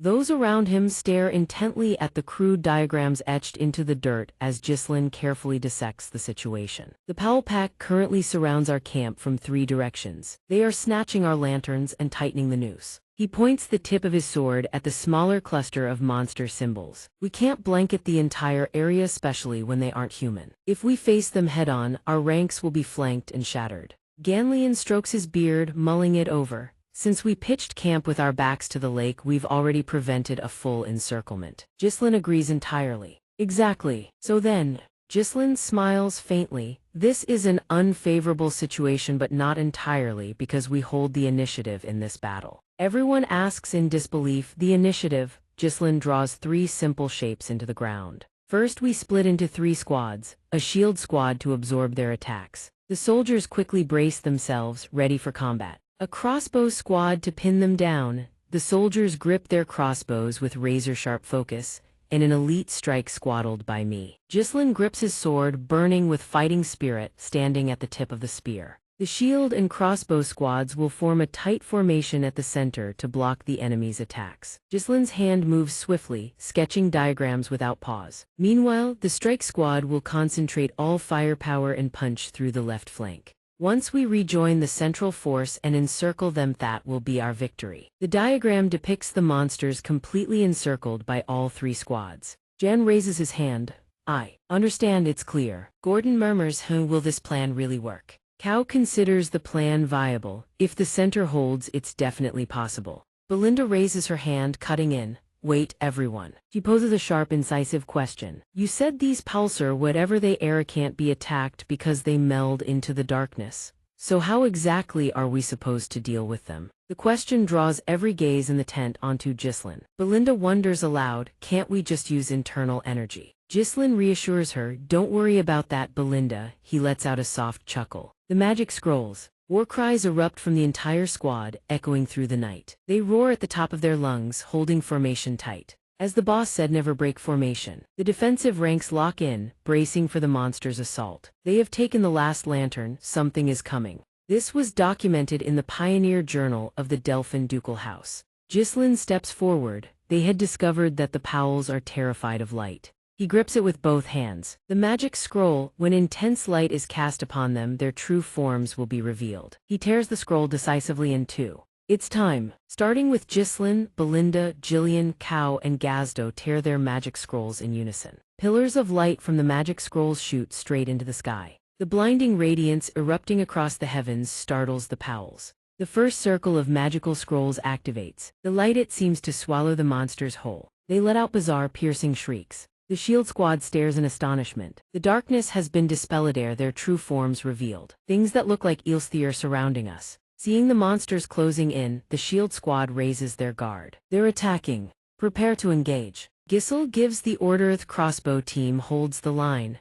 The crossbowmen raise their weapons in perfect unison, every bolt aimed straight at the Apollo. Giselle shouts, hold them off for as long as you can. He raises his sword high, his imposing silhouette radiating arrogance and authority. Their true forms have been revealed. Giselle drives his blade into the ground and commands. The assault team charges. They surge forward with ferocious momentum, crashing into the monsters. 4 people, Giselle included. Belinda, Cao, and Jillian take point, cutting through the monsters. Giselle cleaves Apollo's head clean off in a single strike. He sweeps his gaze over the swarm of monsters charging with claws bared. They can meld into the shadows, but their physical durability is pitifully weak. With this formation, we can shatter their line in the blink of an eye. He issues a crisp, commanding order. Thin their numbers as much as possible. Cao, Jillian, Belinda push forward, move. Jan hold the front, block their attacks and draw aggro. Jan swings his axe, slamming aside the Apollo's lunging claws. Meanwhile, Cao wreaks havoc. Cao moves like a phantom, blitzing through monsters everywhere. A vicious Apollo lunges at him, swiping its claws in a killing blow aimed at Cao's torso. Belinda appears behind Cao. She leaps into the air, both hands bristling with small throwing knives. If Belinda provides cover, they can create an opening. Belinda hurls her knives with pinpoint accuracy, driving them into the eyes of the Apollo trying to ambush Cao. She whips her head around and shouts, young master. Giselle sweeps his sword in a wide arc, mowing down an entire pack of Paulo Persium's elite forces unleashed. Giselle's eyes burn with killing intent as he stares down the monsters he just bisected. The twang of crossbow bolts blends with the crack of spell bursts lighting up the sky. The crossbow team fires relentlessly, picking off monsters that swarm in wave after wave. One by one, creatures dodge the bolts and crash toward the ranks. The mercenaries are gradually losing their patience. What the hell? Why are there so many? I'm out of bolts. When is the assault team getting here? The Apollo charge straight into their faces. The shield squad can only scream helplessly. At that razor-thin moment between life and death, a gleaming blade intercepts the blow right in front of the shield squad. The assault team arrives just in time, linking up with the shield and crossbow units to mop up the remaining Apollo. Gisel turns back and praises them. You held the line well, the troops erupt in joy. It's the young master, we're saved. Right on cue, following the prearranged plan. Gordon bellows spread out, surround them from all sides. Our turn to counterattack. A horned Paulo whips around and lets out a sharp, commanding shriek. The monsters turn tail and flee, leaving the ranks bewildered. They're running. Gisel frowns, thinking, retreating before we could finish the encirclement. The Paulo assess the situation. Extremely fast. He turns and issues an order. Belinda, find the alpha. It's the one with horns on its head. It's the one signaling the retreat. Cal speaks up, should we pursue? Belinda is puzzled. Wouldn't it be better to just let them go? Gisel explains bluntly, they have an obsessive fixation on their prey. Even if they pull back now, they'll stalk us for days until the job is done. Gisel grits his teeth. We can't afford to fight them twice. A war of attrition is the one thing we must avoid. If we take out the alpha, the rest lose their command structure and scatter. We end this here. Belinda stares at him, stunned. She lets out a faint smile, pulling a coil of rope free. She thinks to herself, you've changed so much, sir. Belinda swings the weighted end of her rope in a tight circle. Understood. She hurls the rope decisively, hooking it onto a thick branch nearby. Securing it firmly, Belinda launches herself skyward. She soars toward the Paulo horde. From high above, Belinda spots the alpha. Luck unacquired. Target the horned one, she swings her rope. Belinda hurls the hooked end downward, lassoing the alpha and binding it tight. She shouts out, a signal to Gisel. I found it. Gisel rockets toward her at blistering speed. He raises his sword, Souther you are. Gisel stomps down hard, launching himself toward the target. He carves a bloody path straight through to the alpha. Gisel drives his blade clean through the alpha's gut. With his sword still impaled through the alpha's body, he growls, time to finish this. Gisel wrenches his sword sideways, shredding the monster apart. The remaining Paulos, stripped of their alpha, shriek in panic. Gisel bellows the order, the alpha is dead, wipe them all out. The rear guard surges forward, cutting down the last of the monsters. They roar, liked hiding in the dark, did you? Let's make them regret ever daring to hunt us. Cow grinds his teeth and shouts, Merc squad sees that EXP, don't you dare let that old man outpace us. Jan hears that and can only heave a helpless sigh. The battle rages until dawn. The merciless blade plunges straight into a monster's throat. That's the last one. Gisel pulls his sword from the unlucky Paulo's throat. He praises his team. Outstanding work everyone, we won. The mercenaries raise their weapons and erupt in triumphant cheers. They shout with unbridled joy. We survived, we're alive. Belinda rushes over to check on him. Young master, are you hurt anywhere? Jan speaks respectfully. You've worked hard, sir. Gisel sheathes his sword. You all performed well too. Gisel immediately takes command of the unit. Belinda, check the head count, gather Cow and Jillian's people, then we clear the Paulo carcasses around the camp. Belinda bows respectfully, understood. Cow frowns, confused, clear the corpses, what's the point of that? Gisel glances at the monster remains. The stench of death will drive other monsters away. Paulo are one of the highest tier predators at the forest entrance. Jan scoffs at the notion, which means the camp area will be safe. Cow bristles like a cat with its fur standing on end and snaps back. What did you just say? He leans over and kicks Jillian. Is the old man planning to end everything today? The sight forces Gisel to let out a helpless breath. Gisel looks up in thought. It has been roughly 10 days since they entered the monster-infested forest, and they have already hunted down 3 packs. Every dangerous creature along the route he charted has been eliminated. All that remains is to extract the mineral vein. He watches the brilliant dawn welcome a new day over the monster forest. Gisel narrows his eyes, alert. A thought crosses his mind, is it really over? Belinda approaches and reports, Young Master, I've completed my inspection. The Raider mercenaries number 41. 3 contract mercenaries are missing, gone, 126 remain. Gisel murmurs, Gisel's core squad has suffered 0 casualties. Cow smirks, of course, just look at who's leading them. Jan, standing nearby, is left completely speechless. Gisel presses, 3 contract mercenaries confirmed dead. Belinda pauses, only then realizing the issue. Wait, we can't confirm their identities. No bodies have been found. Go glances around, only then recalling the incident. A nearby mercenary speculates, could he have died in that battle? Another rebuts, they already said no bodies were found.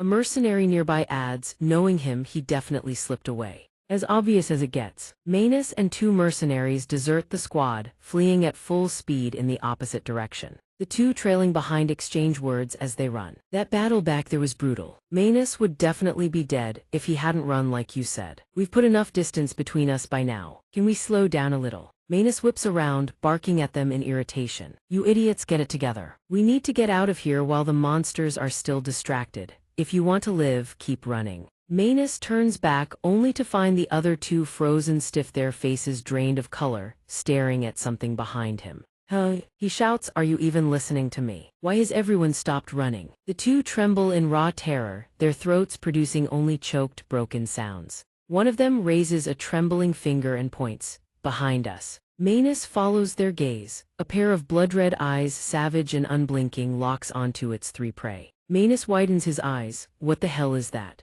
Amid the eerie glow of spiritstone pillars, a colossal serpent monster emerges, its scales blazing crimson like molten lava. Its eyes burn like twin embers of hellfire. What it clamps in its jaws still drips blood onto a ground littered with bones. The creature drops its prey with a heavy thud. On closer inspection, three soldiers drenched in crimson from head to toe lie motionless amid a pile of skeletal remains. The serpent's eyes gape like two bottomless pits, and in that darkness, a thirst for blood blazes as bright as an inferno. Scene shift, a hum of diligent labor fills the air, accompanied by the steady crack of timber being stacked. Axes hack frantically at tree trunks. The soldiers scramble like a hive of disturbed bees. This cart's full, that tree's coming down, clear this damned forest already. Cao silently observes the soldiers dividing tasks among themselves with practiced efficiency. He can't help but let out a remark. Well, look at Thatno, they know what to do without anyone telling them. This is the first time I've ever seen mercenaries. Those lazy bumps this disciplined. Amid the urgent atmosphere, men swinging axes, others hauling timber, all moving in swift, rhythmic precision. Jan shoulders a massive log alone. Calling out to Cao as he passes, not like some people, Cao turns and nods. Oh right, of course. Cao casually hoists his axe onto his shoulder, his gaze trailing the soldiers' silhouettes. Are they going to disband this expedition? What a waste to use them only once. Gisel, standing nearby, kicks a freshly felled trunk. Don't worry, I plan to hire every last one of them as my personal army. In his mind, he thinks everyone knows that disorganized mercenaries can't defeat a professional army in a large-scale battle. But these men have already surpassed the limits of mere mercenaries through the experience of this expedition alone. They will be an excellent foundation for expanding our forces. Gordo dusts off his hands and leads his soldiers over to report to Cao. Captain Cao, we've cleared the bowler beasts near the open area as you ordered. He reports with satisfaction. Well done, Gordo. Cao turns to him. Just as you said, the results are remarkable. From the campsite to here, not a single monster has appeared, at the very least. There should have been a stray beast wandering around here somewhere. The forest conceals countless lurking dangers, yet the eerie absence of monsters leaves a massive question mark hanging over everyone's mind. Gisel listens intently, his gaze fixed on the dense canopy in the distance. A premonition flickers in his mind. He can only hope. Without a single sound of warning, Belinda descends gracefully, landing amid the group. Young master, I've returned. Gisel asks, how did it go? Anything ahead? Her face lights up instantly. Her eyes gleam with excitement as she speaks. He freezes momentarily, his contemplative gaze suddenly widening, unmistakable surprise etched across his face. Gisel spins around, barking orders at the mercenaries hacking at the trees. Full speed ahead, clear the road. They answer in unison with a resounding shout. Behind the green curtain of forest, the destination finally reveals itself. A mysterious landmark beckons. Gisel announces to everyone, our destination is right before us. Everyone is stunned, they exclaim in disbelief, impossible, this can't be real. As if to answer their doubts, Gisel speaks, this is exactly why we started this expedition. A high-grade mineral vein colossal in Scala reveals itself like a glacier of blue. Countless crystals glitter and shimmer. Every pair of eyes stares in awe at the magnificent grandeur of the enormous mineral vein. Cao gazes at the minerals before him. So there really was something valuable in this forest. Jillian looks at him. Didn't I already tell you? He always has a plan. Belinda leaps forward and throws her arms around him. How did you even know, young master? Before everyone's stunned faces, Gisel's expression doesn't change in the slightest. Is all of that really mineral ore? Something you might never even touch in a lifetime, and now it's spread out right here. If we mine all of this and haul it back, we'll be filthy rich. Amid the stillness of the mineral vein, a voice suddenly tears through their euphoria like a blade. None of you are going anywhere. A flicker of irritation crosses Gisel's face. His icy gaze locks onto the one who just shattered their moment of joy. Fighting intent radiates from him. clear as day. Everyone stares at the silhouette, but the figure hasn't moved, only the echo of his voice lingers. It's over. After those words, the man collapses.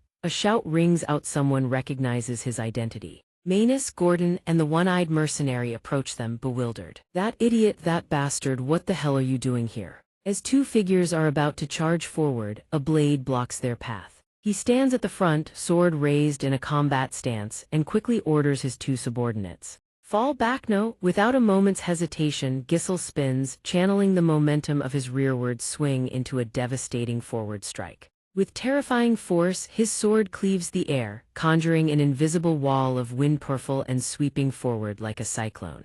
After the shockwave subsides, the scene before them grows even more horrifying. Skeletal remains are scattered everywhere, dried crimson bloodstains still etched into the white bones. The mercenaries behind him erupt into chaos. Corpses litter the ground in every direction. What the hell happened here? Are those not just monster corpses but human remains too? Belinda called out to the young master with worry. Jan, standing beside her, was gripped by the same unease. He called out, "My lord, looking at the situation here, it seems we won't be able to claim the mineral vein easily. Given the scale of this is most likely the nest of a high-tier monster. Some of the corpses haven't fully decomposed yet. That means they weren't simply abandoned. Toxic gas from the remains has been seeping into the fog and spreading, which is why we didn't notice it right away." After analyzing the situation, Gisel cursed under his breath. Damn it, there wasn't a single record mentioning any special danger at the mineral vein site. He spun around and barked orders at everyone. "Get ready, everyone, prepare for combat." Before the words even left his mouth, Gisel realized in horror that lurking behind the glimmering mineral deposits was an enormous creature. Its blood-red scales gleamed as it glared straight at them. Fast as lightning, the monstrous beast snapped its maw wide open, a chasm of razor-sharp fangs stained deep with blood. He seized his sword and shouted, "Scatter!" The others whipped around and every single one of them froze in terror. Gisel's cold blade faced off against the massive, death-filled maw of the serpent. Without a shred of hesitation, he swung his sword. Steel screamed through the air, hurtling toward the giant snake's skull with terrifying force. Faster than even the beast could react, Gisel had already vaulted onto its head. Seizing the fleeting opening, ice cold as ice, he poured every ounce of strength into his arm and drove the blade down, piercing through scales as hard as steel, pinning it straight into the monster's skull. But contrary to expectations, that fatal thrust left nothing more than a thin scratch on the colossal beast's steel-thick scales. Jillian and Kao watched from below, brows furrowed. Even with mana reinforcement, it only left a scratch. What the hell are those scales made of? In a flash, Gisel launched himself into the air. The massive blood serpent opened its maw and lunged straight at him. Before he could even register what was happening, a torrent of slimy green liquid erupted from the serpent's mouth.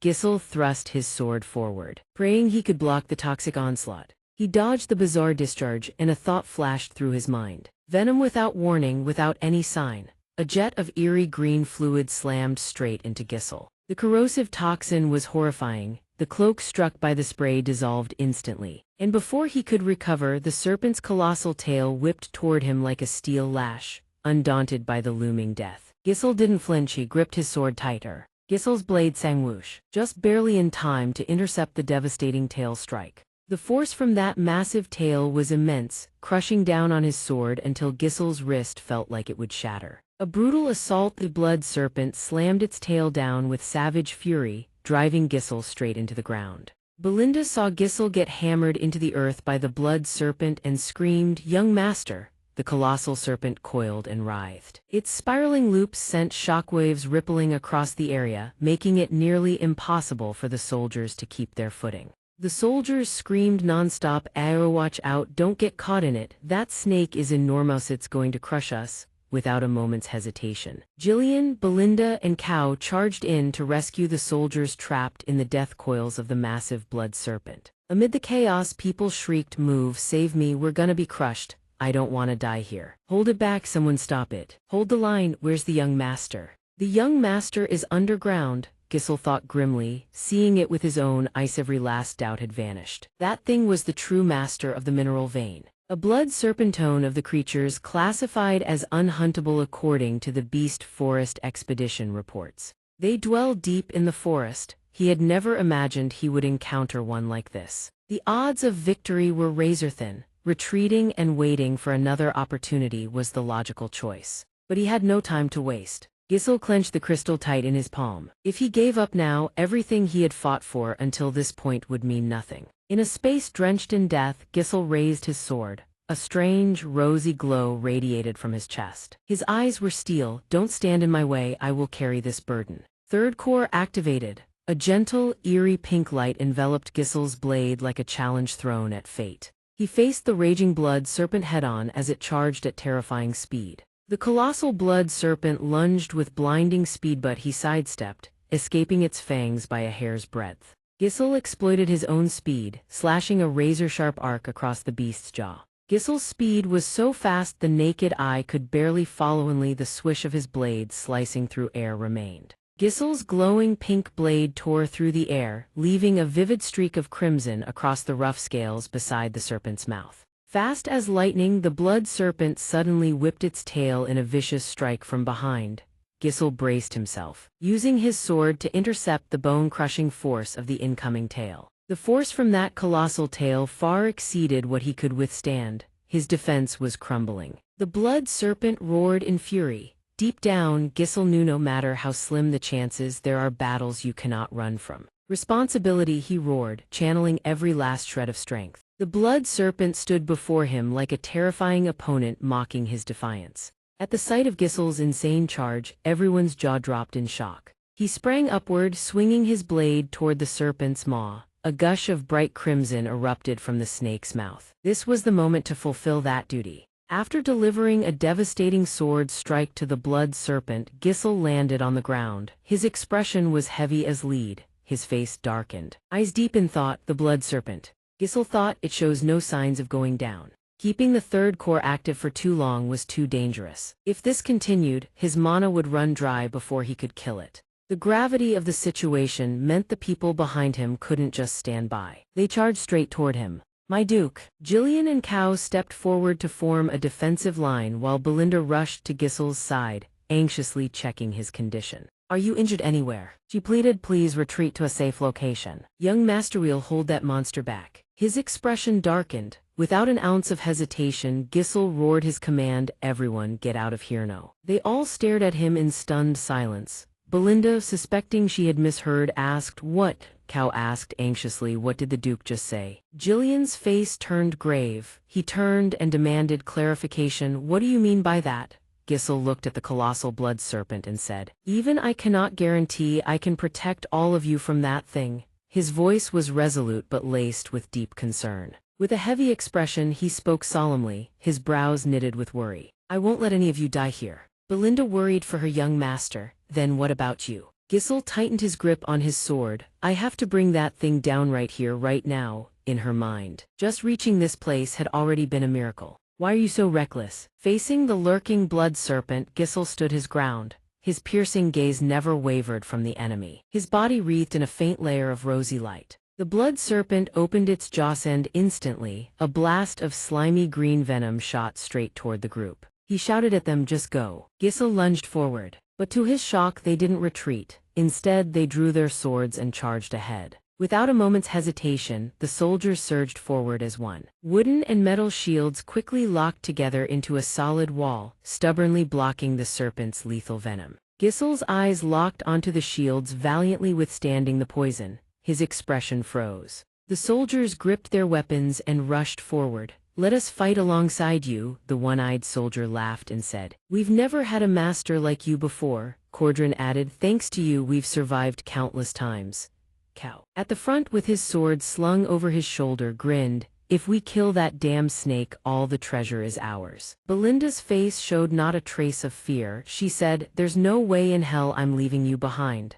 She stood before Gisel. Keen Din spoke up. I'll draw its attention and create an opening. He called out softly. Gillen, the man replied with confidence. The same way we trust you. Duke, please believe in us.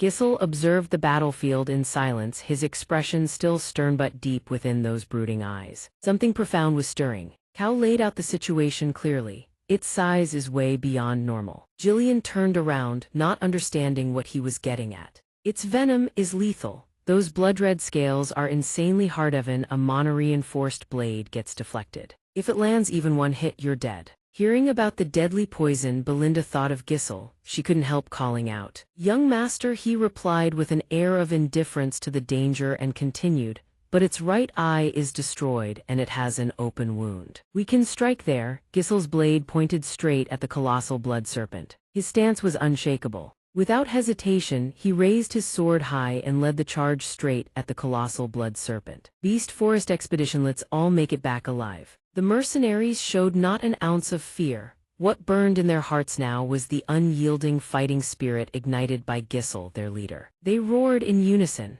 With an explosive bellow of fury, the colossal blood serpent lunged at the gathered soldiers. Its gaping maw of razor fangs aimed straight at them. Fear was gone. All of them poured everything they had, standing shoulder to shoulder to fight the blood serpent. An iron will blazed to life. In a lightning-fast, coordinated assault, Kao struck at the serpent's body while Belinda moved with fluid agility, drawing its attention. Jan didn't hesitate. His axe came crashing down with devastating force. Gisel, with extraordinary agility, seized the opening. He struck directly at the beast's eye. Even if you know what's coming, not everything goes according to plan. But if he didn't act now, many would die. He would not let that happen. The serpent crashed down to the earth. "I am the only one who knows the future of this land." He charges straight at the serpent. His men scream, "Duke." The blade, imbued with devastating force, pierces through steel-hard scales and tears through the thick flesh beneath, carving a horrifying gash across the beast's body. The serpent's head cleaves in two, the halves splitting apart as blood gushes ceaselessly from the ghastly wound, a scene of pure horror. They are all stunned by the spectacle, but above all, triumph surges through their hearts. Gisel's expression is deadly serious, a resolute gleam in his eyes. He is the future of Persium. Slash after slash is unleashed in rapid succession. The scene shifts to Persium Castle, a massive fortress crowned with blue-tiled roofs. Anbos slams his fist on the table in fury and shouts that this is blatant insubordination. The three are conferring inside the castle. Anbos presses a hand to his forehead. The Duke defied the Lord's orders and charged into the monster forest on his own. Hom-yoon sees his frustration and says, "Calm yourself, Anbos." Anbos frowns in irritation. Even Lord Hom-yoon knows the Duke's reckless nature. Now that the Lord is away on an extended reconnaissance, does he think he can rule in his stead? Hom-yoon raises a hand and says, "Getting angry now won't help. The Duke has been in the monster forest for 15 days. If that bastard Skaven hadn't falsified his reports, we could have stopped this sooner. I can't fathom why he would help the Duke. He could lose his knighthood over this. We cannot turn a blind eye any longer, sir. We must act before he causes an even greater catastrophe. The moment he returns, he must be thrown into the dungeon and punished severely." Lord Ganter broods in silence, weighing the words of the two advisors.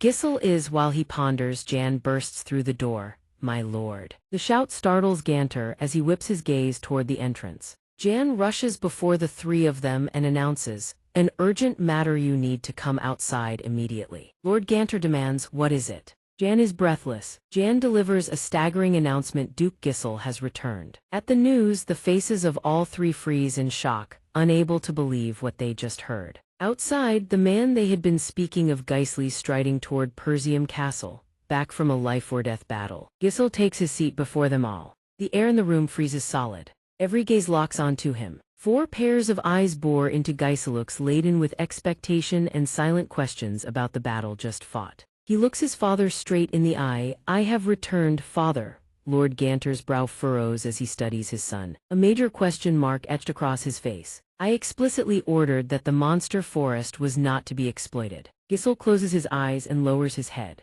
Hom-yoon frowns and presses further. "I am still alive, and the monsters have not invaded the territory." Hom-yoon's expression darkens in shock. What crime?" Someone shouts, "How dare you say that?" Anbos, who has been silent until now, also fails to understand.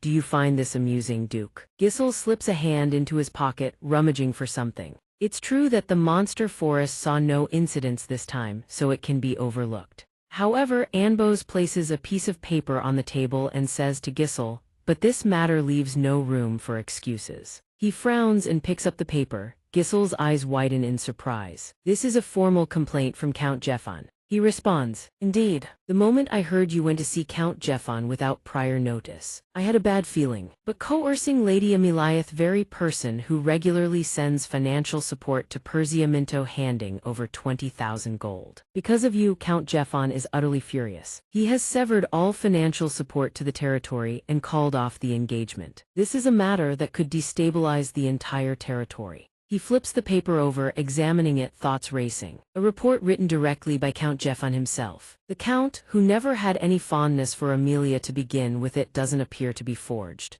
Manipulating the emotions of a money grubber like the Count isn't exactly difficult. But it also means Amelia is willing to conspire with the enemy just to bring me down. Giselle sets the paper back on the table, calculating silently. I suspected sending assassins wouldn't be their final move. In that case, the leverage I held over Amelia has become useless. Any covert dealings or merchant connections will now be seen as nothing more than an attempt to cover up the incident. If I were even a step slower, I'd already be locked away in this territory. Time is truly not on my side. Anbos looks toward Giselle and speaks coldly. "Duke, do you have anything to say for yourself?" Hong-yoon cuts in sharply. "First, you must return the 20,000 gold immediately." Jan, beside him, raises a hand to his forehead and sighs. That sum could sustain the night order for quite some time, before the accusations of everyone in the room. Giselle responds in an utterly nonchalant tone, "I've spent it all." At Giselle's words, all four are left utterly speechless. He explains, "I used the entire sum to exploit the monster forest."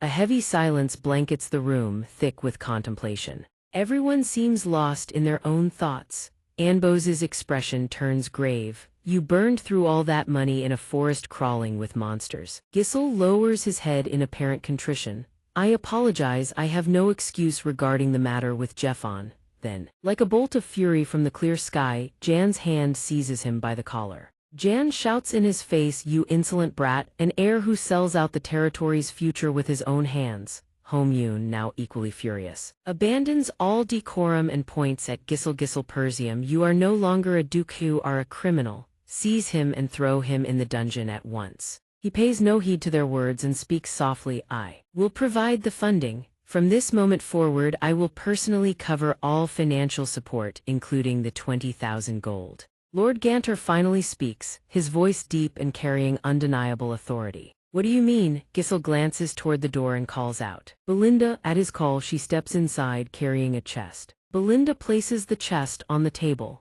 He rises from his chair and says, "If I had merely intended to enter and leave the forest, I wouldn't have started mining from the very beginning." In that breathless moment, the chest opens, saw vibrant blue radiance spills forth, illuminating the expectant faces of everyone present. Giselle's gaze is deadly serious as he reaches toward the chest. "This is high-grade mineral ore," an exclamation erupts. "Mineral ore." The doubter's eyes are now glued to the minerals inside the chest. Hong-yoon carefully reaches in and picks up a single ore. "This, where did you get such a treasure?" Jan, standing behind, breaks into a cold sweat. "Didn't I say I traded it for 20,000 gold?" He continues, "I mined it from the monster forest." Belinda, standing beside him, looks at them and nods, confirming every word. Anbos examines the mineral in his hand. If this truly is mineral ore, its value would be immense. Even so, this much alone still wouldn't be enough to sustain the entire territory. Giselle smiles and replies, "You're right, it's not enough, but this isn't all of it." Outside, the mercenaries have gathered around the enormous serpent carcass. They work urgently, dividing the load to transport the precious minerals that gleam with a metallic luster. Those inside the castle watch the soldiers move with swift efficiency. "This cart is full, careful, don't scratch the minerals. Stack all the Joseon bark over here." Hong-yoon is astonished. "You collected all of this in just 15 days. Jan breaks into a cold sweat, unable to believe what's right before his eyes. "Lord Hong-yoon, am I seeing things right?" Lord Ganter asks Belinda about these minerals. "Belinda, are you saying all of this was obtained from the expedition?" She replies, "Yes, my lord. The young master personally led the charge and harvested every last bit of it. Jose bark, various blood serpent remains, and much more besides. The minerals here are only a fraction of what was extracted from the vein." Giselle places a hand over his chest and declares, "This entire development plan is for the benefit of the territory. Naturally, all of it will be used for the territory." And, less flustered now, opens his small ledger and says, "My lord, based on our preliminary estimates with this amount, we should no longer have to struggle with the relief fund." Both Homejun and Jando stand frozen in place. Their eyes are stretched wide open, unable to believe the words just spoken. Both of them simultaneously place their hands on Gisel, which startles him slightly. They begin flattering him, kneading his shoulders. Unbelievable. "Duke, you must be exhausted after the expedition. If you need anything at all, please let us know." Not letting them revel in joy for even a moment longer, he says, "There are a few conditions for receiving my support." Their faces drain of color. "Conditions?" Gisel raises his hand. "Conditions. First, release Skaven and Jard. They were only following my orders. Second, we will continue restricting access to the monster forest. If needless rumors spread, the territory could suffer the consequences." Hearing his two conditions, they mull it over. One strokes his chin and says, "Those demands aren't entirely unreasonable." But Homejun hesitates. Gisel continues, "Lastly, I will personally recruit and manage the mercenary corps as well as the security force. It would be a waste of time if every troop deployment within the territory required outside approval." Homejun immediately questions his intent. "Are you saying you want a private army?" Jando shouts, "That is absolutely unacceptable. Who knows what you'd do with it?" Imp covers his mouth and closes his small ledger. "Duke, I believe you're gravely mistaken. Allow me to be blunt. You are in no position to demand forgiveness. What I'm hearing is that you intend to do as you please, with no one allowed to interfere." Gisel looks at him and says with a smile, "That's a misunderstanding. Treasurer Amb, I am merely setting the necessary conditions to replace the financial support from Zone." His explanation makes Amb flinch. If petty issues like these delay the plan, Persium's finances will also suffer a negative impact. "Are you certain you want that?" He breaks into a cold sweat and turns to look at Lord Ganter. "Please say something." He's gambling with the future of the entire territory. Ganter remains deep in thought, silent. Someone calls out to Gisel, "Duke." The voice cuts through the heated discussion. Everyone turns toward the source. Cao and Jillian lead a column of soldiers forward. "You've returned. You've all worked hard." He looks at them and says, "Indeed." Cao bows his head and reports, "The mineral transport is nearly complete. On your order, we can move out at any time." Jillian also reports to Gisel, "As you instructed, the Jose bark has been stored without preservatives. What do you plan to do with the blood serpent carcass?" He gives his orders. "The body will be disassembled shortly. Venom, blood, meat, and hide will be separated to prevent decomposition." They respond in unison, "Understood, sir." Lord Ganter furrows his brow and glances at Jando behind him. "Ganteries, my lord, each individual in the mercenary group is impressive in their own right. But I don't understand how the Duke can command such formidable warriors." His gaze grows heavy as it follows the battle-hardened mercenaries. They look like an elite military unit. While conversing with his subordinates, Gisel glances back unconsciously and meets his father's gaze. He approaches as Lord Ganter speaks. "Getting a bunch of unruly mercenaries to obey orders willingly, it must have cost you dearly." In effort, Gisel lowers his head. "Father, without their help, this expedition would have been far more difficult." Ganter closes his eyes briefly, giving a slight nod to acknowledge his words. "I see." Ganter turns around. "Let's head back." The others are surprised that he accepted it so easily. "Yes, my lord." As he turns to leave, Ganter says to his son, "This once, I'll let it slide." Gisel stiffens, "But if you defy my orders again, be prepared to face the consequences." Despite a flicker of unease after the warning, Gisel smiles and says, "Thank you, father." Ganter doesn't look back. He keeps walking and says, "One day you will inherit this territory as its rightful heir. So you carry the spirit of the Northern Wolf within you." Gisel watches the figure disappear, lost in thought. The Northern Wolf, a title bestowed upon the Count of Tum, the guardian of Lethania's northern border. His father was a lonely man, his military forces weak, his territory steeped in poverty. And yet he fought ceaselessly on the farthest northern front, dedicating his life to protect a territory that held neither his wife nor Alina, nor even his own son. And in the end, his reward was a wretched death so ignoble that no one even remembers it. Cao tips his head back with a grin. "Finally, we can catch a breath," Belinda asks. "The young master will return straight to the castle, won't he?" But even after everything, Gisel's expression remains tense. "Not yet. Prepare everything so we can depart at a moment's notice." Her eyes widen. "Huh. "You're not going to rest, my lord." Jillian says with concern, "You've pushed yourself far too hard. Your body is still far from a full recovery." Belinda chimes in, "The fact that you survived being swallowed by the blood serpent is already a miracle." She presses anxiously, "Do you have any idea how much effort it took to detoxify you?" Noticing the worry etched across Belinda's face, Gissel gently places his hand on her shoulder. "Belinda," he looks her straight in the eyes. Without a trace of doubt, he says, "I'm counting on you." They can't conceal their worry. Their eyes are filled with concern and a lingering unease. Gissel turns away. "News of our mineral acquisition will spread fast, and naturally it will reach the ears of those who covet this territory. We must consolidate our forces as quickly as possible to a level no one dares challenge." Gissel lifts his gaze to the deep blue sky stretching to the horizon. The towering castle beyond is what he must protect. Without warning, like a mighty tree struck down, Gissel collapses to the ground. Thud, everyone panics.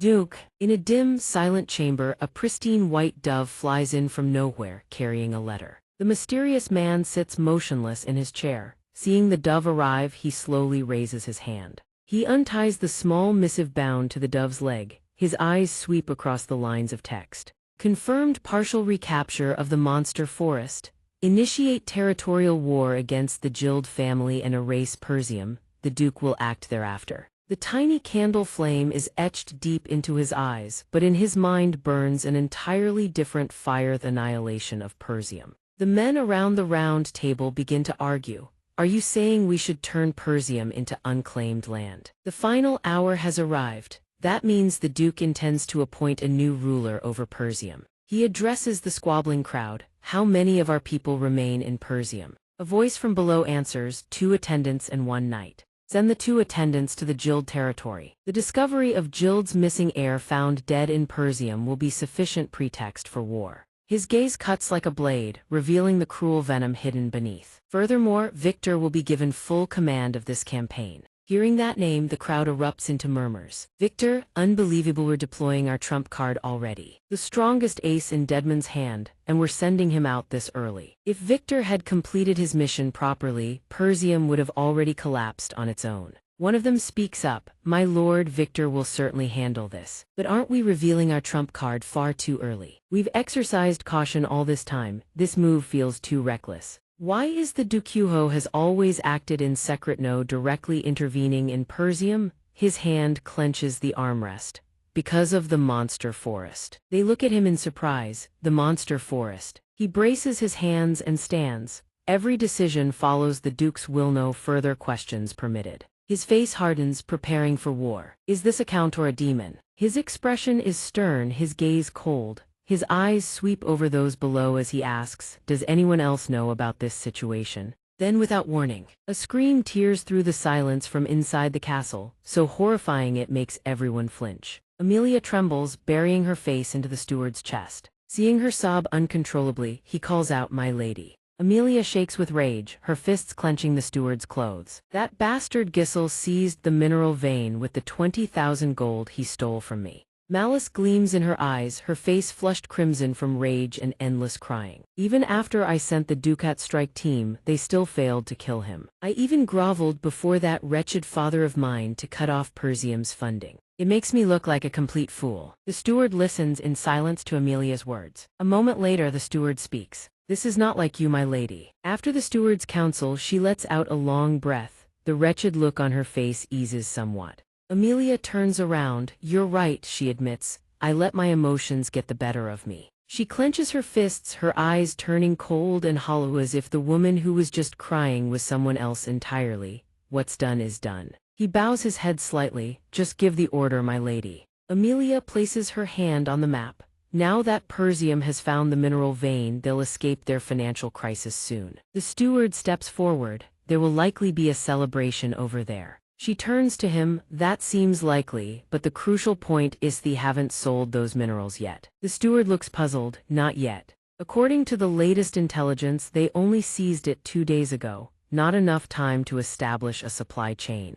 We'll exploit that weakness. They'll obviously try to sell them somewhere." Hearing this, the steward furrows his brow. "You plan to strike before they can sell the minerals. But where?" Amelia closes her eyes in thought. there's only one place in the north that can buy them. The Northern Magic Tower, governed by a 7th-tier Mage Ascension Tower. She places a piece on the map. Mineral ore is a critical component for magical research. The magic towers are always under intense pressure to secure their mineral supply. We'll use the Ducat squad to ambush the main trade route leading to the tower. The target isn't Gisel himself, it's the workers transporting the minerals. Strike hard, then withdraw, cause disruption, sever the supply line. In the chaos, we seize the minerals. The steward frowns, but they're still. Flame Tower, located in the territory by the Jivan border. Are you certain we should commit all our forces to Ascension Tower? Amelia recalls the past, perhaps before, but things are different now. Flame Tower has lost its position at the top and has long since declined. Since then, that greedy Gisel would never choose Flame Tower when Ascension Tower offers a higher price. She utters a cutting remark, her voice devoid of warmth or hesitation. This time I will take everything from you. Gisel Persium.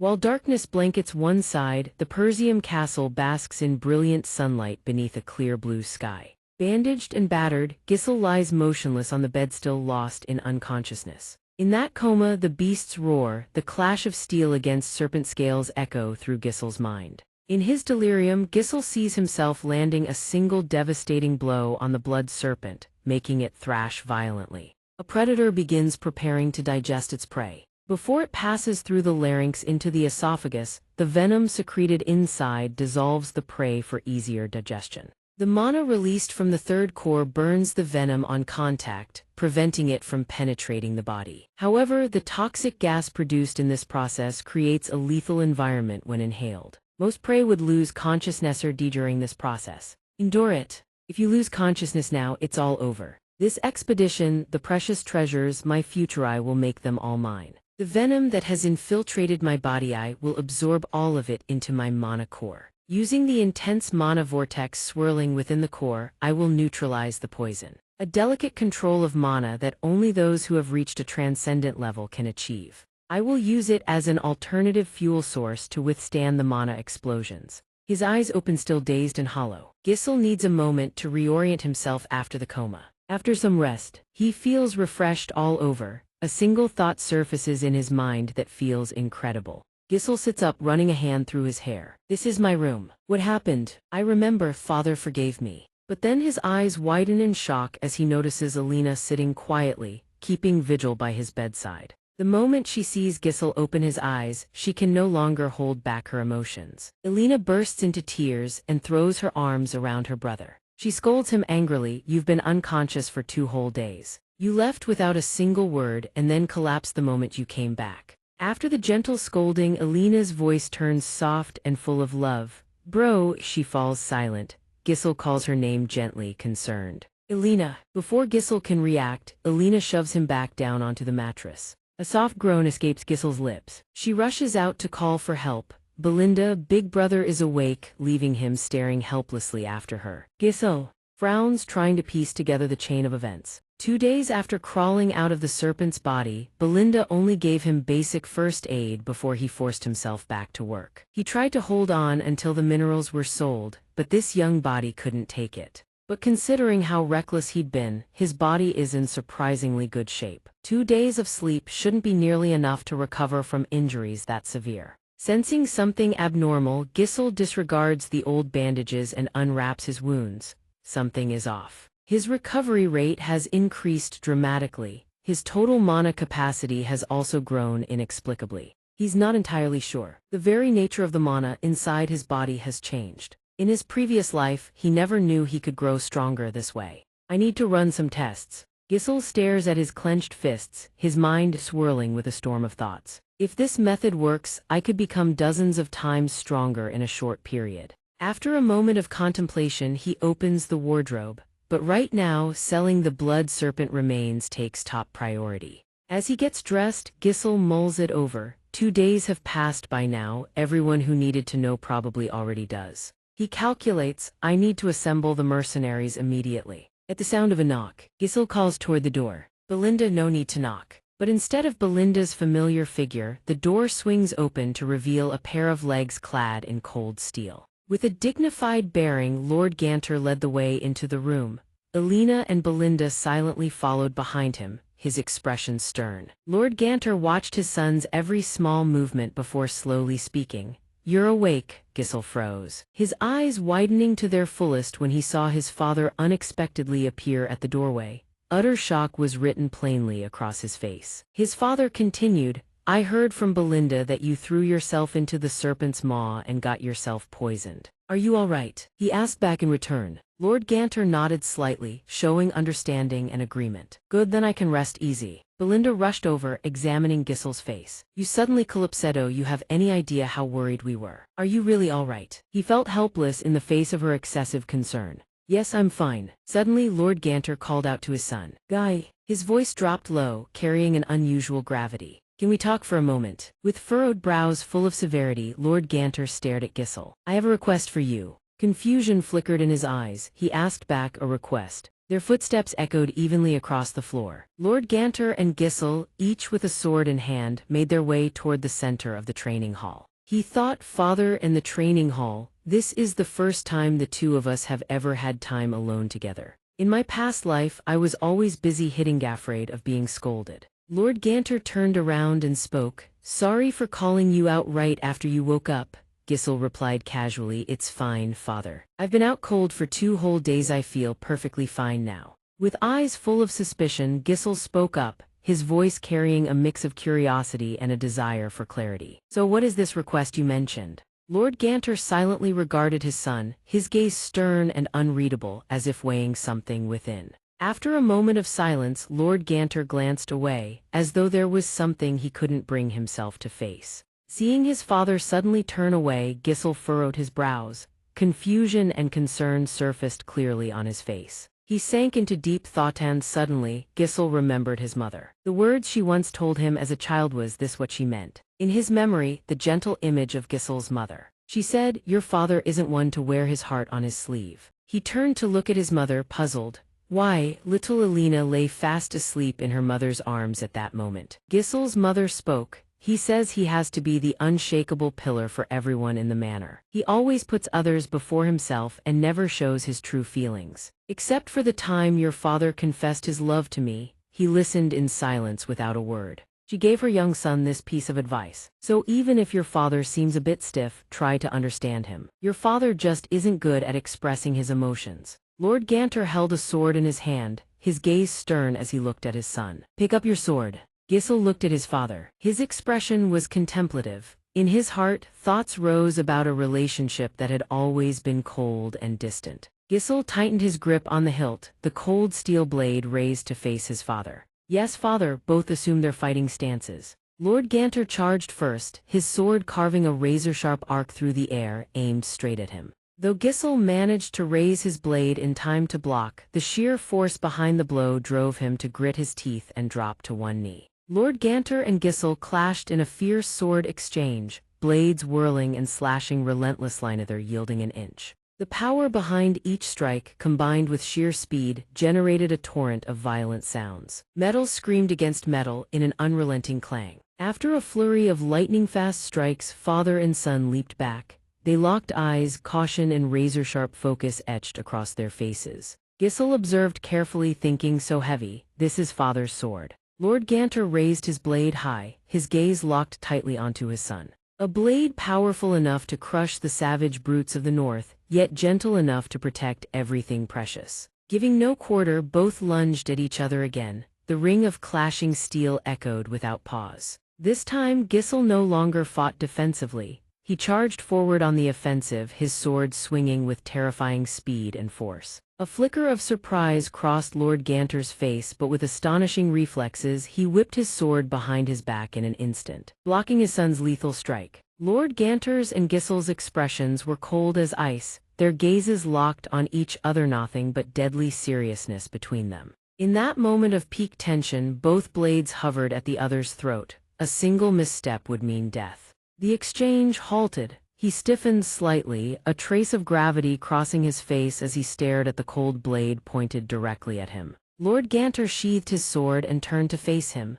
"Rare praise from a father. You've improved a great deal." With a hint of awkwardness, Gisel answered his father, his voice soft and full of respect in the face of the unexpected compliment. Thank you, Father. Lord Ganter suddenly spoke up. The unexpected and somewhat cryptic words made Gisel furrow his brows. However, Lord Ganter stroked his chin and said, "When you're fighting, try easing off the pressure a little. You have the strength and reflexes to bring down the massive beasts in the forest, but I think your opponent can read your intentions far too easily." He also raised a hand to his chin, lost in thought. "Is that so? When I fight, I can usually sense how my opponent is about to move." Gisel suddenly realized something. Now that I think about it, is this the first time anyone has ever properly taught me? My swordsmanship was built entirely on real combat and experience. You could say it's purely instinct. Since I was never formally trained, I've probably been missing things without even realizing it. Father is pointing those things out and teaching me right now. I always thought I could only rely on myself, that I had to struggle alone. Getting some guidance isn't so bad after all. After listening to and accepting his father's instruction, a faint smile graced his lips. Gisel nodded and spoke with respect. "Thank you for teaching me, Father." Lord Ganter looked at him, still stern, but his eyes carried a contemplative depth. Lord Ganter said softly, "Actually, I was planning to scold you." Gisel asked back in surprise. "What?" He closed his eyes and said, "No matter how many achievements you've racked up, a violation is still a violation. If everyone ignores the rules just because they've made contributions, everything will descend into chaos." Gisel listened silently to every word his father spoke. His expression was pensive, trying to digest and understand the deeper meaning behind each word. Lord Ganter turned back around and said, "However, you've changed." He was surprised, wondering what his father was about to say. "Unlike those who stir up trouble just to chase glory, I can tell that you're looking further than that." Lord Ganter continued walking as he instructed, "Keep it up. Think of Persium and the people around you, and fulfill the duties of an heir." Gisel was completely lost in thought. Those two words echoed endlessly in his mind. Responsibility. Gisel's eyes suddenly glanced somewhere. He remembered something. Right. Gisel spoke to him. "Now that I think about it, you said you had a request for me. You still haven't told me what it is." Hearing his unexpected question, Lord Ganter froze. His steps stopped abruptly as if he had hit an invisible wall. Lord Ganter fell silent for a moment, then a flicker of hesitation crossed his face. He cleared his throat with a light cough. Lord Ganter grimaced slightly, his gaze shifting uncomfortably away before he looked over his shoulder. Lord Ganter's voice weighs heavy, as if every word takes tremendous effort. "Do you have the money?" Fully recovered from his injuries, Gisel arrives at the gathering camp in the beast forest where everyone has assembled. In solemn silence, every person present stands at attention, eyes fixed on their leader. A respectful welcome met with a gentle smile. Gisel stands tall, an aura of calm and composure radiating from him. Gisel sweeps his gaze across each person, eyes sincere and open, then asks, "Is everyone all right?" Like a thunderclap echoing through the air, everyone shouts in unison, "Yes, my lord." Cao steps forward, sizing up Gisel. "You look even healthier than before." Jillian also approaches, asking, "Has your body fully recovered?" Gisel replies, "Sorry for making everyone wait." Gisel turns to him, asking about Gel. "Jillian, how is Gel doing?" When Gisel mentions his daughter's condition, Jillian furrows his brows slightly, his expression pensive, as though a deep worry weighs on his heart. Jillian bows deeply before Gisel and says, "I never thought I'd see her walk again. It's all thanks to you, Duke." "Duke." Gisel smiles softly at the news and replies, "I see, Belinda Jillian, there's something I need to tell you all." Gisel delivers critical news: the territory is in danger. His words hit like a bolt of lightning. The three standing before Gisel freeze, unable to hide the shock on their faces. The four of them sit around a table. On the table lies a map of the territory. Gisel runs through the calculations in his head and tells them everything about the attack on Alina. How they plan to kill Alina as a pretext to ignite a war. The discovery of Prince Jiga's corpse, the existence of forces targeting Persium. Gisel's voice drops low. "Someone is watching us. They've likely been operating inside the territory for a long time now. We don't have enough time or resources to prepare for an attack." Belinda says, exhausted. "Now I understand why you've been in such a hurry. I thought we could finally catch our breath after securing the mineral vein, young master." Cao crosses his arms and nods. "So after the beast forest, war is next on the menu.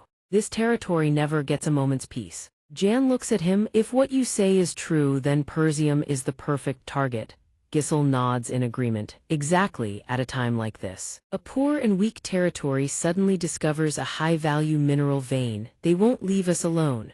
Her eyes widen in alarm. You should have told us sooner. We need to notify the generals and lords immediately. Gisel meets Belinda's gaze. No, not yet. Even Alina's own knight betrayed her. There could be spies among the generals as well. Right now, I can't tell friend from foe. It's best we keep this between us. Belinda shudders at his words. Gisel continues because Alina survived. Their plan was shattered, and we've bought ourselves a little time. But now that the mineral vein has been exposed, they have no reason to delay any longer. Gisel's gaze drifts into the void. This battle will be brutal. After Gisel's words, silence blankets the room so tense you can hear heartbeats.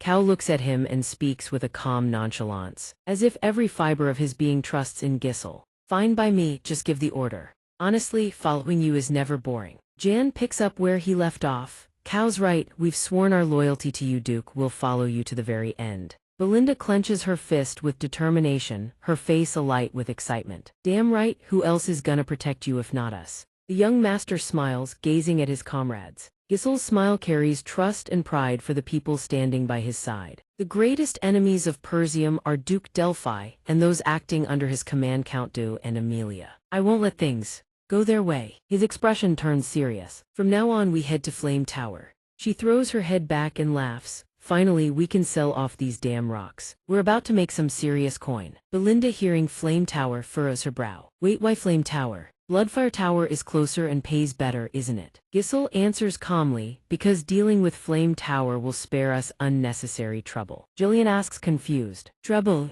Then the realization seems to hit him. I see, when transporting high-value cargo, uninvited guests are bound to show up, especially minerals. Preparing for an enemy ambush is just common sense. Belinda nods. Right, they might ambush us again just like last time. Ever since the Archmage of Bloodfire Tower became a renowned 7th Circle Grand Mage, Flame Tower has been gradually declining. Since then, selling minerals to Bloodfire Tower, the leading tower in the northern region, has become far more profitable. Flame Tower is still doing its best, but restoring its former glory is no easy feat. And yet the reason I chose Flame Tower is because of her. Flame Tower, a magnificent structure, towers into the sky, dwarfing every building they've ever seen. Alone in a vast library, a girl clutches her staff, trembling, surrounded by towering stacks of books. Her voice whispers softly, Master. She grips her staff, fingers white-knuckled around the wooden shaft, and whispers to herself, the light you spoke of,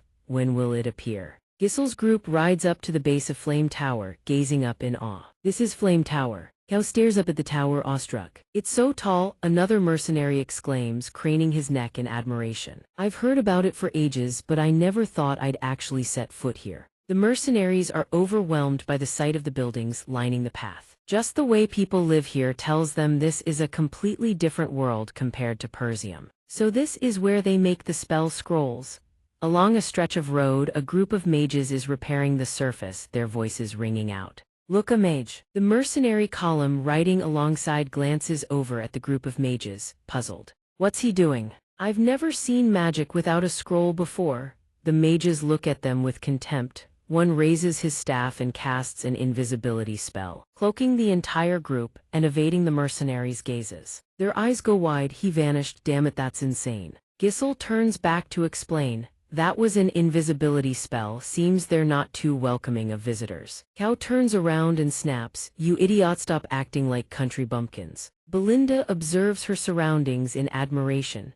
Even if it's no longer the strongest, a magic tower is still a magic tower. Jan adds from beside her, after all, the Persian region is still one of the wealthiest in the kingdom. Gisel gazes at the tower ahead, lost in thought. The exterior says one thing, but who would have guessed that a tower once at the peak of its power has fallen into such decline? With that thought, his group arrives at the tower's gate. He reins in his horse. All right, we're here. Cao beside him looks up and says, this close up, my neck's about to break. Belinda behind them also exclaims, it's so massive, just reaching the main gate takes ages. She scans the entrance, puzzled. Where are the gatekeepers? Why are these armor sets scattered all over the place? Suddenly, a gatekeeper's voice calls down from above. Stay back! A surge of green energy appearing from nowhere links the scattered iron armor pieces together. They cast a spell, assembling the armor fragments into 2 puppet sentinels standing guard at the gate. The man standing atop the gate wall controls the puppets and calls down, "Not just anyone can enter the magic tower. State your identities and purpose," the gatekeeper demands, casting a probing spell.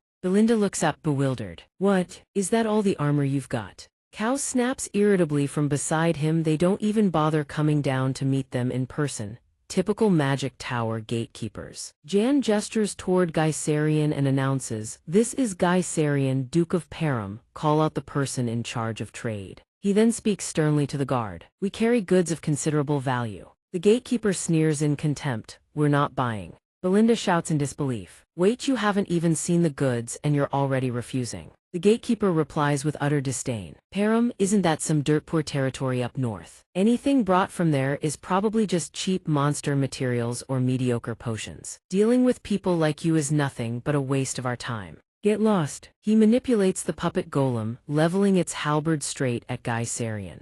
Belinda raises her fist in furious defiance. "Hey, who gave you the right to call us beggars? Get down here right now." Jan turns to Gyserion and asks, "What should we do?" "My duke." Gyserion fixes the man with an icy stare. His voice rings out cold and sharp. "Are you truly comfortable with this decision? If you're a mage, surely you know exactly what this is, don't you?" He raises the mana stone high into the air. The gatekeeper stares down in confusion. "What?" He cannot believe his own eyes. Shock seizes him. "A mana stone? Could it be that everything they've brought is?" Gyserion asks him with a raised brow, "You're really not going to buy?" After that, Gyserion's party is escorted inside and meets Sven. He bows deeply, apologizing profusely for failing to recognize such distinguished guests. "I am Sven, the trade manager of the Magic Tower. Please tell me what you require." Gyserion gestures toward the loaded wagons and declares, "As you can see, we have an enormous shipment. I need someone who can take full responsibility for this transaction, therefore, I wish to meet the Tower Master directly."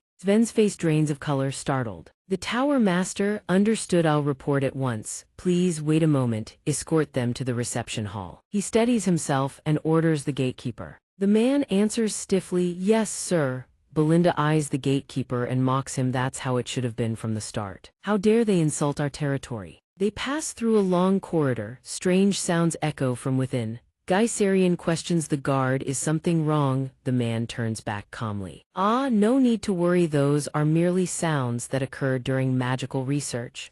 The scene shifts to the entrance of a magic research room. The door opens and there stands Vanessa, forced to her knees before Anfi and 2 low-level mages. Anfi approaches, taunting the trembling Vanessa, "Hey, I told you before, didn't I? Don't even think about setting foot in the laboratory. You can't even cast a proper spell, yet you dare occupy a spot in the research room." He looks down at her, his contempt deepening. "You dare ignore my words." The heir of the magic tower, a 3rd-rank mage. The 2 low-level mages behind him don't hesitate to pile on the mockery. "Unbelievable, a professor actually accepted her as a disciple. You should be grateful the master of the Flame Tower deigned to grant you even the tiniest corner." Vanessa's voice trembles, "But I have every right to use the research room because I am a mage." Anfi gazes down at her, eyes brimming with contempt. "Oh, is that so? Very well, then I'll call you a mage." Vanessa blinks in surprise at his words. "Then surely you should be able to block this basic attack with a defensive spell, right?" With that, he raises his hand and casts a spell, conjuring a blazing flame. Anfi faces Vanessa with a triumphant smirk. "Advance. Come on, block it with your magic if you can." Before Vanessa can even regain her composure, Anfi hurls the spell straight at her. "First your magic fireball." She raises her hand weakly, stammering each syllable as she tries to erect a barrier. As the fireball closes in, she desperately yanks her hands back and covers her head, quick as a flash. Gyserion surges forward like a bolt of lightning, shielding her with his body. He effortlessly deflects the fireball away with a flick of his sword. Witnessing the scene before them, Anfi's group and the 2 low-level mages are left utterly stunned. Anfi coldly grits his teeth, his voice laced with disbelief. "Magic research. So this is what they study at the Flame Tower." Inside the Tower Master's conference chamber, a thunderous roar echoes through the halls. "What? We're running out of mana stones." Hubert, seated in the long chair, demands answers. "Hubert, the Red Tower Master, damn it, how did this happen?" He scratches his head and mutters, "If this keeps up, the gap between us and the Blood Fire Tower will only grow wider." I told those old fossils on the board to stockpile mana stones ages ago. What the hell have they been doing all this time? He points furiously at the elders. The golden-hatted elder sighs inwardly. Every time I try to secure the supply, they claim there are better uses and push the order back. The red-hatted elder broods in silence. Instead, they waste their days fawning over nobles, buying jewelry and luxury goods. I can't endure this any longer. The green-hatted elder speaks up. Well, the mana stone shortage is one problem, but the tower master of the Blood Fire Tower is a 7th level mage, whereas ours has only just reached the 6th.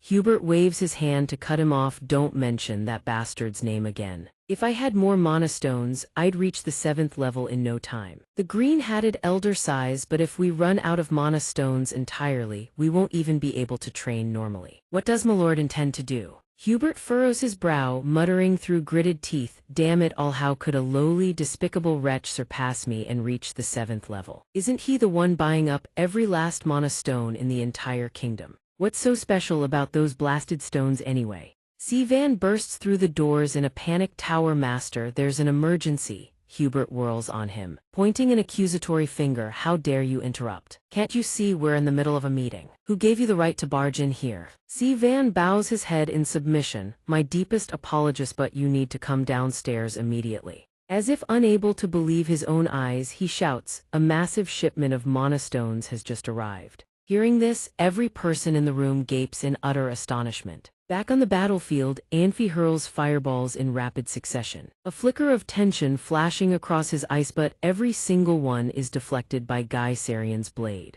Suddenly, Anfi channels every last ounce of his power into a colossal fireball, launching it straight at Guy Sarian. With a devastating swing, Guy Sarian's sword cleaves the fireball clean in two. The onlookers watching the duel stare in stunned disbelief. Anfi can hardly believe his own eyes. He grits his teeth. It's split in two. Who the hell is behind all this? Before he can even snap out of his daze, ropes materialize around him, coiling tight. Belinda appears from behind, wrenching the ropes taut around Anfi. Her voice drips with fury. How dare you attack the young master? Anfi trembles violently, stammering, Who the hell are you people? At that very moment, Hubert arrives and bellows, stop this at once. What the hell is going on here? He roars, eyes wide with bewilderment. Vanessa glances cautiously at him and calls out softly, Tower Master. Guy Sarian gives a slight nod toward Belinda, who still has Anfi bound. Release him. Belinda retracts her ropes and replies, very well. Anfi, just released, cries out in grievance. Master Hub catches him and questions him. Oh Anfi, what in the world is happening here? He buries himself into the old man's arms, playing the innocent victim. I was only trying to stop Vanessa from entering the laboratory when they suddenly attacked me.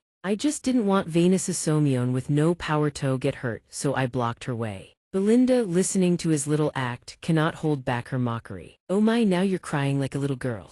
He shoots her a glare and growls through gritted teeth. I'm a boy, all right. Vanessa speaks up softly, her voice trembling with fear. I just wanted to use the laboratory. Guy Sarian glances at her, a thought flashing through his mind. Just as I suspected, I didn't misread her. A scene of raging flames erupts in his memorized seed of a nightmare. Vanessa. So even Shivan, that nightmariance, had a time like this. Hubert, seething with fury, raises his wand and conjures a ball of fire that swirls tightly in his palm. You not only infiltrated my tower, but now you dare lay hands on my disciple. I will burn you all to cindersnot, even ash will remain. Belinda grips her blade tight and asks Guy Sarian, Young master, what do you intend to do? They look quite formidable. He steps forward, calm and composed. Forgive the belated introduction. I am the Tower Master of the Flame Tower. I am the Grand Duke of the Cordium territory. Guy Sarian, I have come to trade mana stones. Hubert stands frozen, then asks again. What? Anfi startles in shock. Mana stones. Guy Sarian's expression turns grave as he speaks. I have people waiting outside the castle. Would you like to meet them now? They step outside and lay eyes on dozens of carts piled high with mana stones, all lined up before the tower. The tower master and every elder present gape in stunned silence, jaws dropping at the mountain of mineral before them. The blue-hatted elder is struck dumb with disbelief. The red-hatted elder is the first to find his voice. Where in the world did he get this many mana stones? After a long moment of observation, the yellow-hatted elder turns to Hubert and reports. Tower Master, it appears there are at least 10 carts worth of ore. What would you have us do? Hubert's expression darkens at the title. Tower Master. He gloats inwardly, laughing with unrestrained glee. We have this much mineral. This is a gift from the heavens. With this much ore I can crush that detestable Bloodfire Tower once and for all. His face practically radiates with elation, but for the sake of dignity he maintains a calm facade.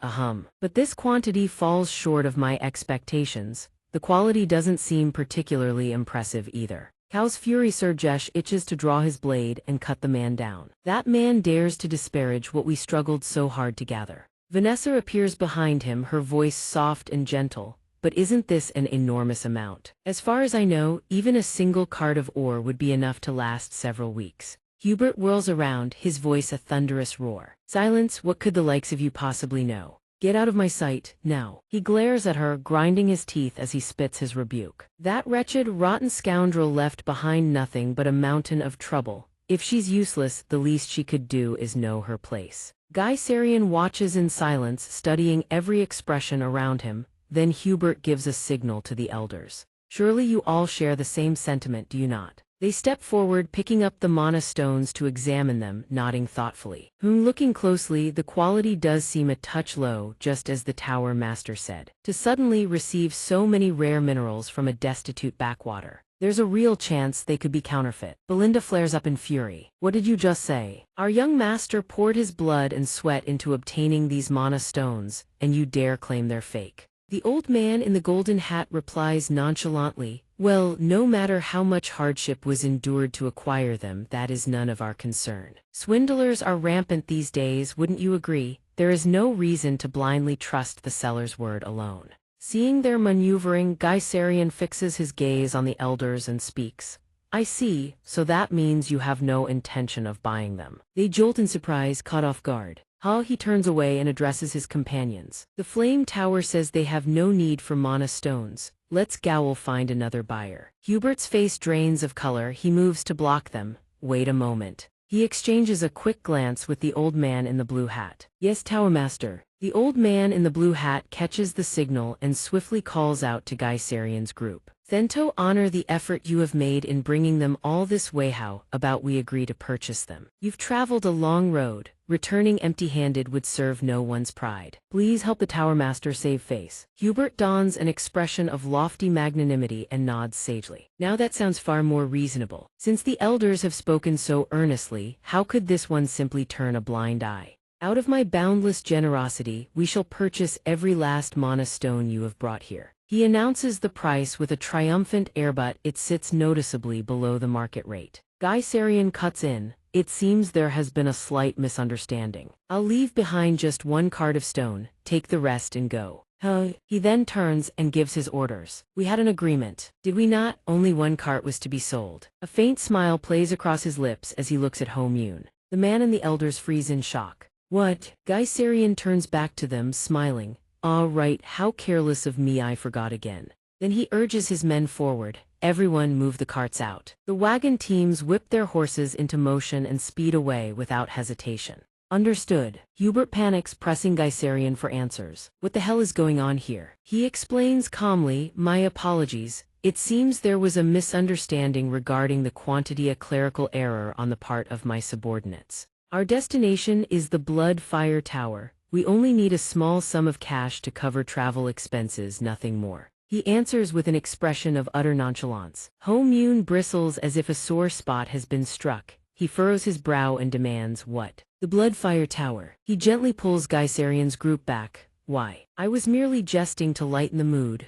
Now, no, don't be like that. Come, let us go upstairs and have a chat. The elders hang their heads, thoroughly humiliated. The Tower Master's wish is granted, and a flicker of satisfaction crosses Guy Sarian's face. He nods in acceptance. Very well, let it be so. Gissel's group is invited into the meeting room. Hubert begins the introduction. Snow, allow me to introduce the elders of Flame Tower. All of them are mages who have reached the 5th circle. He gestures toward the 4 elders sitting in stiff, dignified silence.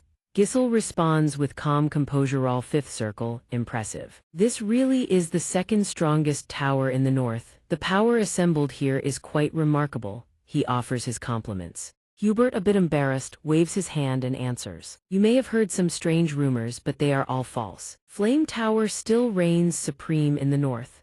Giselle smiles and replies, sure, let's go with that, it doesn't really matter to me either way. Belinda is puzzled. Young master, you're provoking them for absolutely no reason. Is this really a good idea? Jan reassures her from behind, knows what he's doing, just let him handle it. Hubert waves everyone back on topic. Enough chit-chat. How much are you selling those stones for? I guarantee that if you go elsewhere, you won't even get their fair value. Giselle casually holds up 2 fingers and offers double the price. We need double the market rate. He is dead serious. Hubert scoffs, his face twisting in disbelief. Double. You clearly don't understand how the world works. That's not how business is done. I don't know who taught you to trade, but they got everything wrong, didn't they? He waves his hand, signaling let's negotiate. Don't just set your own terms like that. Giselle responds bluntly, believe Flame Tower can afford to pay double. The blue-hatted elder frowns and speaks up. Do you even know where you are, pulling a stunt like this? The green-hatted elder is outraged. Do you think Flame Tower is some kind of joke?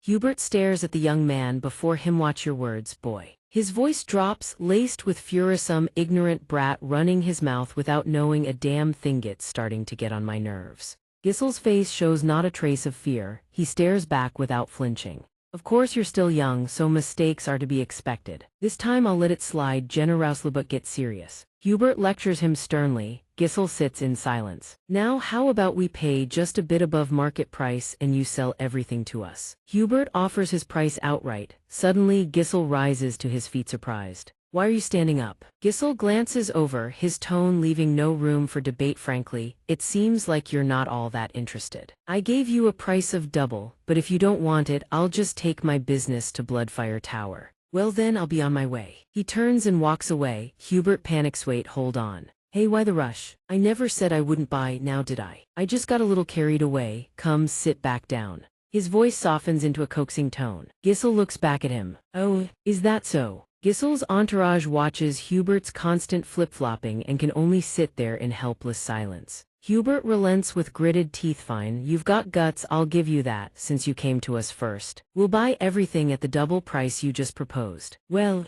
satisfied now? Giselle turns back, looking pleased. Fine, we'll sell at double the market rate. His expression is serious, but only 1 cartload. The green-hatted elder is stunned. What? Hubert's face goes pale as he asks, his voice barely steady. What did you just say? You have to sell everything you brought today, don't you? Giselle sits back down and explains with calm composure. If word gets out that you bought at double price, Bloodfire Tower might offer triple. So why would we sell everything here for just double? Hubert's expression grows even darker. Triple, this brat keeps toying with us. I'm running out of patience. Hearing this, Giselle stands up again and turns to leave. Goodbye, Hubert shouts in alarm. Wait. Fine, hold on, I'll buy everything at triple the price. He makes the decision, utterly cornered. A smirk of triumph crosses Giselle's face. Having achieved his goal, he returns to his seat and sits down. Now we're speaking the same language, truly the top mage tower in the north. Hubert quickly rises, afraid Giselle might change his mind. He points at him. Stay right there, I'll go get the money immediately.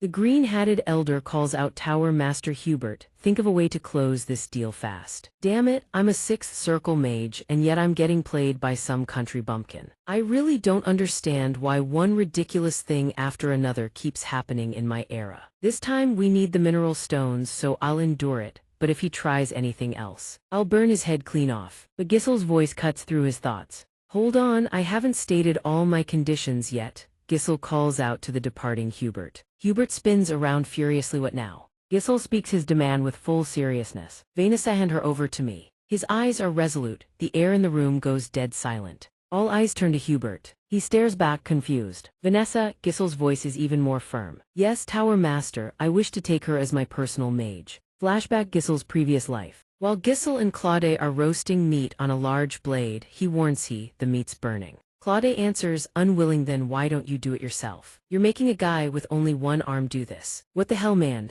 Giselle clenches his fist. What did you just say? Claude quickly changes his tune. Nothing, sir, nothing at all. Claude shifts the topic with a look of genuine interest. But hey, Captain Giselle, have you heard about the Red Nightmare, Vanessa? Giselle turns to him, wanting to know more. The Red Nightmare. Claude relays the information he has gathered. I've been picking up some intel lately. It's actually quite the story. You know, the female mage who burned all of northern Lutania to the ground. An image appears a woman in a white dress standing in the middle of a sea of flames. Claude continues that woman has reached the seventh circle. Seventh circle. Gisel sips his drink, responding with indifference. Seventh circle in Red Nightmare sounds pretty impressive. He pauses. But so what? Claude swings the hook on his right hand and speaks up excitedly. I hear she completely lost control. She's a mage, but she went and learned mana cultivation instead.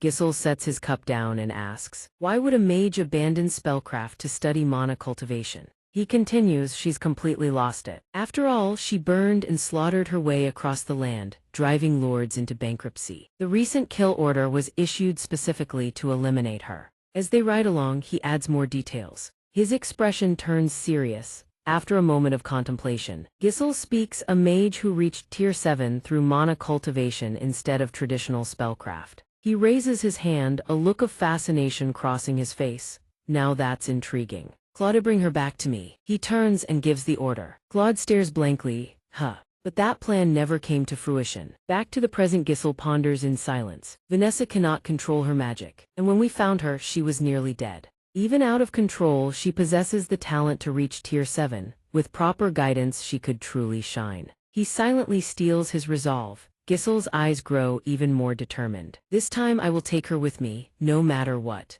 Jan strokes his beard thoughtfully. You're talking about that girl from earlier, sir. Cao stands there looking puzzled. She didn't look particularly strong. Belinda steps closer and whispers, if you plan on taking someone along, you should at least give me a heads up, young master. The elders deliberate with Hubert. This is perfect, actually. Indeed, quite perfect. She's nothing but dead weight. Why not use this chance to hand her off? Taking care of her this long has been enough to maintain our relations with NATO, hasn't it? He steps forward and addresses Gisel. Well, Vanessa is one of the most talented mages of the Flame Tower. She will certainly be willing to serve your magic tower. Gisel cuts in. Furthermore, I need combat mages of Tier 3 and above dispatched to Persium. We need mages for the territorial wars. The air in the meeting room grows tense. The elders gasp in shock. Territorial war. He raises his hand, signaling. Gisel speaks. Triple the market rate, dispatch Tier 3 mages and above to Persium for 1 year, and hand Vanessa over as my personal mage. Those are my 3 conditions for the mineral sale. The tension in the room thickens.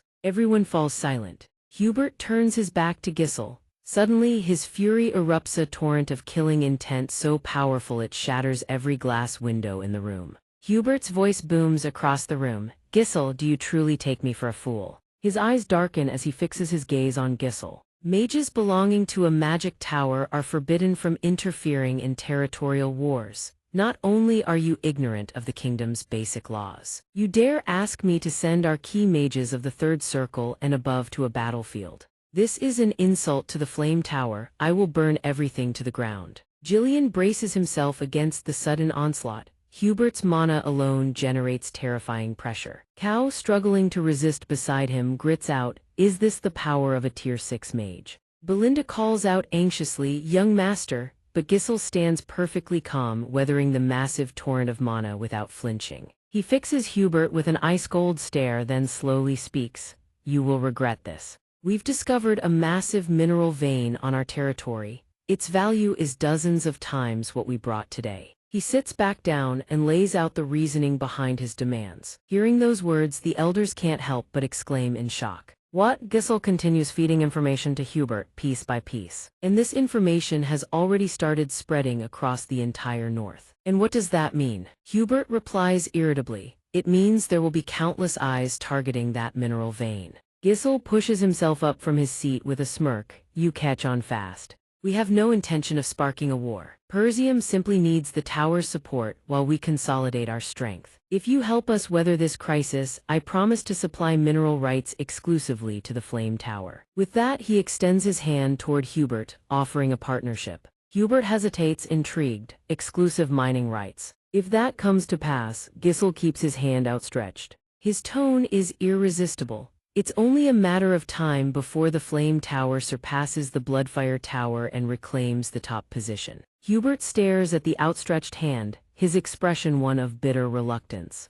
He grits his teeth. Finally, he makes his decision, reaching out and seizing Gisel's hand in a firm grip. The deal is sealed. Hubert strides over and claps in Phil on the shoulder. It's settled in Phil. The young man freezes in shock and fear. Tower Master, there are plenty of other mages, why me? Hubert softens his voice to comfort him. Don't misunderstand. I'm appointing you the greatest genius in the history of the Flame Tower as Commander-in-Chief, for the sake of our future. And Phil perks up with interest. The greatest genius in history. Hubert explains calmly, this experience will prove invaluable when you become Tower Master. Keep a close watch to ensure those country bumpkins don't smuggle any minerals. If a territorial war actually breaks out, don't fight. Withdraw immediately. Understood. Just endure 1 year. In just 1 year, our tower will surpass the Bloodfire Tower and reclaim the #1 position. He falls silent for a moment, then his eyes light up with excitement.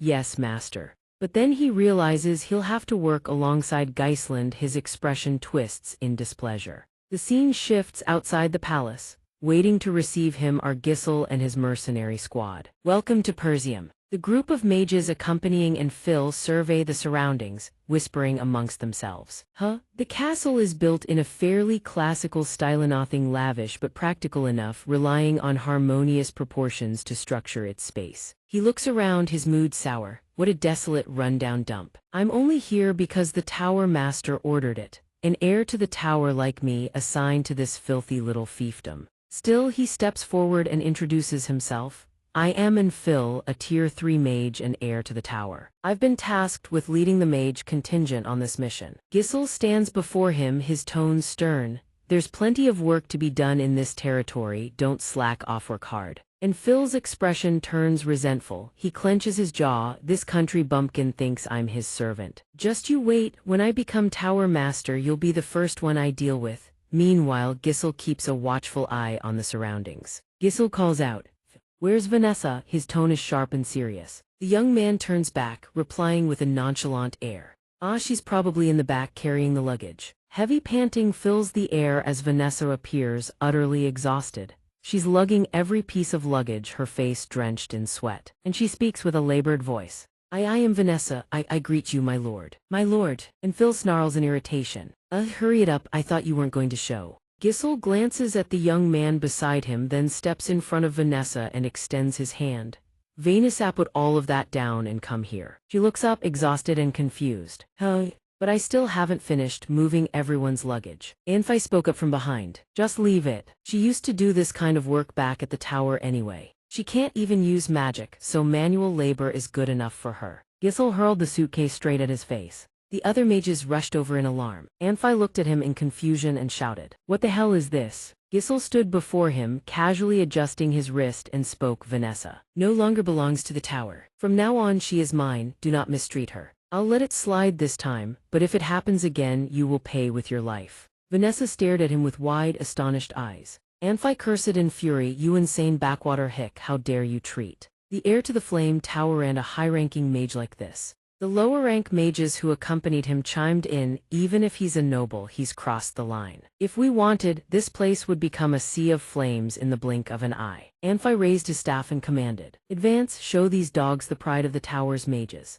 Gisel merely snapped his fingers, swish. Fully armed soldiers closed in around the group of mages. They cried out in bewilderment, what is this? How can these barbarians? What kind of territory dares point weapons at mages? Anfei shouted in alarm, we are mages, treat us with the respect we deserve. Gisel responded with utter boredom, shut up. No matter how you're treated, a contract is a contract. I have secured command over all of you for 1 year through a legally binding agreement with the Tower Master. I have also obtained exclusive mineral vein supply rights. If the contract is broken by your actions, who do you think the Tower Master will side with? He spoke softly, dripping with sarcasm. Anfei was struck speechless, stammering. Your role in Persium is nothing more than a backup mana supply. If you want better treatment, then fulfill that role properly. He ground his teeth in fury. A backup mana supply. You dare call me a backup mana supply? Gisel turned to leave and called out to Jillian. Cow, show them where they stand. Cow cracked a wicked grin, buzzing with excitement. You precious little scholars have been living too comfortably up in your tower, haven't you? Jillian chimed in eagerly, make sure to teach them how to adapt to our territory. Anfei's face went pale, consumed by fear, you uncouth barbarians.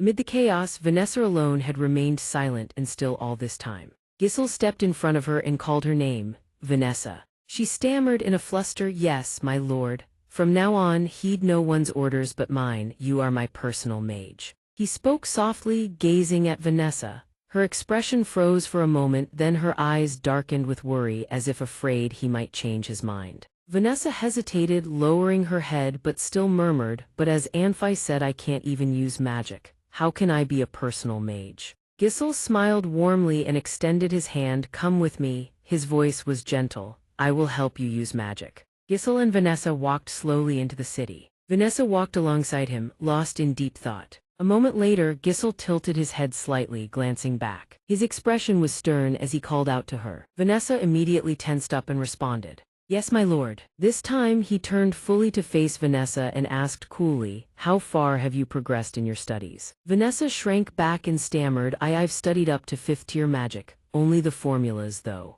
Gisel's lips curled with interest upon hearing the level, 5th tier, huh? Impressive. Vanessa stood in silence, staring at him blankly. Then she suddenly lowered her head and sighed sadly. "But it's all useless because I can't use magic." Gisel continued to calmly inquire, "Is there a specific reason you can't use it?" Vanessa clutched her staff tightly and hesitantly explained, "Ever since I was young, I've never been able to sense mana. Even so, I believed that one day I would be able to use magic, so I worked incredibly hard. But the more I studied, the more I felt I would never be able to use it. And now, even the teacher who once mentored me has passed away. Is that why I've been abandoned like this?" Across from her, Gisel pressed his lips together and watched Vanessa in silence, saying nothing. He simply stood there observing her. In his eyes, Vanessa's entire body was enveloped in an eerie blue glow.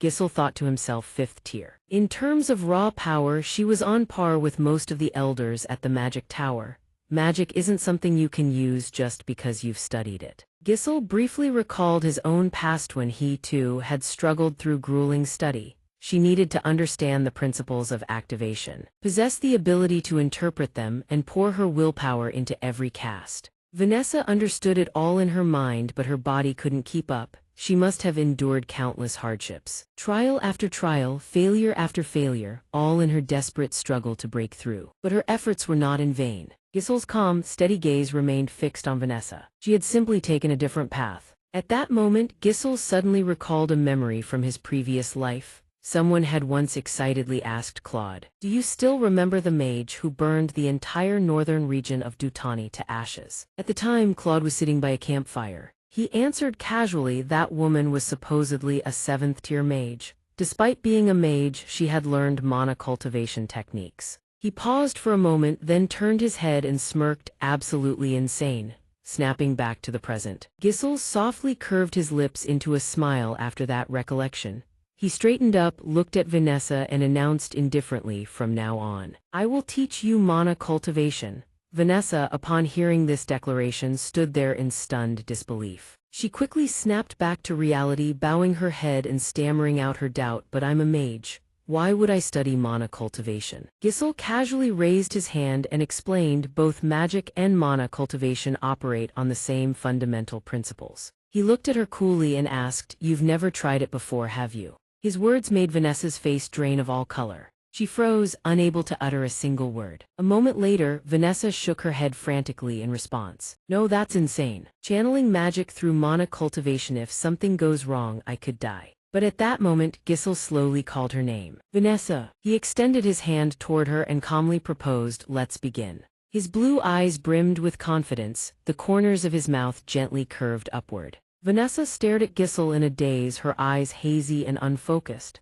Then, slowly, she reached out her slender hand. Vanessa looked down at her own hand, her heart filled with doubt. "Can I really use magic?" she wondered. A moment later, she clenched her fist tightly with fierce determination and accepted his offer. Not long after, Gisel sat cross-legged on the ground. Vanessa knelt down in front of him, her mind still racing. "If only I could use magic." Vanessa tilted her head, reached up and tugged at her collar, loosening it. Then she slowly untied the laces at her back, revealing a stretch of fair, smooth skin. Gisel gazed at Vanessa intently, his expression solemn. "In a past life she had eyes just like yours. Regret, rage, hatred." She had wielded power beyond her limits and fallen into an endless spiral of ruin. She had learned mana cultivation techniques from Onkim Nanon Gidden, becoming a catastrophe consumed by primal instinct burning everything in her path. But this time I am here to keep her from falling into that abyss again. Gisel raised his hand. A brilliant azure light erupted in an instant. I reach out and take her hand. Gisel gradually channels that blinding blue light into Vanessa's body. A brilliant azure stream of power flows from his hands, slowly merging into every vein coursing through her. That stream of power spreads throughout every corner of her body. 2 blue veins bulge from Vanessa's neck up to her face. She grits her teeth, groaning and screaming through clenched jaws. The light envelops Vanessa's entire body. She throws her head back, mouth open, crying out, "It burns." At that moment, Gisel behind her suddenly shouts a stern warning, "Shut your mouth." The mana flow is destabilizing. His brows furrow tight, his blue eyes brimming with resolve. Gisel opens his mouth and bellows his command. "The mana inside you is mine now. Do not lose that sensation." The brilliant blue light flows through every one of Vanessa's blood vessels. She shuts her eyes tight, pressing her lips together in silence. Gisel's voice still echoes in her ears. "Focus, feel the mana flow as intensely as you can." The mana flow gradually seeps into every corner of her body. That fervent power merges into every blood vessel, surging straight into Vanessa's wildly pounding heart, winding through every nook and cranny of her body, pulling it all toward the center. Then Vanessa's eyes fly wide open. Blazing blue light erupts from their depths and a brilliant azure radiance bursts forth, engulfing both Gisel and Vanessa. She tilts her face upward, her entire body going rigid, frozen in place. Vanessa seems to plunge into the past, the time when she was small, peering blankly through a crack in the door. Hearing angry shouts ring out from inside, "Are you saying you'll cut off her support? Do you even realize what you're saying?" Inside the room, John was shouting at Hubert, who sat silently in his chair. "Vanessa is truly talented. Without that child, would we have ever proven the theory of converting mana particles into spells?" But Hubert remains seated, turning his face aside with an irritated expression, and explains, "I acknowledge that, but even so, something just feels wrong. Can you see that? Donghua." Little Vanessa stands frozen before the door, stunned, listening to Hubert's justification. No matter how intelligent she is, if she can't use mana, can she really be called a mage? John's voice still echoes out from beyond the door. "Hubert, what the hell are you talking about?" Hubert, refusing to yield, raises his voice and emphasizes once more. "I'm saying no matter how smart she is, if she can't wield mana, it's all pointless." And outside the door, behind little Vanessa, stands the silhouette of Vanessa as an adult. Adult Vanessa stands motionless, gazing impassively at her younger self. She whispers, "That's me, as a child." The scene suddenly shifts. She sees a young girl hugging her face, crying before Donghua. "I'm sorry, Master Donghua, if only I had a little more talent, you wouldn't have had to leave the magic tower." He gently places his hand on little Vanessa's head, speaking softly to comfort her, "I'm not leaving the magic tower. I'm just setting out to find a way to help you wield mana." The sky at that moment was impossibly clear and blue. Master Donghua ruffled little Vanessa's head and gave her his parting words. "Look up at the sky." Vanessa recalls the dark days she once endured, her voice heavy with sorrow. There is no place in this world where darkness lasts forever. And then she suddenly recalls the words her Master Donghua once told her. "I promise you." At that very moment, a slender yet resolute hand extends toward her. Master Donghua's words still ring in Vanessa's ears. "One day, the light will surely come for you." And Trulisomion, carrying that light, has reached out a hand toward her. That person is Gisel. A brilliant radiance emanates from behind him. His face is cold yet utterly resolute as he extends his hand to Vanessa. Her hair billows in that warm glow. Vanessa stares blankly at Gisel, then she slowly reaches for his outstretched hand, her voice choked with emotion. "Master, you were right." The instant their hands touch, a blinding radiance erupts, engulfing everything. Back in reality, Vanessa lies collapsed on the ground. Her abdomen still emits a gentle blue glow. Even for her, the light has come. Elsewhere, a starlit night blankets a wooden cabin still burning with lamplight. Inside, a towering white-haired figurine of Victor's malevolently assaults a soldier. A panicked voice cries out, "This lunatic has already taken down 4 of us. What kind of monster is he?" The tall white-haired man, having floored 4 opponents, waves his hand arrogantly. "Come on, you weaklings. You think you can cut me with those metal toys?" The moment he finishes, another sword-wielding soldier charges in furiously, shouting with contempt, "Don't make me laugh." The white-haired man stomps forward and snatches the charging soldier's sword arm with ease, then violently slams him to the ground. Another soldier seizes the opening and rushes in with sword raised to strike from behind, but the white-haired man spots him instantly. He smirks with contempt, glances at the newcomer, then grabs the arm of the soldier he just pinned and hurls him bodily into the one charging from behind. Both soldiers slam through the wooden wall with a kaboom and fly straight outside. Inside, the white-haired man dusts off his hands, casually glancing at the two groaning figures sprawled outside. He sneers, pathetic, "I haven't even warmed up and you're all already down." A soldier standing inside the room grins and praises him, as expected of the hero, the greatest warrior of our era. Another soldier sniffs and adds, "These maggots dare crash our party." Then they both declare arrogantly, "No one around here can stop us." Thud! At that moment, someone seated inside suddenly slams their cup down hard on the table. Nightfall at the cabin, its lights still burning. Beneath the starry sky, a figure lies flat on the green grass along the slope below the cabin. From above, someone slowly approaches. The figure wears a helm that fully conceals their face. They stop at the edge of the slope and call down to the man lying below. "How goes your training, sir?" The man lying in the grass asks flatly, "What do you want?" The helmed figure announces coldly, "A mobilization order from the Count." He gazes down at the man lying in the grass and speaks a name. "Lord Victor." Victor lies in the grass in silence, saying nothing. A moment later, he reaches out and grabs the iron helm beside him. Then Victor slowly places the helm on his head. He shoulders a fishing rod and strides, step by step, into the cabin. Inside, the cabin is already packed with soldiers and that powerful white-haired man. Beneath the helm, Victor's eyes flash with a sharp, dangerous gleam. He remarks coldly, "I'm bored to death." Meanwhile, Lord Ganter sits in deep contemplation at the long table. He hangs his head, his trembling hand clutching the letter. The message reads, "My son Gilmo has been slain by Gisel of Persium. I will have my revenge." Lord Ganter closes his eyes and reluctantly orders the mobilization of troops. He speaks in a low, somber voice, "This is a declaration of war." Jian shouts furiously, "Those bastards have clearly lost their minds. They claim the Grand Duke Gisel killed Gilmo." He roars, a fabricated excuse to wage war. "They need to be taught a lesson. Who could have predicted they'd turn on us like this? We've been part of the Northern Alliance for years. For heaven's sake, what do they hope to gain by going to war with us?" Ganter has remained silent from start to finish until a sudden voice snaps him awake. The ground is trembling. Gisel continues calmly, "Didn't you say, father, that our two subordinates went to Diga as ambassadors while I was at the Magic Tower? They must have leaked internal intelligence about our territory." The counts shout in shock, "Our subordinates have betrayed us. What grounds do you have to say something so reckless?" Ganter lowers his head in deep contemplation.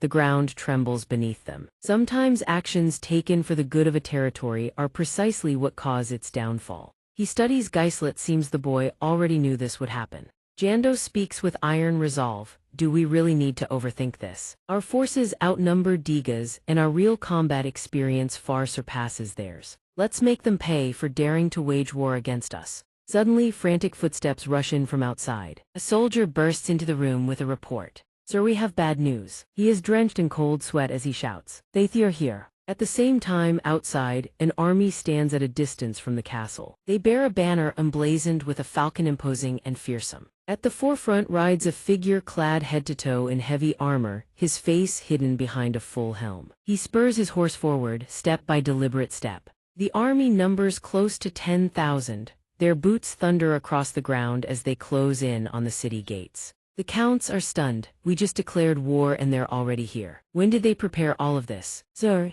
Urgent reports from scout units ring out in rapid succession. Confirmed, approximately 6,000 armed soldiers. An additional 1,000 troops identified as a supply unit confirmed to carry multiple siege weapons. They've already begun deployment. Anu shouts in alarm. "Tando, what the hell is going on? How can a force this massive even exist? Their empire is as dirt poor as Persium. How could they possibly mobilize an army this enormous?" Jando rebukes him sharply. "This is exactly why I told you not to reduce our forces before." Ganter's voice cuts through the chaos like a blade. "Calm down, all of you." He barks orders without hesitation. "Arguing among ourselves only slows our response. Every soldierman the walls, now. Thames speaks in a leisurely tone. Come, Victor, I have business to discuss with my dear kinsman in beloved Persium. At the same time, atop the walls, Ganter's voice thunders across the field. This is how you treat your brother. What manner of treachery is this? Thames rides forward. His horse advances at a slow, deliberate pace.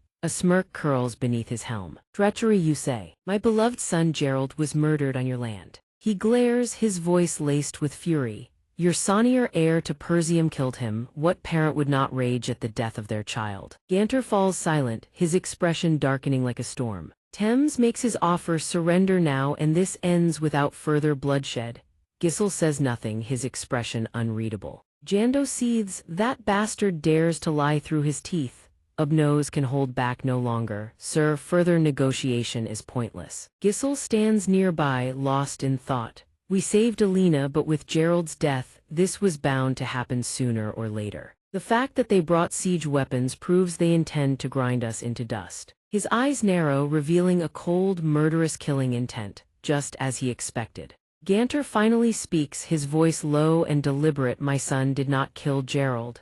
He fixes Thames with a steely glare. That is my only answer. If you value your life, then leave this place. Thames meets the old man's gaze and freezes. Cold sweat beads across his brow. Victor, standing beside him, thinks to himself, so this is Ganter's spirit. No wonder he's held the north for so long. Thames exhales slowly, forcing himself to regain composure. As expected of the northern wolf, he murmurs. I wonder how much blood will be shed for your foolish decision, brother. Brother, he turns his horse to leave, but not without a final parting warning. Don't regret this later. Ganter pung. The sound of hooves fades into the distance, but the grim expressions on those standing atop the city gates remain unchanged. Jando pleads urgently, brother, give me full command of the troops. They're nothing but a ragtag mob with sloppy training. I'll wipe them clean off the field. Hamejun and Ubnose immediately intervene in panic. Have you lost your mind? No matter how strong you are, the numerical gap is far too great. One defeat in Persium is finished. Jando shouts furiously, but we can't just sit here and do nothing, can we? The three of them erupt into a heated argument. What if we request reinforcements from the other territories? Can we hold out until help arrives? Worst case scenario, we abandon the city and fall back to the northern fortress. Ganter shuts his eyes tight, thinking to himself, too much chaos, I can't think straight. He finds it utterly baffling, a sudden declaration of war, yet they came fully prepared. And that number of troops, Diga could never have the resources for this. Who is backing them? Ganter is at a loss. What should I do? Giselle, standing nearby, suddenly speaks up.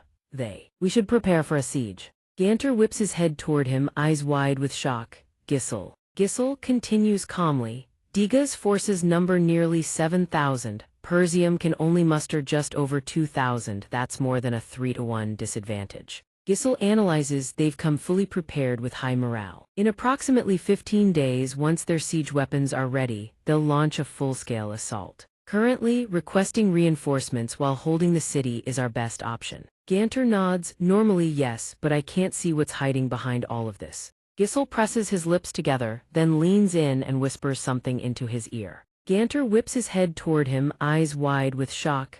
Giselle steals his resolve. 15 days before the battle. Our last chance, I will pour everything into turning the tide. Scene change, a war room inside the mercenary camp. Jan sits with his eyes closed, silent in thought. Cal leans back with a look of sheer boredom. Belinda speaks first, so the war has truly begun. Giselle confirms immediately. It has. He speaks in a calm, measured tone. I'll tell you both what needs to be done. Moments later, a shocked scream echoes through the castle. A surprise attack. Giselle speaks in a low, steady voice. Before they march, we strike their supply line, cut off their provisions, and waging war becomes impossible. Belinda asks, confused. But how? The area in front of the castle is already occupied by enemy troops, too many eyes watching. Whatever we try, they'll spot us instantly. He calls out softly, Cow Jillian. They respond immediately, yes sir. Cow speaks in a calm, measured tone. As per your orders, we've prepositioned our troops at the Beast Forest outpost. If needed, they can hide within the woods. Detection is unlikely.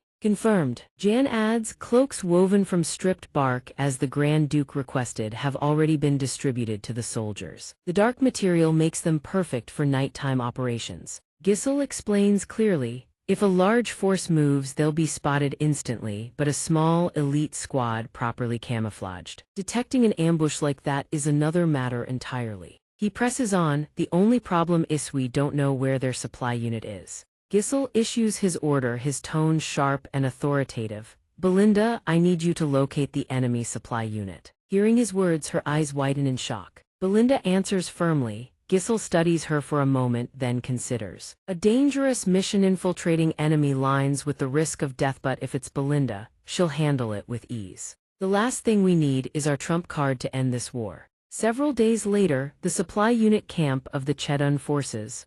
A former vassal of PJUM commands the logistics division. Barbu gleefully raises his wine glass, shouting with excitement. The war's finally started. Soon enough, even a lifelong retainer like me will finally get some land of his own. He clinks glasses with the man across from him and continues enthusiastically. Joining their side was the right call. Thanks to their reinforcements, I get to sit pretty in the rear. The other man quickly responds, all thanks to your wise decision, my lord. Barbu laughs smugly, good riddance. Gideon, soon enough, a piece of that land will be mine.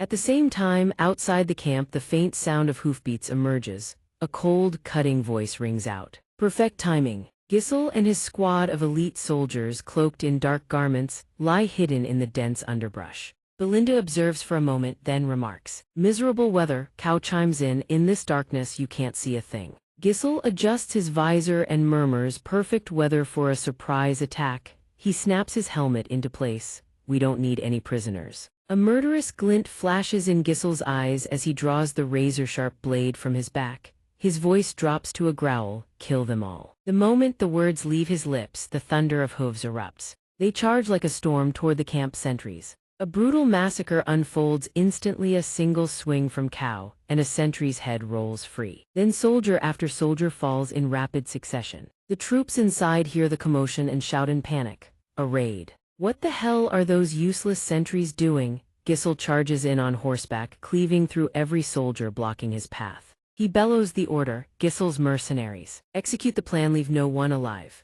The words ignite a deafening war cry that shakes the entire forest. A soldier sprints in to deliver his report. Count Barbu, emergency, we've been ambushed. Barbu roars in fury. I can see that. What the hell are those sentries doing? Drenched in cold sweat, he forces himself to stay calm and barks out orders. We still have 1,000 men, don't panic, hold the line. The soldier hesitates before speaking. The problem is over 70% of our forces are already down. Gisel's army attacks like a raging storm, relentless, merciless, cutting down enemy soldiers without pause. Gisel himself is the most devastating of all. Every strike is clean, efficient, no wasted motion, severing heads with a single blade. Barbu watches the carnage, frozen with terror. He shrieks in desperation, run, at this rate I'll lose my head, forget the damn land. The moment the words leave his mouth, a razor-sharp arrow buries itself deep into his throat. In an instant, the man collapses to the ground. Belinda materializes from the shadows and speaks, utterly composed. Fancy meeting you here.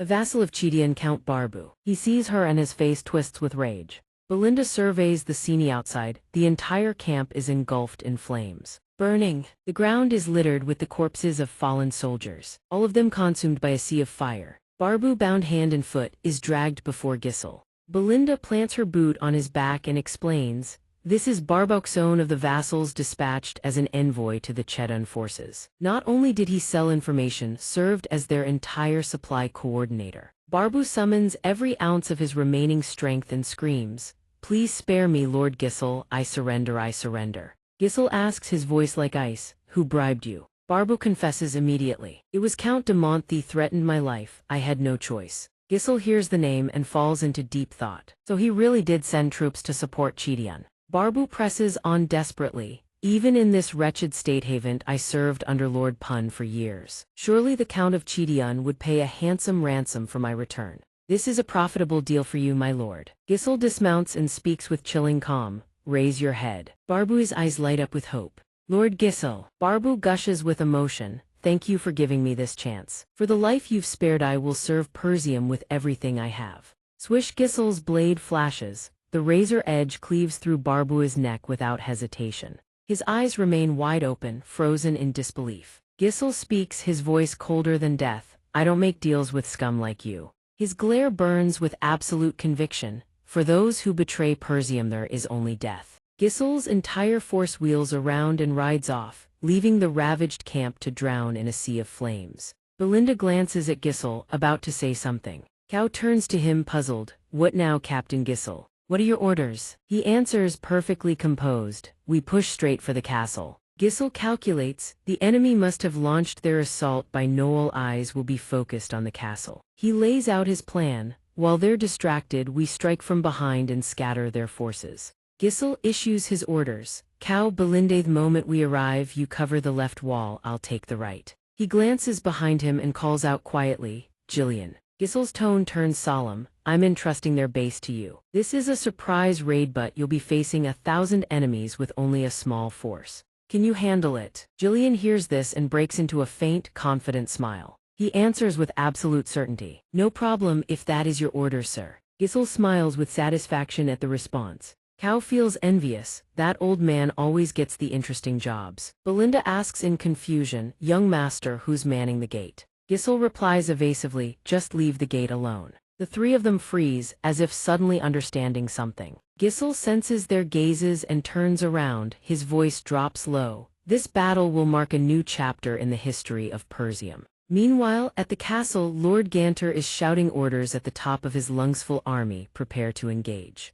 Before his words fade, a volley of catapult fire slams into the gate wall. The fortification takes damage. Jan quickly takes command, ordering return fire to keep them at bay. The enemy forces begin raising siege ladders against the walls. The soldiers shout in panic, they're scaling the walls, there are too many of them. Lord Ganter charges in with a roar switch to close quarters combat. His face is stern as he barks his orders. Under no circumstances are they to lose the wall. At that same moment, down below the castle, Thames spreads his arms wide and lets out a laugh full of arrogance. He claps his hands in excitement. How exhilarating, he doesn't even need to look to know. This battle is as good as won. He signals Victor standing by the catapult, ordering a second volley. Crush them as fast as possible. Victor watches and ponders, so this is how Langbach ends. He had harbored a sliver of hope. But Lord Ganter is fighting tooth and nail against the berserker soldier. He and Jan are quickly surrounded by a ring of enemy troops.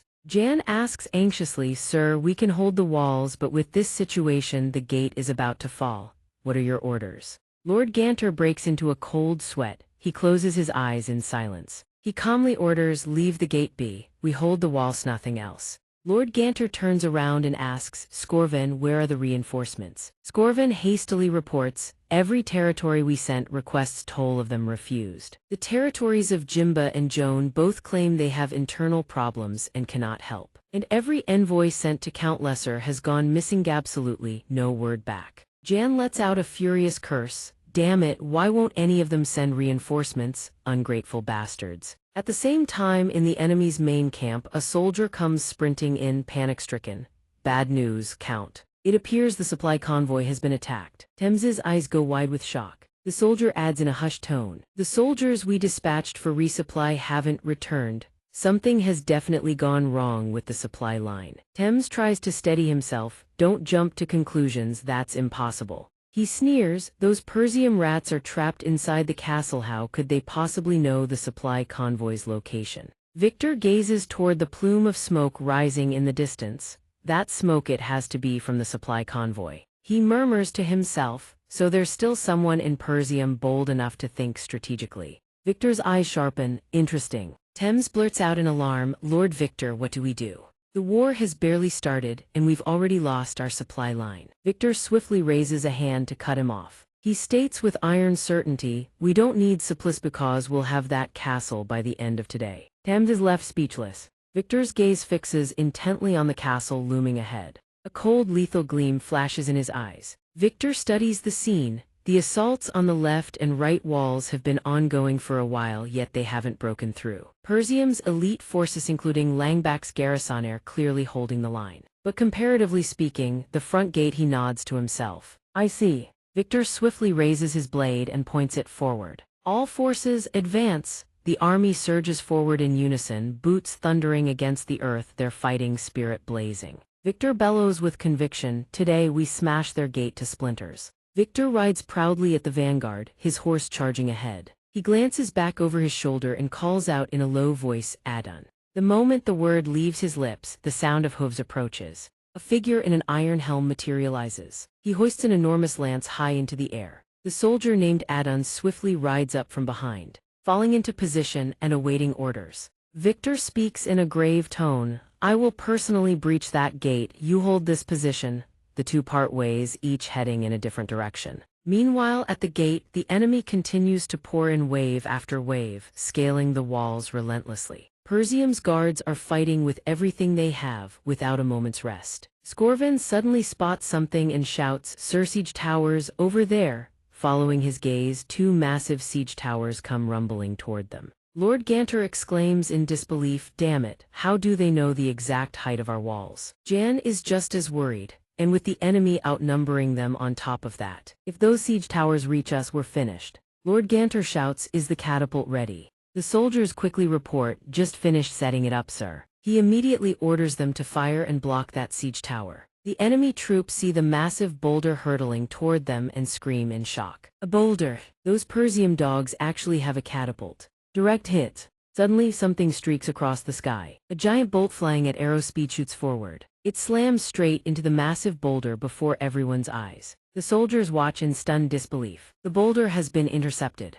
Everyone is seething with fury. Who the hell did that? Lord Ganter suddenly recognizes someone. He looks down at Victor standing below the gate. Don't tell me. Victor slowly reaches for the hilt of the greatsword on his back. His voice dripping with contempt. Futile. You Persium scum, no matter how you struggle, defeat is inevitable. He gives his order with absolute finality, bring the battering ram forward. The men throw their weight behind the massive ram, surging straight for the gate. In an instant the gate shatters, enemy troops flood through the breach. Sir. The pounding of the siege grows more violent with every passing second. Lord Ganter's face drains of color, he silently calls out to Giselle. The gate is being hammered relentlessly by that battering ram. Meanwhile, in another part of the castle, the mages sit bound hand and foot, arranged in a circle around a magic circle. One of them erupts in rage. Let us go, you wretched commoners, Anfi roars, we're mages, we have nothing to do with this pathetic land grab. Fusser responds calmly, this is the young master's order, please remain composed.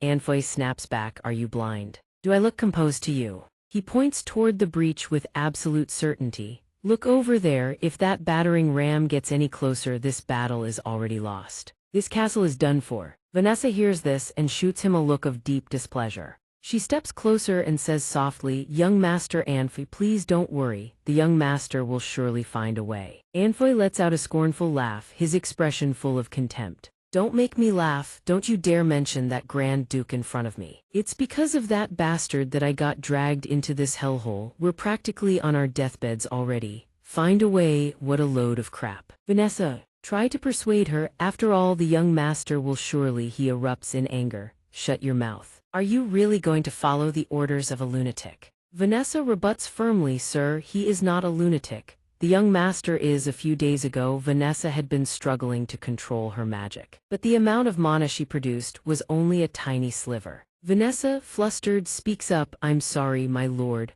I've finally learned how to channel mana, but for now this is all I can manage. Giselle smiles gently to reassure her. It's fine, as long as you can use mana now, that's enough. The mana deficit will accumulate gradually over time. Follow me, I have something I want to show you. With that, he leads her to a spot where dozens of mages are busily burying something, their faces flushed with effort. Every single one of them is panting heavily, drenched in sweat. Vanessa watches and thinks to herself, burying rune stones. A sudden voice rings out, Grand Duke. She flinches in surprise and shouts in protest, why are you making our mages dig holes like laborers? Don't you have soldiers to do this kind of work? If you're trying to hide the rune stones, why not just move them outside the castle? A burly soldier immediately rushes over and locks N in a headlock. No talking on the job, and still struggles to yell, all of you. Vanessa feels utterly bewildered. My lord, what is this? Giselle answers softly, this is preparation. He explains patiently, in warfare, the simplest and most effective tactic is to overwhelm with numberstow, crush the enemy with sheer superiority. No matter how hard we try, we can't withstand their endless onslaught. The city gate will break. But that doesn't mean there's no way to win. Vanessa listens in silence, not saying a word. Something clicks, she asks, you mean? Vanessa grips her staff tightly, wondering to herself, can I really do this? She doesn't overthink it. She slams her staff into the center of the magic circle. Instantly, a powerful surge of energy radiates outward. And gasps in disbelief, that magic circle impossible. He shouts in shock, mana channeling. Vanessa's eyes burn with unwavering determination. She recalls Gissel's words of encouragement. She can do this, Vanessa.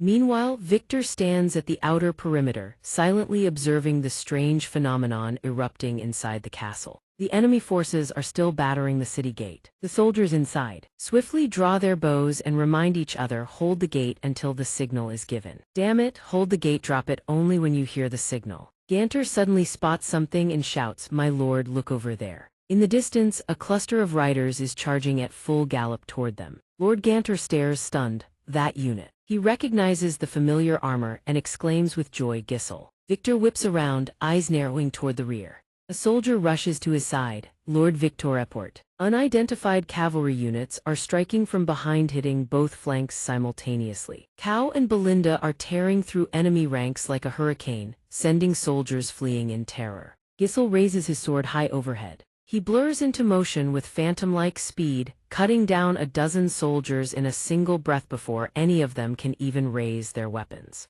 They panic and scream, we heard Persium had no reinforcements. They rain arrows down on him frantically. Fire, shoot them all, don't just stand there, kill them before they get close. Gissel casts a cold glance at them, then swoos H. Both he and his horse vanish into thin air. A heartbeat later, Gissel and his steed soar clean over the heads of the enemy soldiers, leaving them frozen in shock. What? Did he just fly? Nothing but cold ruthlessness remains in Gissel's eyes. He sweeps his blade in a single devastating arc, scything down every enemy below. They collapse to the ground in unison. The survivors stare at each other in pure terror. He cut down this many in the blink of an eye. Is he a monster? Gissel raises his sword high and bellows, Persium, soldiers in your feet. From this moment forward, it's our turn to counterattack. The moment Gissel's voice rings out, soldiers on both sides surge with blazing morale, crashing into each other in a frenzy of battle. Meanwhile, at the enemy's main camp, rapid explosions erupt one after another, blowing apart the command flags and barricades. Soldiers cheer wildly as they see Jan closing in with relentless speed. It's an ambush. The main camp is under attack. Jan barks out orders instantly. Gordon, into the forest, I'll draw their fire. Split up and destroy all critical installations. Both reply in unison, yes sir. Gordon adds with a mocking grin, look at these bastards, they're in total panic. Gordon chuckles, by the time they get back to camp, it'll be nothing but ashes. Thames witnesses the scene and is left utterly dumbfounded. What the hell is happening? How are we the ones getting ambushed? A soldier shouts urgently, my lord, you must retreat immediately. Before he finishes the sentence, Jillian charges in on horseback at full speed. He speaks with icy composure, enemy commander Count Thames. I'm taking you as a prisoner of war. Thames breaks into a cold sweat and screams. What? Without warning, a mana-infused arrow streaks toward Thames from out of nowhere. Jillian senses the danger instantly and whips his head to the side. He thrusts his spear forward, deflecting the arrow with a sharp clang. Adon and Jillian stand face to face. Jillian sizes up the man before him, his inner thought, he's overwhelmingly strong. Adon nods approvingly, leading a small strike force to raid the main camp head-on. Impressive guts. He introduces himself calmly, I am Adon Fraser, state your name. Jan narrows his eyes, killing intent radiating from every pore. He replies coldly, I have no name, I am merely a weapon in the service of Grand Duke Persium. Meanwhile, on the left wall, Belinda shouts, Cow. She hurls a soldier's body straight at Cow. He flashes a savage grin and cleaves the man clean in half with his razor-sharp blade. Belinda snaps, do you always have to splatter blood all over me? Cow couldn't care less. Dodge it yourself, lady, I don't have time to worry about that. She screams furiously, what did you just call me, lady? Meanwhile, on the right wall, Gissel fights fiercely as waves of enemy soldiers charge up in ever-growing numbers. They start to break, we can't hold them, we're dead. Run! Gissel sees the opportunity and roars. Everyone charge, the enemy is in chaos, knows our chance to crush them. He declares with iron resolve, I'll take down their siege tower myself. Gordon and the others hear his words and erupt in fervent shouts. Follow Captain Gissel, grind every last one of these bastards into dust. Watching the enemy soldiers flee in disarray, the man on horseback sneers with contempt. A disorganized rabble of fool-sweat idiot turns his back in the middle of a battle. He barks a command, the pikemen lock shields at the front. They shout in unison, "Yes, sir." Gisel lowers his voice, whispering to his horse, and swerves off on his own. The enemy pikemen thrust their spears in unison straight at Gisel's horse, but it dodges every single one. They stare in utter disbelief. What? Where did he go? Gisel has already launched himself skyward with a powerful leap. He lands on the ground in a flash, hooks his arm around an enemy soldier's neck, and swings his blade. A single cleave cuts down every pikeman in reach. He circles behind them, striking from their blind side before they can even react. A soldier's head sails into the air, severed clean from the body, eyes still wide with shock. Gisel suddenly senses something is wrong. He stops, his gaze sweeping over the enemy troops still surging toward the fortress through smoke and flame. He thinks the walls are in worse shape than I thought. Is it because of that siege tower? At this rate, the wall will collapse before the gate even breaks. Our cavalry is pressing the attack, but the numbers gap is too great. Turning the tide won't be easy. If we hesitate, we'll be surrounded. The enemy commander barks a stern order to stop him. The siege tower is in position, the wall's about to come down. We don't need to kill him, just pin him in place. Gisel tells himself, no more time. Before we lose momentum, I'll shatter their formation. He drives his sword straight into the heart of the enemy column. Non-clean stroke splits the commander's skull in two. Another soldier charges forward with a scream, "You bastard!" One more swing and Gisel puts him down with ease. And another falls. Gisel parries the incoming blade with a swift block. He darts behind the man in a heartbeat, and a single slash sends the soldier to his grave. The remaining soldiers panic, shouting at each other to fire. He's aiming for the siege tower, don't let him get close. A volley of arrows rains down, but Gisel weaves through them all without a scratch. The commander freezes as Gisel closes in. No words, Gisel drives his sword straight through the man's chest, lifts him off the ground with the momentum, and hurls him at the siege tower. The blade crashes into the tower's frame with a deafening Clan G soldiers scream. Gisel instantly fires a mana thread. He rockets forward at arrow speed. Gisel launches himself high into the air. He uses the mana thread to yank his sword back. Before the stunned eyes of every soldier, Gisel reclaims his blade midair. No one can even speak, terror roots them in place. Gisel raises his sword, eyes burning with cold, lethal intent. Clang, his blade slams into the tower's base with cataclysmic force enough to level an entire siege structure. The soldiers gape in shock. The siege tower was a stupid move. Victor watches the scene unfold, his eyes narrowing. He destroyed a siege tower with his own body. Is he the commander? In an instant, the entire tower collapses. Gisel stumbles away, exhaustion dragging at every step. Victor turns to his subordinate. Have they breached the gate yet? The subordinate reports the gate is sturdier than expected. Internal resistance has slowed us down, but we can break through in roughly 10 minutes. Victor says nothing, silence. His voice drops low, cut it down to 5. While they work, I'll deal with their commander myself. That gate must fall. Victor's glare is a death sentence. Unless all of you would rather die by my hand. The subordinate trembles, voice cracking. Why, yes, sir. A voice cuts through from behind. Hey, nice winged armor. A man approaches, calm and unhurried. You're not going anywhere. Victor glances back, eyes narrowing. And who the hell are you? The man introduces himself without a care in the world. Cao, captain of the ex-mercenaries. Cao flashes a cocky grin and shouts, let's dance. With that, he spurs his horse forward at a full charge. A man clad head to toe in iron plate armor sits atop a warhorse equally armored in heavy barding. You wanna fight? The Iron Knight wheels his horse around with a sharp command. His armored steed slams both hooves into the enemy horse with a brutal kick. The animal cries out in pain. A blade whooshes past Cao's body. Cao jerks sideways, barely dodging a devastating slash from the Iron Knight. He leaps off his mount and swings his blade downward at the Iron Knight, who still stands on the ground. The descending sword is caught mid-swing. The Iron Knight blocks it with his own blade. Cao grits his teeth, fury blazing in his eyes. He puts every ounce of strength into a crushing downward strike against the Iron Knight's sword. Cao clenches his jaw, thinking, can this guy really block everything I throw at him? He launches into the air again, swinging his blade in a vicious arc. Guys like you, I've cut down enough to fill a whole cart. Pathetic mercenaries who think they're hot shit. The Iron Knight swings his greatsword in a devastating horizontal cleave SLAM right into Cao's midsection. Cao raises his sword just in time, catching the Iron Knight's blade inches from his face. He pours everything into holding it back. The sword can't take the strain, it snaps in half. Cao is wounded. Blood sprays outward. Behind the visor of that iron helm, eyes glow with savage, burning malice. Nothing easier to deal with than beasts who fight on instinct alone. The Iron Knight sits motionless on his horse, blood-streaked greatsword in hand.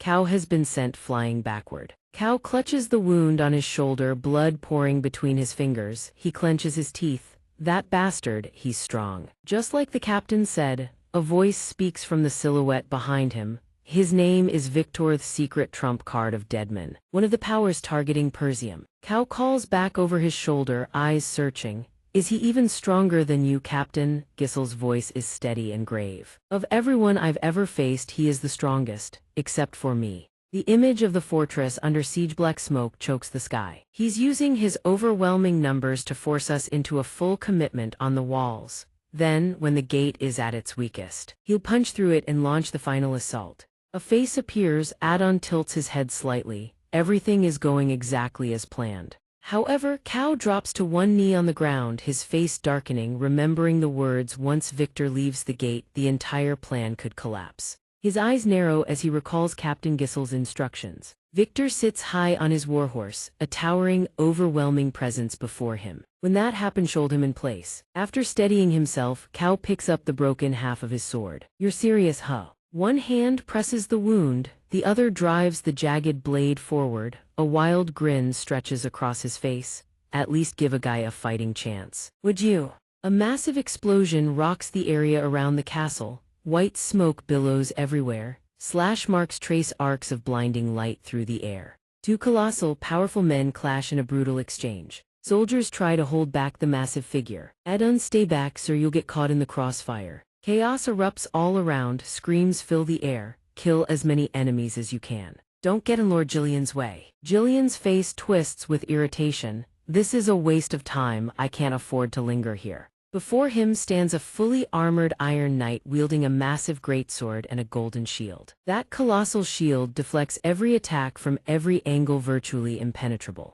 How long has it been since I faced someone this stubborn? Jan swings the axe in his hand, then brings it crashing down on the golden shield, shouting, I can't waste any more time on you. The ironclad knight speaks without a trace of fear. It's useless, that strike was strong, but you'll never pierce this shield. He then spins to deflect the incoming attack. Instantly, the Iron Knight slashes his sword at Gillian. The blade plunges downward, then arcs back up, slicing across the horse and wounding it. Blood sprays through the air. Diane's gaze turns ice cold. The horse screams in pain. The Iron Knight sits imperiously atop his armored steed, gazing down with an authoritative glare. His eyes flash as he speaks coldly, die. He then drives the shield on his arm down toward Jillian with tremendous force. He uses every ounce of his strength to block. On the other side, Cao is also fighting with everything he has. Something plummets from above. A heavy object crashes into the ground right in front of the entire group. Everyone whips around in shock. An ironclad figure appears, a mysterious cloak draped around his helm. On the far side, a woman wielding a large staff channels her power. The man in glasses lies on the ground, blinded, writhing and screaming. The gate's been breached, she's draining the Manato something. The woman remains calm, utterly focused on her task. Not yet, just a little more. The Iron Knight points his sword downward and bellows, the gate is open, all units full assault. Upon hearing the command, the soldiers charge toward the gate in unison, screaming, take the castle. The commanding Iron Knight orders, bring Count Dill here, I'll go deal with their commander. His subordinates immediately comply. Yes, understood. Cao, wounded and trembling, says, that man, he's still standing strong, you're not going anywhere. Victor glances at Cao, isn't that right? With your level of skill, you should know which battles are worth dying for and which aren't. So why do you keep charging in? The Iron Knight speaks, look, a gate has fallen. Jan kneels at the foot of the knight's horse. The Iron Knight says coldly, your side has lost. Cao and Jillian, though in two separate places, both remain utterly calm, their eyes dark with resolve. Your bold ambush was certainly unexpected, but the outcome remains unchanged. Your decision to stuff your ranks with useless mercenaries alongside your elite forces was the mistake that sealed your family's fate. Victor's gaze is utterly frigid. A mercenary should know when to retreat when the tide turns. The other Iron Knight is equally cold. no matter how skilled they are, they can never defeat a properly trained knight. Cao and Jillian both stand at the feet of the mounted knights. You have nothing worth dying for in this battle. A dangerous laugh rings out. Cao's expression turns savage. So what? Cao and Jillian break into fierce grins, their eyes blazing with defiance. Mercenary or knight in the battlefield, there are only two men in two different places, both charging forward with equal ferocity. Win or lose, nothing more. The knight raises his sword high. The excuses of losers aren't worth hearing. He brings it crashing down on Jillian's axe as it swings through the air. The two weapons collide with a deafening clang, and the force sends the axe slamming to the ground. Jan quickly pivots his axe. Inside the axe's arc, the situation shifts. The knight startles and Jan swings hard, sending the knight's sword flying high into the air. The armored horse, already wounded, collapses heavily, and the knight crashes to the ground. The knight seethes with rage. You filthy beast, a lowly mercenary dares to. Before he can finish, Jan leaps into the air, bringing his axe down with every ounce of his strength. No hesitation, slam, the axe cleaves down onto the knight. Jillian speaks calmly, no matter how solid the defense, there's always a gap. Then he draws the sword from his back. I have dedicated my entire life as a weapon of the Grand Duke. The blade rises into the air and Jillian drives it straight toward the knight. I exist for one reason alone, to bring victory to my lord. The knight's expression shifts to panic and disbelief. The sword pierces clean through the knight's chest. Blood sprays into the air. On the other side, Cao charges straight at Victor. He grits his teeth in certain, Waradiot pushes forward with unwavering force. I know he's stronger than me, I know I could die. But Cao remembers Gissel's words from when Gissel faced Victor. He steadies himself, eyes flashing, just one hit, I just need to land one. Cao grips his sword and sprints toward Victor. He's anxious but utterly resolute. I know he's stronger than me, I could die.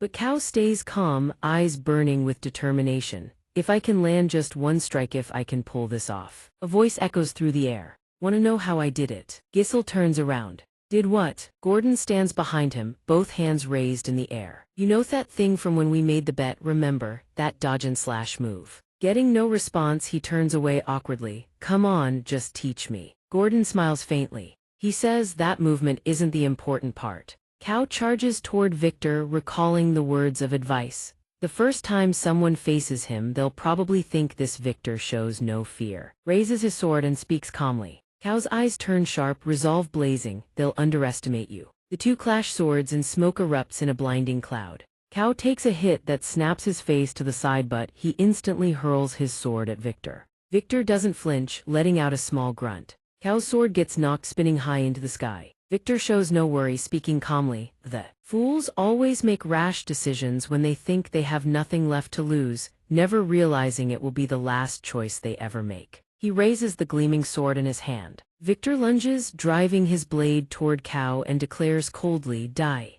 In that desperate moment, Cao recalls the words but keeps his eyes wide open, staring at the blade hurtling toward him. If you can hide your true intent within the action, you won't feel fear. In that split second of danger, Cao twists aside. In one fluid motion, he grabs the knight's arm. Cao launches himself into the air, gripping the broken half of his shattered sword. Victor is caught off guard by the move, too slow to react. Cao plunges downward. He's certain he can land at least one fatal blow. The blade tip drives toward Victor. The horse takes the hit, thrashing and screaming as blood sprays into the air. Cao uses the momentum to drive even deeper. Seeing his mount lose control, Victor leaps off while Cao comes crashing down. He slams into the ground. Victor stares at Cao, thinking that unorthodox move, catching a blade in midair after throwing his own. Even while falling into defeat, you were quietly setting up the board to turn the tide. That's a state only someone prepared to die can reach. He stands on solid ground, looking down at Cao lying below. So you're not just a mindless beast after all.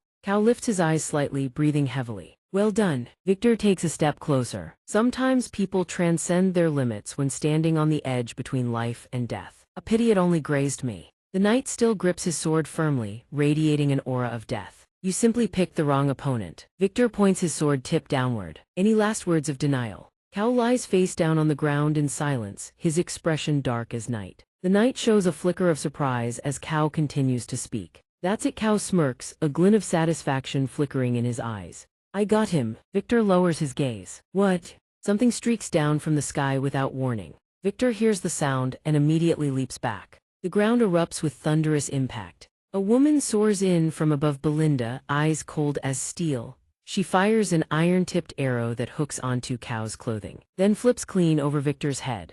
Belinda lands swiftly on horseback, gripping a long cord attached to the arrow, yanking Cao into the air. Victor doesn't attack, just stands frozen, watching them go. "You actually landed a hit," he stares after their retreating figures, the realization leaving him stunned. And without that woman, he would be dead. He's not stupid enough to trade his life for a single strike. Cao is slung across the horse's back behind Belinda. Those two are chatting and he almost died back there. "Hey lady, you want me to take him down again?" Victor replays Cao's attack in his mind. His eyes tremble slightly. So everything he did was worth gambling his life over. Then Victor turns to the side and catches something. His body stiffens. Up ahead, his cavalry charges through the city Gatino. They're pouring in far too quickly.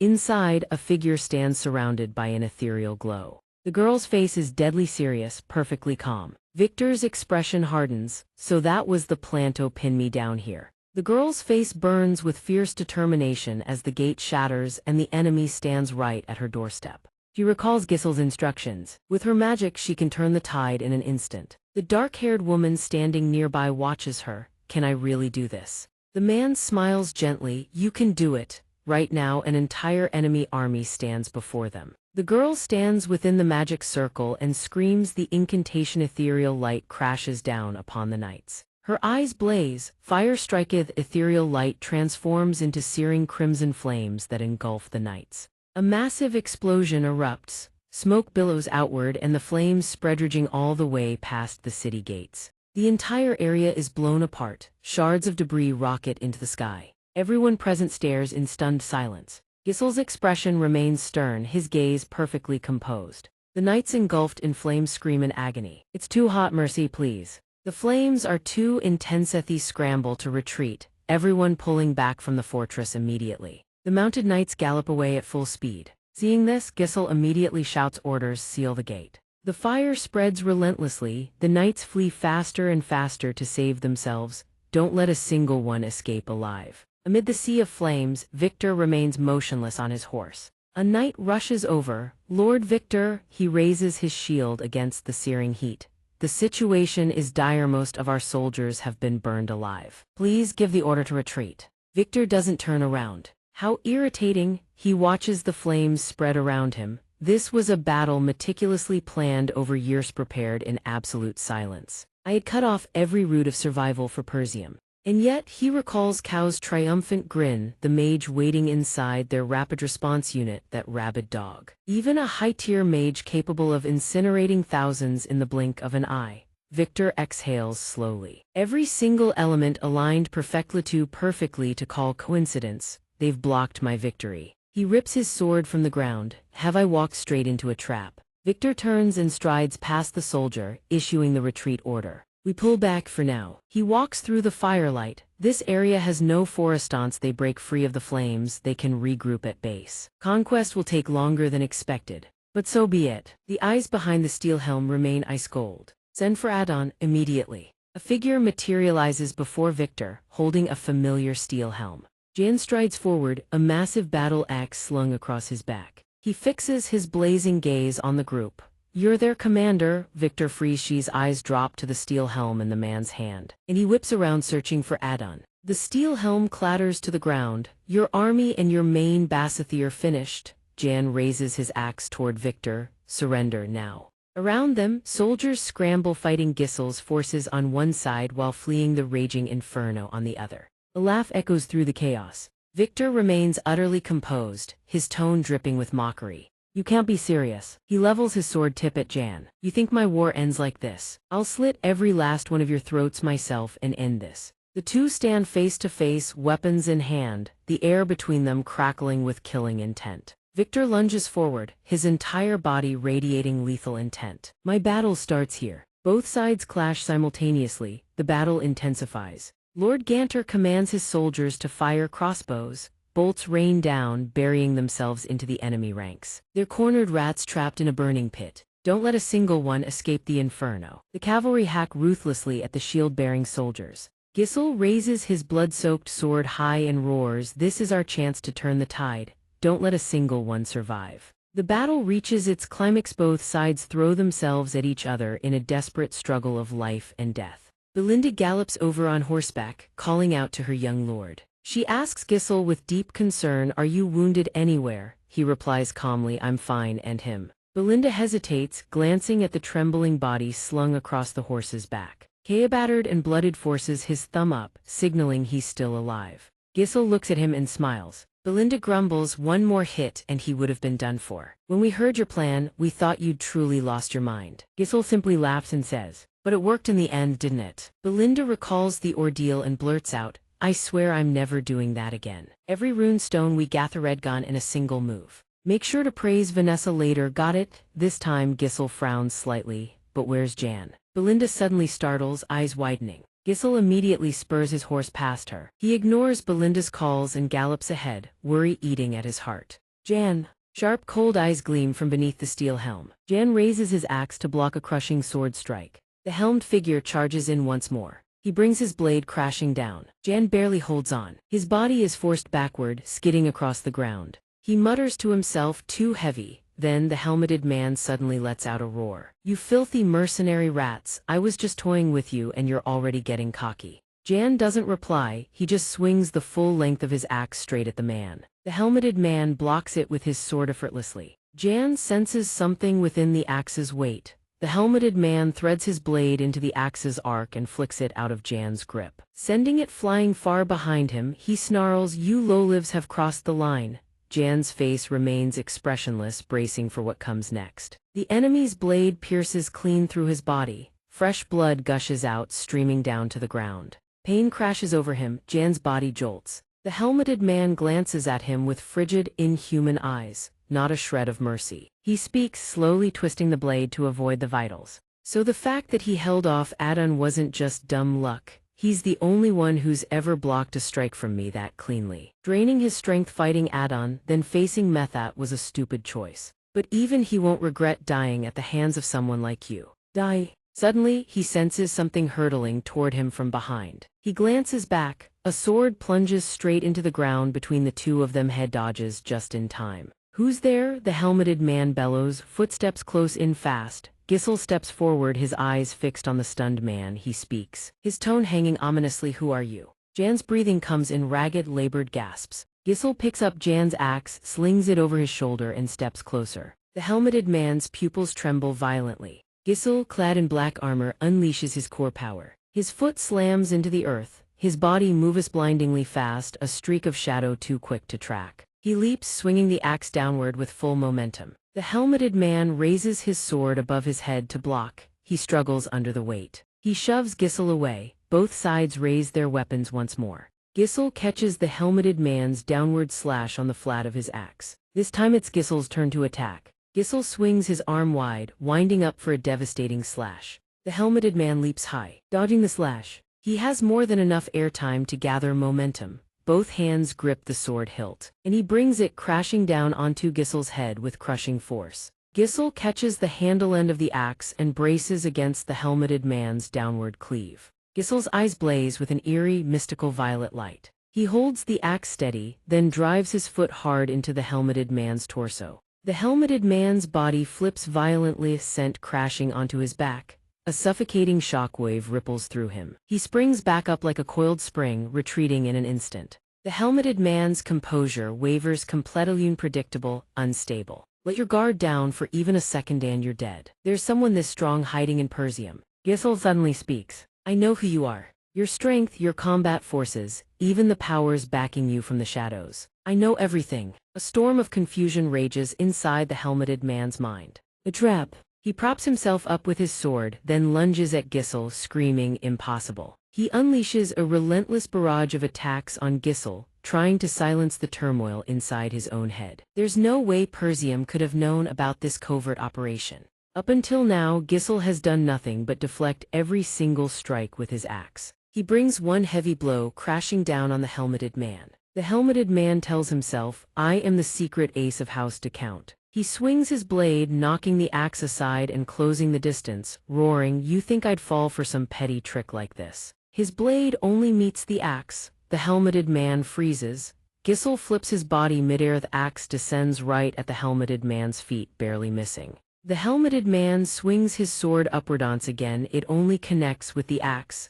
A follow-up kick from Gisel slams into him. He growls, then looks up. Gisel is already swinging the axe down at him with reckless fury. The pattern repeats. His sword catches Gisel's axe once more. The axe blade glows a deep blood red. The impact from that slash detonates like an explosion. The helmeted man's helm flies off. His face is finally revealed. Blood trickles down his high forehead, a wretched sight. Gisel walks slowly toward his kneeling figure. He picks up the sword embedded in the ground and says, "Not bad craftsmanship, but this one suits my hand better." The helmeted man pants heavily, forcing out each word. "What the hell are you?" Gisel answers calmly, "I am the Grand Duke of Persium." Gisel of Persium discards the helmet onto the ground and speaks evenly, "I am the Grand Duke of Persium." The helmet clatters to the earth. At that same moment his name echoes out, Gisel Persium. The helmeted man hears it, and for a split second disbelief flickers across his face.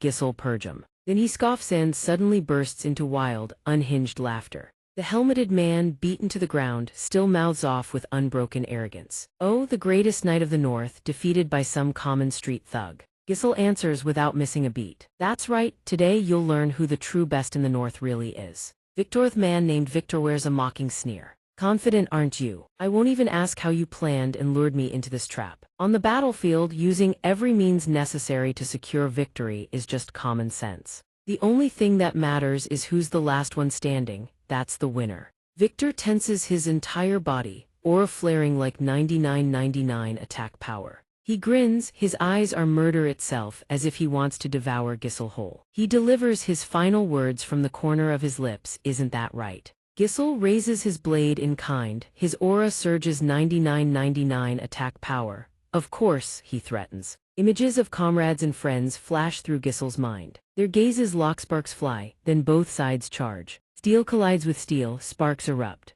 Victor catches Gisel's overhead cleave on his blade. The two of them clash violently, hacking and slashing like brawlers in a backalley knife fight. Gisel springs backward. Metal grinds against metal, an ear-splitting screech. Victor thrusts his blade straight at Gisel. Gisel brings his sword crashing down from above. Victor grits his teeth and swings with everything he has, shoving Gisel's body backward. Gisel plants his foot on Victor's sword hilt and stands on it with one leg. His boot slams into Victor's face. Victor's head snaps back, his expression uglier than a beaten dog. Gisel seizes the opening and unleashes a follow-up strike. Victor's blood boils, he roars, gripping his sword with both hands to block the incoming slash. The physical impact sends Gisel flying backward. His feet drag across the ground, struggling to hold his footing. Gisel frowns at the wound on his arm. Victor Grinch drew first blood. They stand there, staring each other down, then lunge again. This time it's Gisel's turn to take the slash,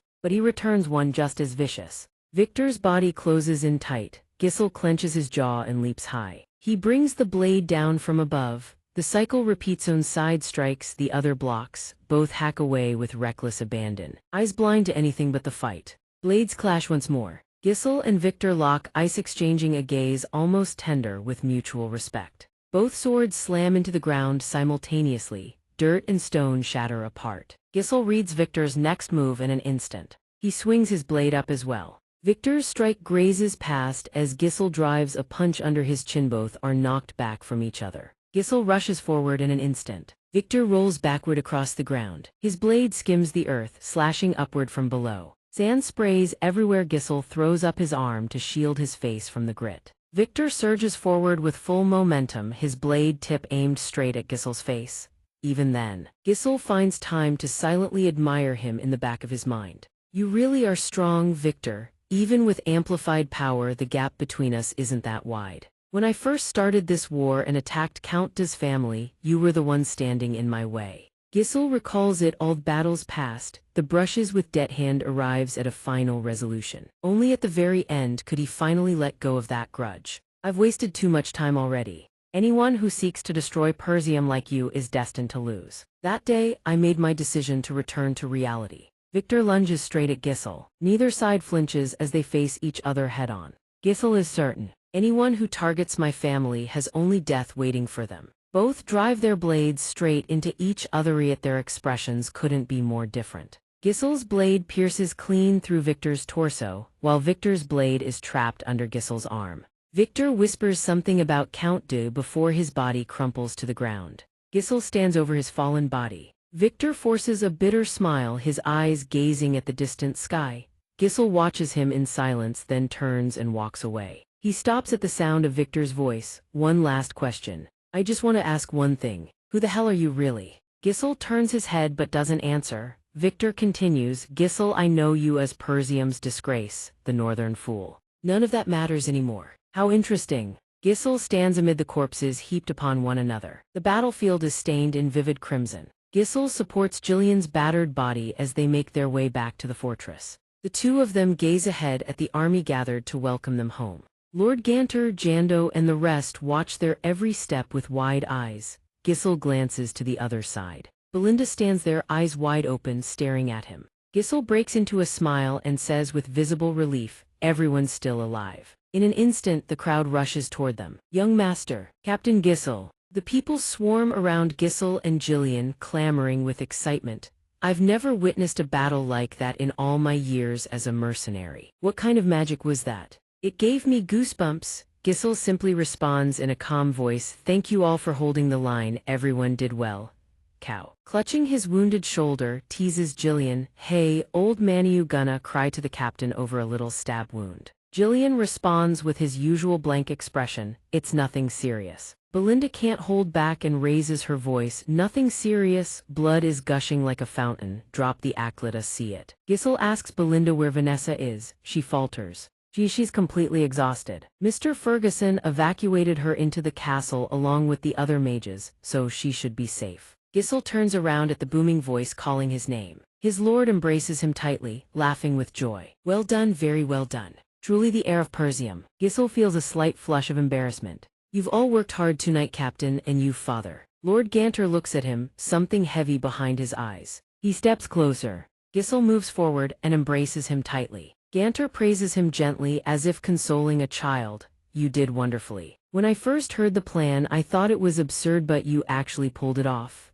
Gissel shakes his head. It only worked because you held the fortress, Father. Father, Lord Ganter responds calmly, no, son, it was all thanks to you. He raises Gissel's hand high into the air. We won.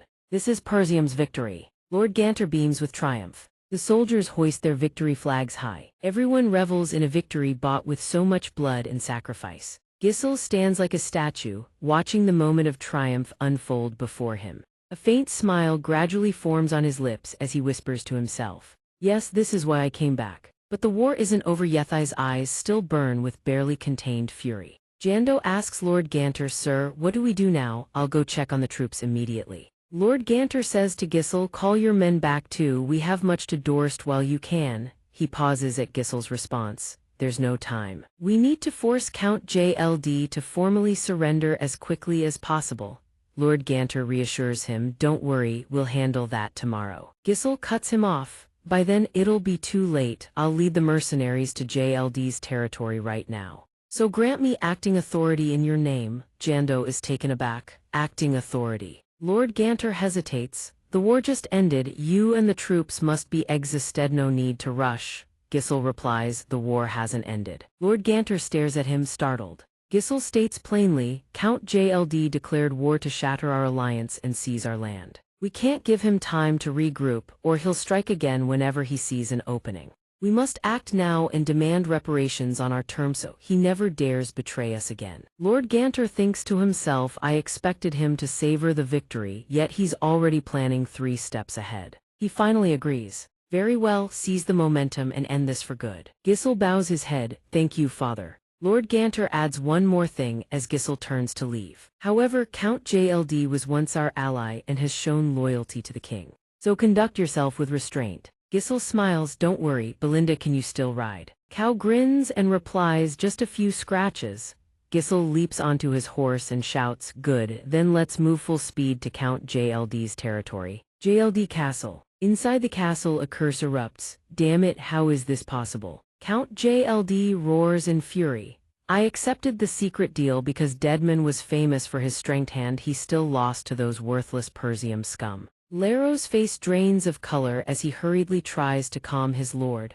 Master, please remain calm, Count JLD screams even louder. Shut up, Lero. Look at this situation though, you think I can stay calm. Why are you still standing there? Prepare the surrender terms. Tell the officials to prepare the reparations. Lero stammers. Our reparations, sir. Count JLD forces a bitter smile. Lord Persium is a fool who always honors tradition and dignity. He'll certainly agree to negotiate. Our treasury is nearly empty, but offering a modest compensation should be enough to get us out of this mess. Then we'll pin all the blame on Count De. Lero's face is completely drained of blood, looks like a zombie. But we've poured everything into the war, my lord. Where would we find the money for reparations? Count JLD flies into a blind rage and seizes Lero by the throat. He issues a foolish decree. How exactly are you handling your duties? By squeezing the commoners dry. Does it sting because you've got commoner blood yourself? Those swine matter more than I do, is that it? Lair doesn't dare resist, not even a little. His master. Count Thames clicks his tongue and releases him. How dare you not recognize your own master? Get moving now. Lair looks up, coughing blood. His mind race has ruled through force himself, but even he can no longer endure this tyranny. This time there's going to be a real revolt. A soldier suddenly bursts in with a report. Bad news, my lord. The Persian forces have arrived. Soldiers line up on both sides, staring each other down. Count Thames sits in the center, chin resting on his hand. His face is pale as a sheet. He thinks to himself, how did they sense the tension in the air so quickly? But things won't go your way. Let them in. The Persian delegation. Footsteps approach. Gisel leads the way, with Belinda and Cow following behind. Gisel speaks. You were preparing for a surrender negotiation, I presume. Count Thames of Persium. Count Thames leaps to his feet, trembling. Why isn't Lord Ganter here? Why is it Yao Hai's son? Gisel replies calmly, my father is busy restoring the territory. As his appointed representative, I will handle the negotiations. They dragged him out a few hours ago. Cow clicks his tongue. That guy sure moved fast. A supposed lord who abandons his soldiers and bolts straight back to his territory. The soldier behind them speaks anxiously. Sorry, sir, we let him slip away. Cow grins like a madman. You mean the old man let him go, not you lot, you did your part. That's what I meant. Gisel thinks to himself, maybe I should bring Jillian along next time. Cow rides closer to Gisel.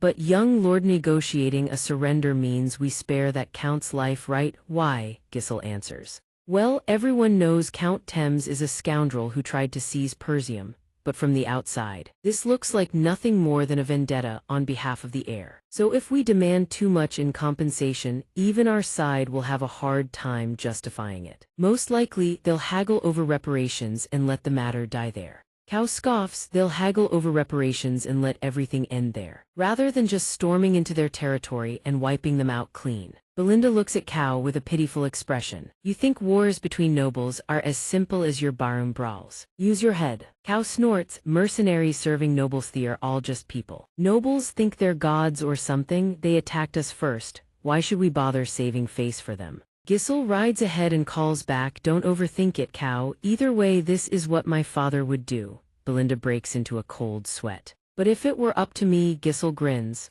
I'd seize Thames's territory and claim it as my own. Back to the present, Count Thames looks as if he's seen a ghost. It's Gisel striding in with Belinda and Cow, exuding authority. Have you prepared for the surrender negotiation? Count Thames, he shoots to his feet. Why isn't Lord Ganter here? Why you? His son, Gisel replies calmly. My father is busy restoring the territory. As his appointed representative, I will handle the negotiations. Force him to his knees. Cow and a soldier step forward and shove him down.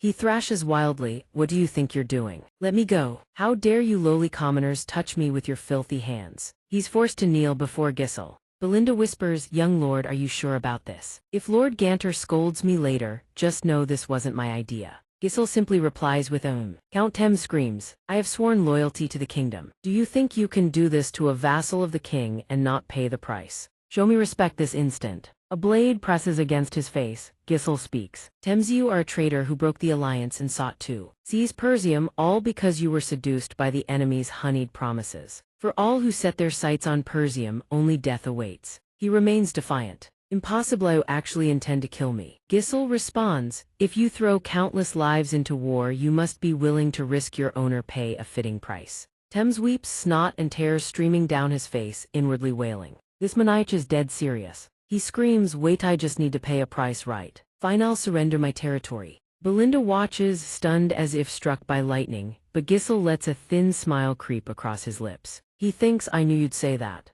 Giselle continues, "But to inherit a territory one must be a member of the ruling family or a lawful heir, otherwise it violates inheritance law. As a count, you should know better than anyone that land isn't something you can just trade like merchandise." Thames replies hastily, "I'll handle all that, you needn't worry about it." "Fine, I'll just say you're a distant relative. I'll have someone forge the inheritance documents you just sign and it's done." "What are you waiting for, Lair? Bring paper and ink now." Giselle narrows his cold, piercing eye, still unconvinced. Thames grits his teeth. "I'll add monetary compensation on top of that. I don't have cash on hand right now, but I'll tax the people and bring the money immediately. Just give me a little time." "So please spare my life," Giselle frowns. "Is your life really worth that much?" "Very well, I'll give you one chance." His collar is seized instantly. Giselle drags him out of the fortress and throws him to the ground. The commoners murmur among themselves. "What's going on?" "That's the lord, what's happening."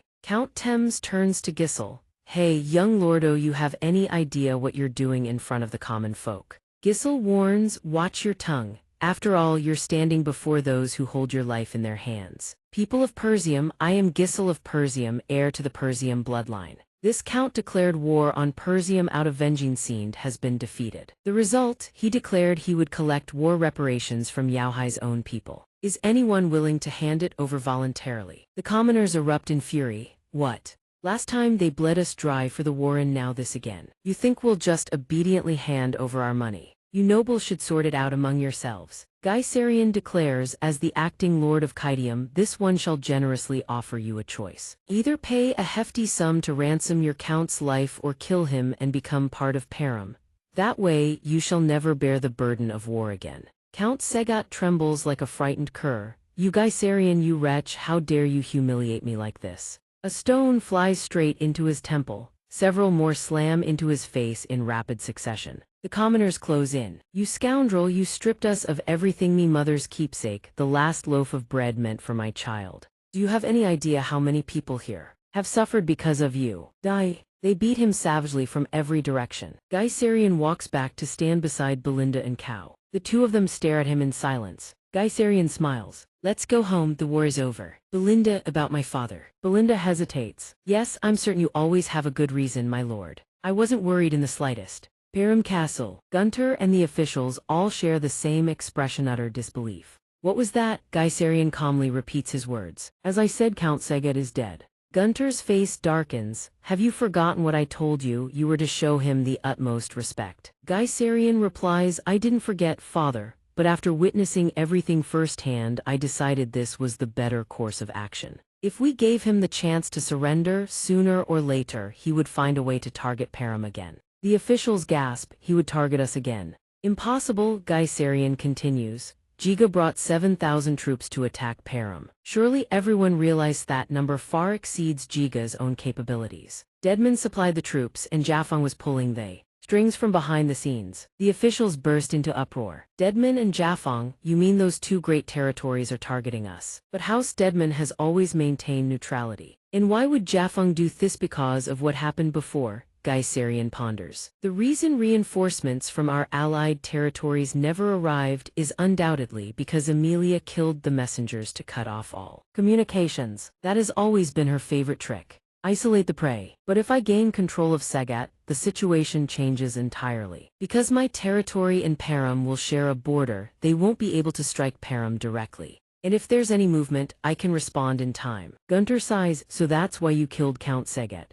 But even if the lord is dead, that land won't simply become ours. You know full well it would pass to his bloodline successor or his rightful heir, correct?" Gyserion produces something from his coat. "Have a look." Gunter reads the document. It clearly states that Gyserion is a distant relative and the first lawful heir to the Segat territory. Gyserion says he received it directly from Count Gat himself. With this, most of the issues regarding the territory and inheritance have been resolved. Someone calls out to the lord. Gunter now fixes Gyserion with a grave expression. "Governing a territory is no simple task. Do you have enough men to govern that land?" Gyserion smiles. "Do not worry, father, I already have the perfect plan for this. The kingdom mobilizes to establish the forested territory. The crowd in the tavern eats and drinks in boisterous clamor. The people stir with commotion. He's really going all out today, isn't he? Bet that when the time comes to part with his right-hand man, he'll be crying a river. Dice are scattered across the table, a deft hand scoops them into a cup.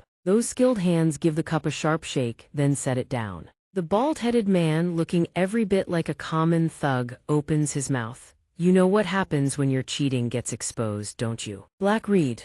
Reed flashes a grin. Come now, crack a smile, it's all just for fun. Now then, take your time and make your decision. That's all for now, folks. If you want to keep following this story, smash that subscribe button right away. And while you're at it, give the like button a little tap too. Thank you all for watching until the end.